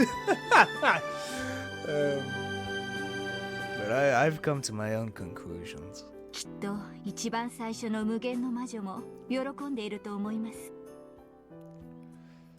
なんだ、素直にそういうことも言えるじゃない。最初からそういう口調で喋ってれば、もっとファンも増えるんじゃない？あなたという素晴らしい読者を称えているだけです。物言わぬ、考えることもできぬ豚どもに読ませるくらいならば、あなた一人のために原稿を記す方が、私に与えられた寿命という時間をよほど有意義に費やせると言いたいだけ。だからそういうことを言わなきゃいいのに。ま、一応は褒められたと思っておくわ。さて。I get the feeling that I've spent a really, really long time here. It feels as though I've spent a major fraction of my life here. Though it should feel uncomfortable sitting here on a sofa in someone else's house. For some strange reason, it feels as familiar as my own home. However, the clock says it's only been about 2 or 3 hours since I met her. My sense of time feels very strange. お連れの方は遅いですね。長電話かしら。男のくせに気持ち悪いやつ。He said he was going to make a scheduled report to Okonogi-san, didn't he? Even though he was told that he could use the phone here, declined and went to work for a public phone somewhere. Something about how he didn't want to risk being bugged. He's a moron, so I wouldn't do what he wants. 公衆電話って遠いんですか？通りに出てずっと下っていけば角のお店にありますよ。これでおいとまします。これ洋館代にでも。そのお金をあなたに払ったらまた来て私の新しい原稿を読んで感想を聞かせてくれますか？札束払ってまで私みたいな可愛くない女に原稿を読んでほしいんですか？いいえ、あなたは本当に良い、よく考える読者だった。あなたのような人を探すために私たちは物語を紡ぎ世に放っているのです。褒めすぎだわ。私は読書に感情移入しすぎるタイプなだけよ。Yeah, maybe. この短くない時間を割いてくれたお礼に、いつかきっとあなたの物語を書きましょう。またあんたの義書に私が登場するの？今度はマシな殺し方を頼むわ。あなたは奇跡はお好き？ご都合主義？昔は嫌いだったけど最近は大歓迎よ。I mean, it depends on just how it's used. ただ口が肥えてるんでビルから飛び降りて無傷なくらいじゃもう奇跡には入れてないけど。ではそんなあなたが奇跡に思える物語をやがていつか。 Consider a miracle, huh? どうも。突然押しかけてひどいことばっかり言ってすみませんでした。いいえ、有意義な対談でしたよ。編集局長さんにまたあなたとの対談をセッティングしてもらおうかしら。その機会がまたあるならね。See you again. Have a nice day. ええ、またいつかあなたの真実にたどり着けますように。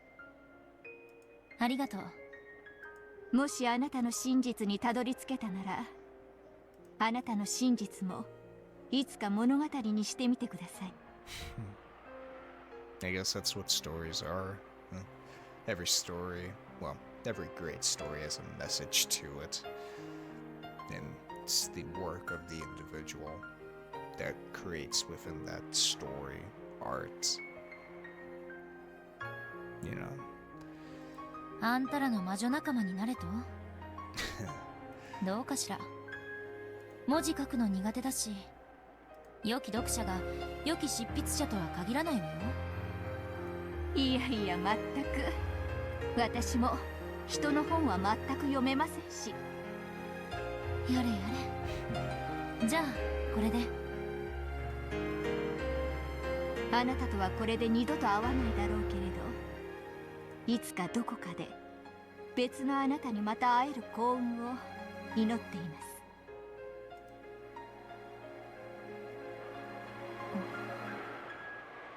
最後に一つだけ聞いてもいい？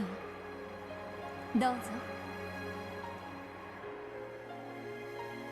物語の中に登場したフェザリーヌって魔女あれはあんたよね？語るのもおこがましいですが、そのつもりです。こういう質問もおかしいんだけど、あんたがフェザリーヌなの？フェザリーヌがあんたなの？さて何の話やら。 The mysterious woman was mysterious to the last. And so, the day of which I had no memories ended, and on the following day I would take a boat to Nijima. I'll probably never meet her again. However, that just means that I won't meet her, so some other me might meet her somewhere down the road. Just as I have reached several truths, they must also want to reach the truth. So long, Featherine.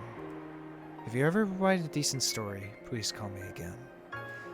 If I'm free, I might drop by.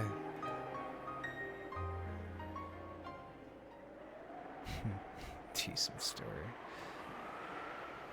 Ooh, new background. おかげさまでこんな豪勢なエスコートは初めてですぜ。おこのぎの旦那も招待したいくらいだ。遠慮する。もう俺は年だ。飛んだり跳ねたりは卒業したぜ。You know how many years it's been since Igarashi? Like 3? 5, maybe. Give or take. The person on the other end of the line was Okonogi. Okonogi was also a man who tended to move from place to place, so it hadn't been easy to catch him even on the phone. こっちゃクールな旅をしてますんで、今んところ飛んだり跳ねたりの必要はありません。スマデラカスミが死に物狂いで探している。Goddamn Katsumi. 情報屋の話じゃ、すでに六軒島への足まで用意されているし、鉢合わせする。予定通りですかね。せいぜい5、6人前後のグループだろう。武装もおそらく拳銃手。 Good thing you got the sniper rifle. お前の敵じゃない。好きに暴れる。だが確実に殺す。お前好みのおもちゃは用意できたぜ。もちろん。旦那もよくこんなもんが国内で手配できるもんだ。Yana Makusa was the rental car they borrowed under a false name, instead of which was now a black golf bag.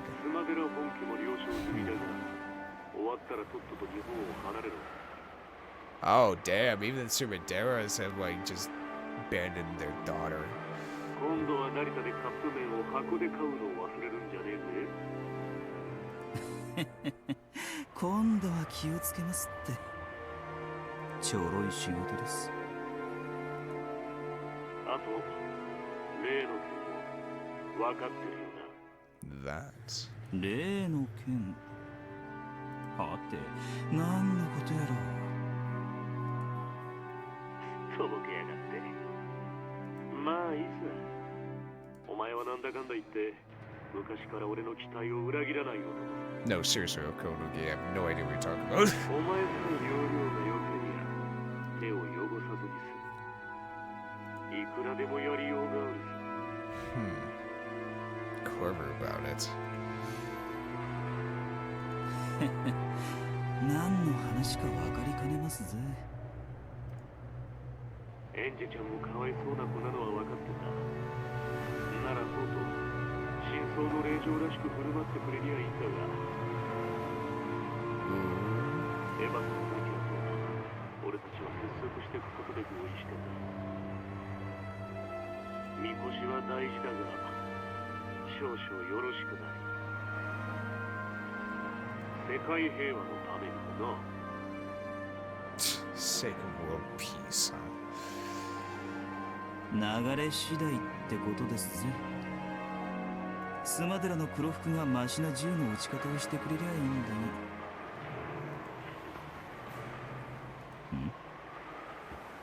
が。なんです旦那。まさかほんの数日の逃避行でエンジちゃんとできちまったわけじゃねえだろうな。あんな父くせえ小娘にご冗談を。いや俺は別にいいんだぜ。お前もようやく女にちょっかいを出すくらいには吹っ切れたってことじゃねえか。世界の反動は女なんだぜ。一人や二人でうじうじしてたら身が持たねえぜ。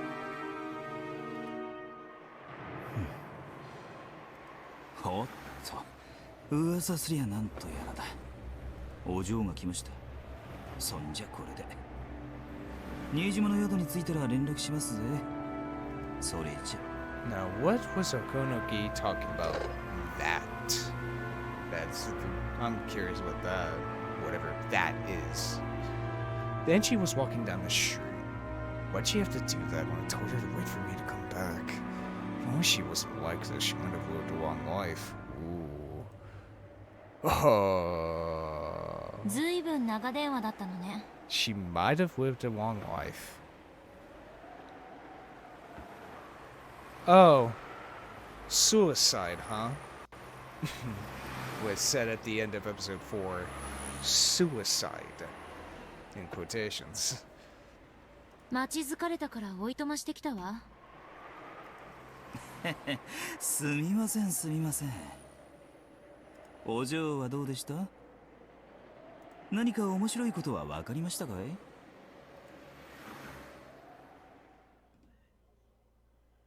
面白かった。収穫はそれだけよ。そいつはクールだ。After Amakusa opened the passenger side door, Angie got in the car. Amakusa quickly went around to the driver's seat. じゃあ港へ向かいます。I don't think we ever did see Angie get off Wokenjima, did we? In episode 4. No, I don't think we did. 旦那の情報じゃスマドラ家が網を張ってるらしいですぜ。それに引っかかるようなら、私の運もその程度。But why would they kill her? Maybe get the family fortune, perhaps. 引っかからないなら、六軒島は私を待ってるわ。任せましょう、運に。運か。どうするか決めかねているとき、あるいはどうでもいいとき、コイントスのように運命に身を任すのも悪いことじゃないわ。へへ。なら俺もそいつに任せてみますかね。嫌いじゃねえや、そういうボディーガードが運任せとか言い出したわ。最悪。旦那との電話のせいですっかりオチを読み損ねちまった。あの後どうなったんですかい？聞かせてくださいよ。いやよ、教えないわ。そりゃ残念。 The car dashed through the hilly town. That car wouldn't return to Hachijo's house for all eternity. However, Angie didn't get sentimental about it. For now, she just wanted to solemnly consider the new message bottle that the current Endless Witch, Hachijo Toya, had given her. In the real rear mirror, the town where Witch lived faded off into the distance. However, that scene wasn't reflected in Angie's eyes.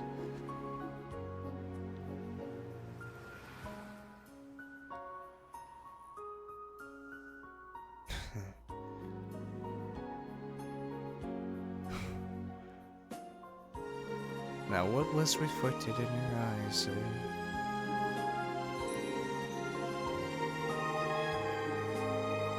Okay, interesting.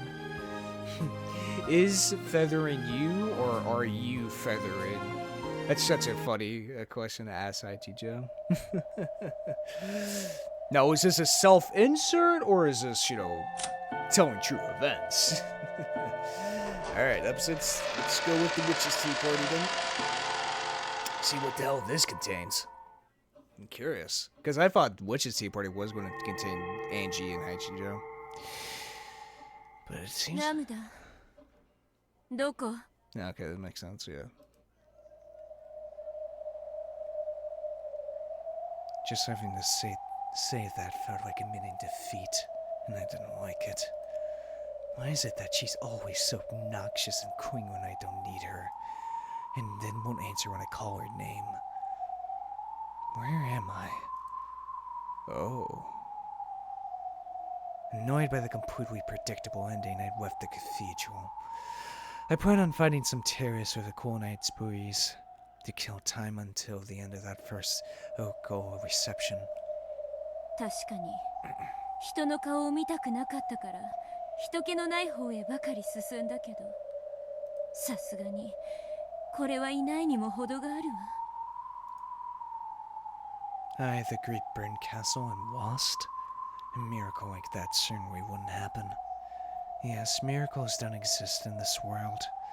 To create a miracle, you need an amount of time that can never be reached, a period that's no different from infinity.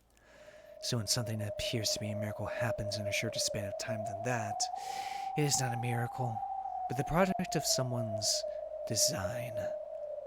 Ooh.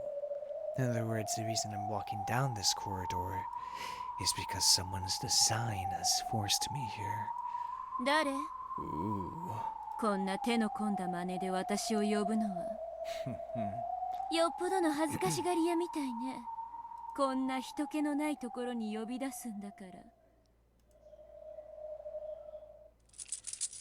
Then from the other end of the dark corridor I heard a sound. Patter, patter, patter, patter, patter, patter, patter. It sounded as though some small animal like a dog or a cat was walking at a quick pace. No miracle could cause a dog or a cat to be in a place like this. Such a miracle would not be allowed. Since it isn't a miracle, that means I'm being guided in that direction. Very well. This might be some new theme to keep me entertained. If this is some new joke of Randa's, I'll cover her whole body with honey using my tongue as a reward.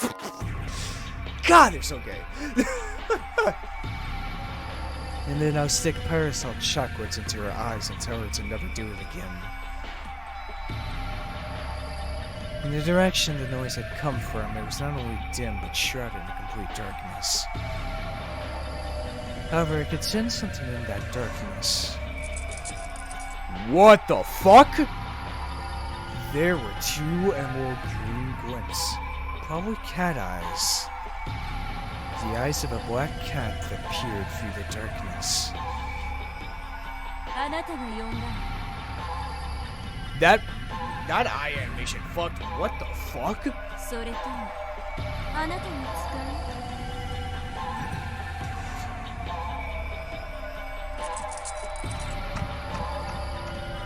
Whoa. When I looked at my feet, I saw red cat footprints leading towards those cat eyes. The marks were unsettling, as though the cat had run through a pool of blood. When my eyes adjusted to the darkness, then even with the lack of light, I was vaguely able to make out these red footprints. They weren't actually growing or anything, but they served perfectly well as a signpost leading me onwards. Patter, patter, patter, patter, patter. As though it was telling me to follow, the cat turned around and dashed off into the darkness. What is it? Something feels very strange. It's a feeling I haven't felt since I've been calling myself the coolest witch in the world. I can't quite remember what this feeling is. Still, for one is tired of boredom as me, it's surely more fun this way. I followed the bloody footprints of the cat, which would sometimes stop and look back at me. We walked on and on through the dark corridor. Forward and turn, head down what appeared to be stairs from time to time. And then, though I couldn't really tell because of darkness, it went in through the crack of a door.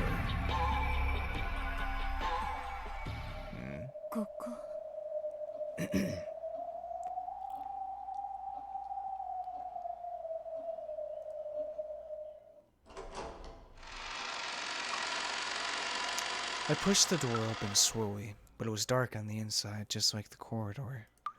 However, the air and the slight change in the echoes made by the footsteps told me this was a room, not a corridor. The sounds of the cat's footsteps were gone. However, the bloody footprints remained. Huh. On the other side of some sort of wooden screen, under what looked like a small spotlight, there was that same black cat, gobbling down some blood-stained pet food. I see. So this is its reward for bringing me here. Neko, お食事中悪いけれど、そろそろあんたの主人を呼んでちょうだい。それともまさかあんたが私を呼んだ本人ってわけじゃないわよね。 Don't worry, I'll transform here in a minute. Talking to it didn't cause it to turn around. Well, I guess it is an animal eating its food. If I kick it away, I'll probably run off to its owner.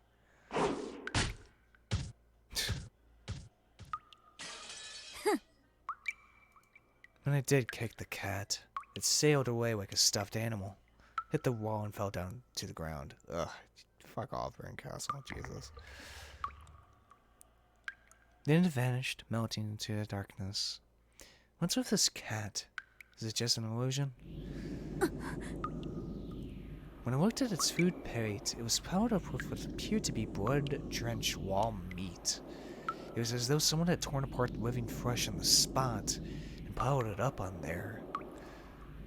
何なのこの趣味の悪い艦隊は。 Huh. ケルトはひどいことをする。 Feathering. The instant I heard that voice, the hairs on the back of my neck stood on end. Then the surrounding area finally blind. However, Berncastle had already guessed where this was before it grew blight.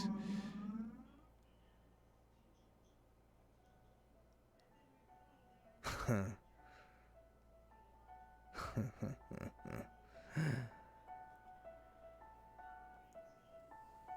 そなたであろうが、その猫は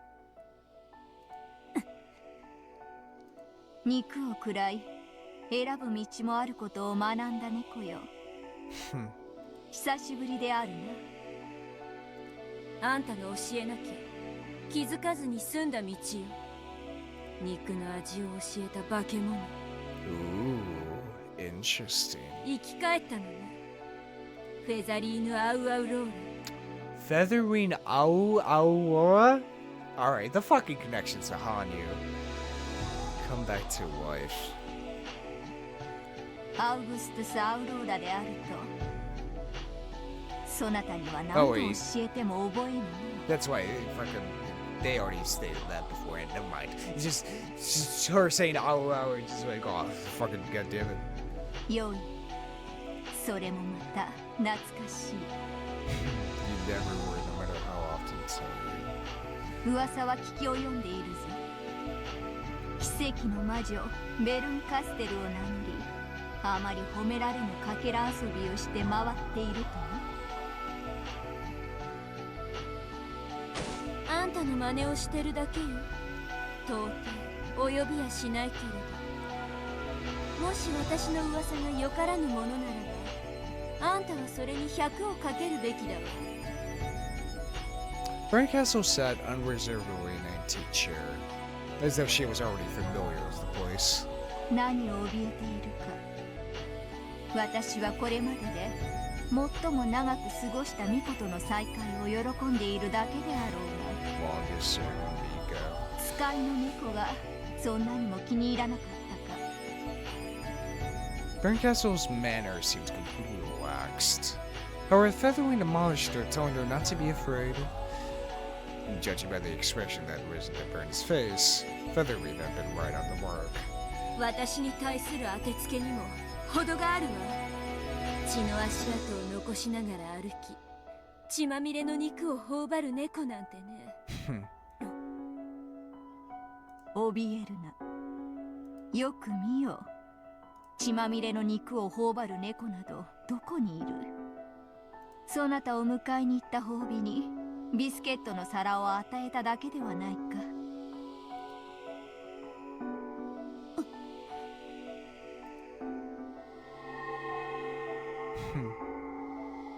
It was as though soot covering the plate at her feet was blown away, even though there was no wind. There lay an adorable and perfectly normal cat dish, with a pile of small biscuits on top of it. Berncastle didn't even hide her displeased grimace. Featherwing shrugged and muttered, "You haven't changed, child of man," as she walked her rocking chair. 相変わらず不愉快なやつだわ。でもね、今は愉快よ。Are you happy? あんたの真似をしてるとね、本当に退屈しないわ。なじれ好きに。かつて別れに際しそなたに許したおき土産だ。 Parting gift. 口の悪いミコは退屈しないから好きなんだっけ。ちっ、バカバカしい。あんたを喜ばせるくらいなら口をつぐむわ。それで何の用？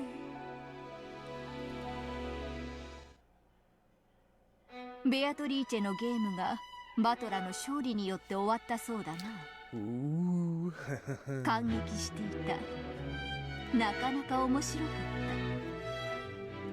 た。私の無様な役でそれは面白かったでしょうよ。とんでもない。なかなか光栄であった。ベアトもそなたに感謝しているだろう。それでベアとのゲームのかけらを朗読しろって言うならお断りよ。私はもうあんたのミコじゃない。私はベアとのゲームを全て感激してきた。ラムダデルタのゲームもバトラのゲームも興味深く感激させてもらった。一応全ての謎に私なりの答えを用意できたつもりでいる。犯人、動機、個別のトリック、碑文の謎は最後がギリギリわからぬが、私が実際に六軒島に行き検証すればわかる程度のレベルまでの推理は持っている。それで無論真実は一つでない以上、私の推理も許される可能性の中の一つに過ぎんだろう。しかしそれは可能性の範囲内でありさまつな問題だ。何あんた、私とベアとのゲームの論争がしたいの？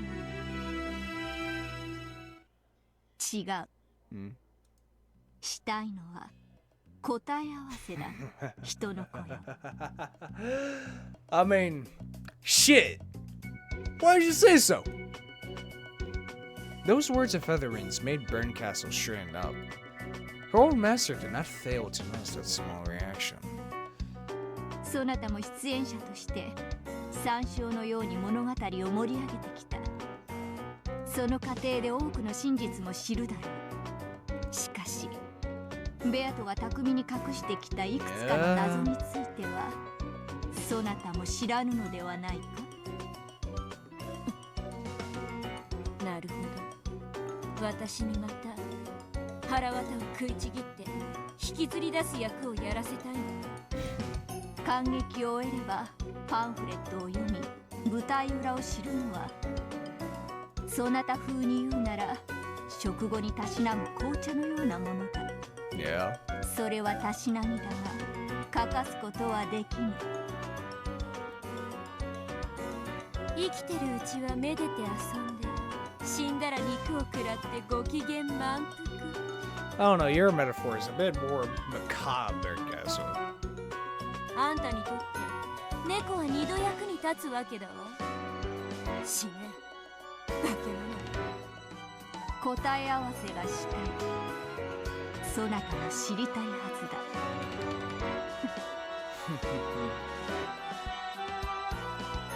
だ。ベアとの亡骸を葬ると思い、その葬儀をそなたに執り行ってほしいということだ。それならばどうか人の子よ。多少は私好みな頼み方になってきたわ。Yeah, I mean, it's just like killing people. When Featherwing snapped her fingers, a thin spotlight appeared on the table, which was covered with cluttered books. There lay a folded version of the game board for Bito's game. Oh, it's a board game. The Witch of Fudagori spun her finger in a circle and the game board opened up by itself, showing the black and white pieces lined up inside it. ゲーム版もコマもすべて揃っている。過去のゲームの寄付もすべて揃っている。With a rustling sound, the book flipped through all of its pages of its own accord, front to back. Shut itself and flew to the side of the game board where it waited. Inside of it, all the movements of the pieces during previous games were recorded. なるほど。足りないのはプレイヤーと解説者だけって。Commentator? Yeah. Wait, you already have me. 紅茶も足りない。梅干しも足りんか。もちろん用意しよう。いいわ。それにからし大福もつけてくれたら手を打つわ。交渉は成立だ。条件が一つ。ほう、それは何か。朗読者は私よ。Oh. 私、愛がないからいろいろとおかしな解釈をしてしまうかもしれない。Interesting. でもどう読むか、どう抑揚をつけるかは朗読者の自由よ。私は答え合わせがしたいだけだ。物語になど興味はない。そなたがどんな物語を紡ごうと全く興味がない。なるほど。ようやくそなたが何をしたいのか分かった。飲むでしょ。いいだろう。私は答えが知りたい。そなたは鬱憤が晴らしたい。交渉は成立だ。When Featherwing snapped her fingers once more, the large chair appeared as though beckoning Berncastle to sit there. It was a throne, horribly mismatched with the furnishings of Rose's room.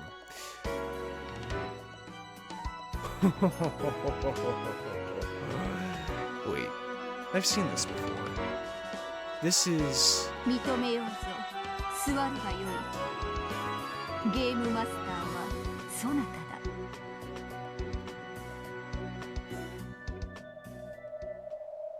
いいのね。本当に。いいのね。そなたの鬱憤が晴れるような好きな物語を紡げばいい。Oh no. 私には興味ないことだ。ただし、私からも条件を一つ。私の求める答え合わせをすべてせよ。Oh. 隠し事も包み隠しもごまかしも一切なしだ。Oh, shit.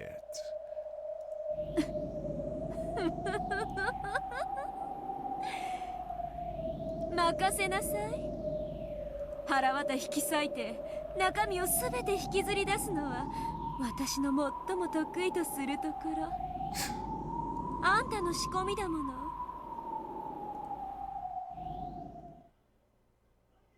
紅茶を入れよう。魔法でなく私自らの手でな。主が巫女に茶を入れて信ぜようぞ。かつてベアとは私に Whoa. 紅茶を飲むなら魔女とに限ると言ったわ。我らにはどうやら違うようだね。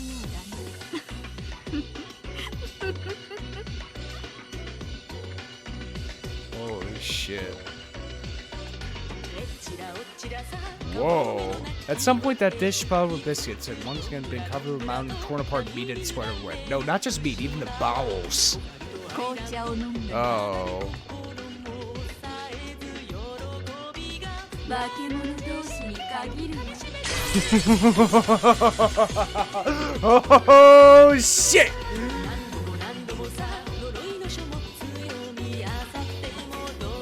So next episode, the Game Master is going to be Berncastle, and Feathering's going to try to look for answers, huh?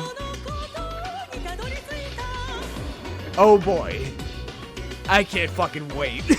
Oh, I cannot fucking wait, brother. Holy shit.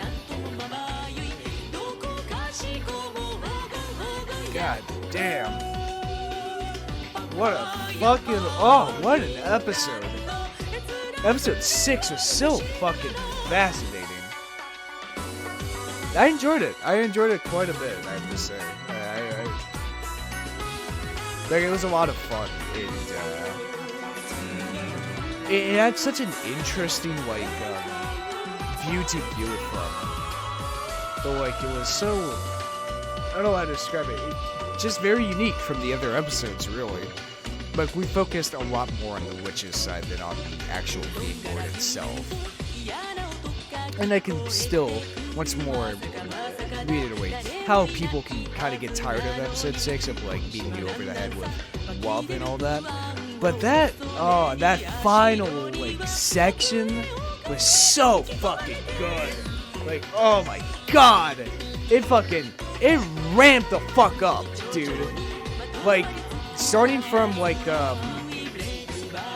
when Erica found the letter, and Dalnor and her went to the locked room, that's when I thought shit just got real. Like, shit just taken off there in this episode.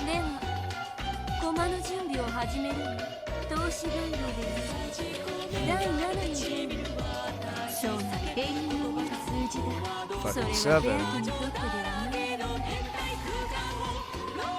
Burncastle slowly picked up a black piece. It was the piece that represented Beatrice. It was sometimes a king, sometimes a queen could become a knight. However, that was only if it got promoted. Till then, it was only a trash piece, like a pawn. First comes the placing the pieces. But at this point, the witch's game has already begun. Burncastle took Beatrice's piece and raised it high.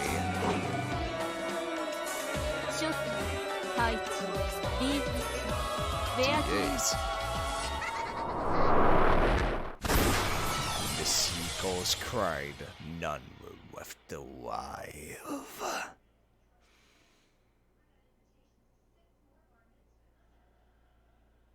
Oh shit.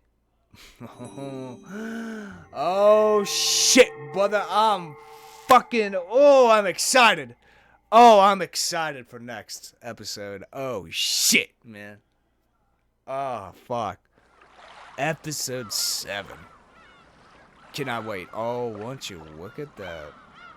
Won't you look at that? Ooh, I'm curious about episode 7 now. Featherwing's trying to get just answers, no secrets, no nothing, no whittles, no bullshit. Just answers, while Burncastle has pretty much free reign and can do whatever the hell she wants. Ooh, I'm excited. I'm pumped. I'm fucking pumped, man. Check the characters real quick. Probably all the same, but you guys can tell me if there's any new descriptors here and there. I mean, hey, what can you do? Anyone else on Angie's side? Nope. Okay, check that. Just check out the tips real quick. Maybe see anything I did not see. Spirit Mirror. Miku. Wawa. Oh. Alright. So I feel like this is a fantastic stopping point here. I hope you guys have enjoyed. If you did, hit that subscribe button. If you liked it, hit the like button. More time soon for that console. Check out the Discord server in or my Twitter. Check the description below. And yeah, this has been Voidlego. I'll see you guys next time. See ya!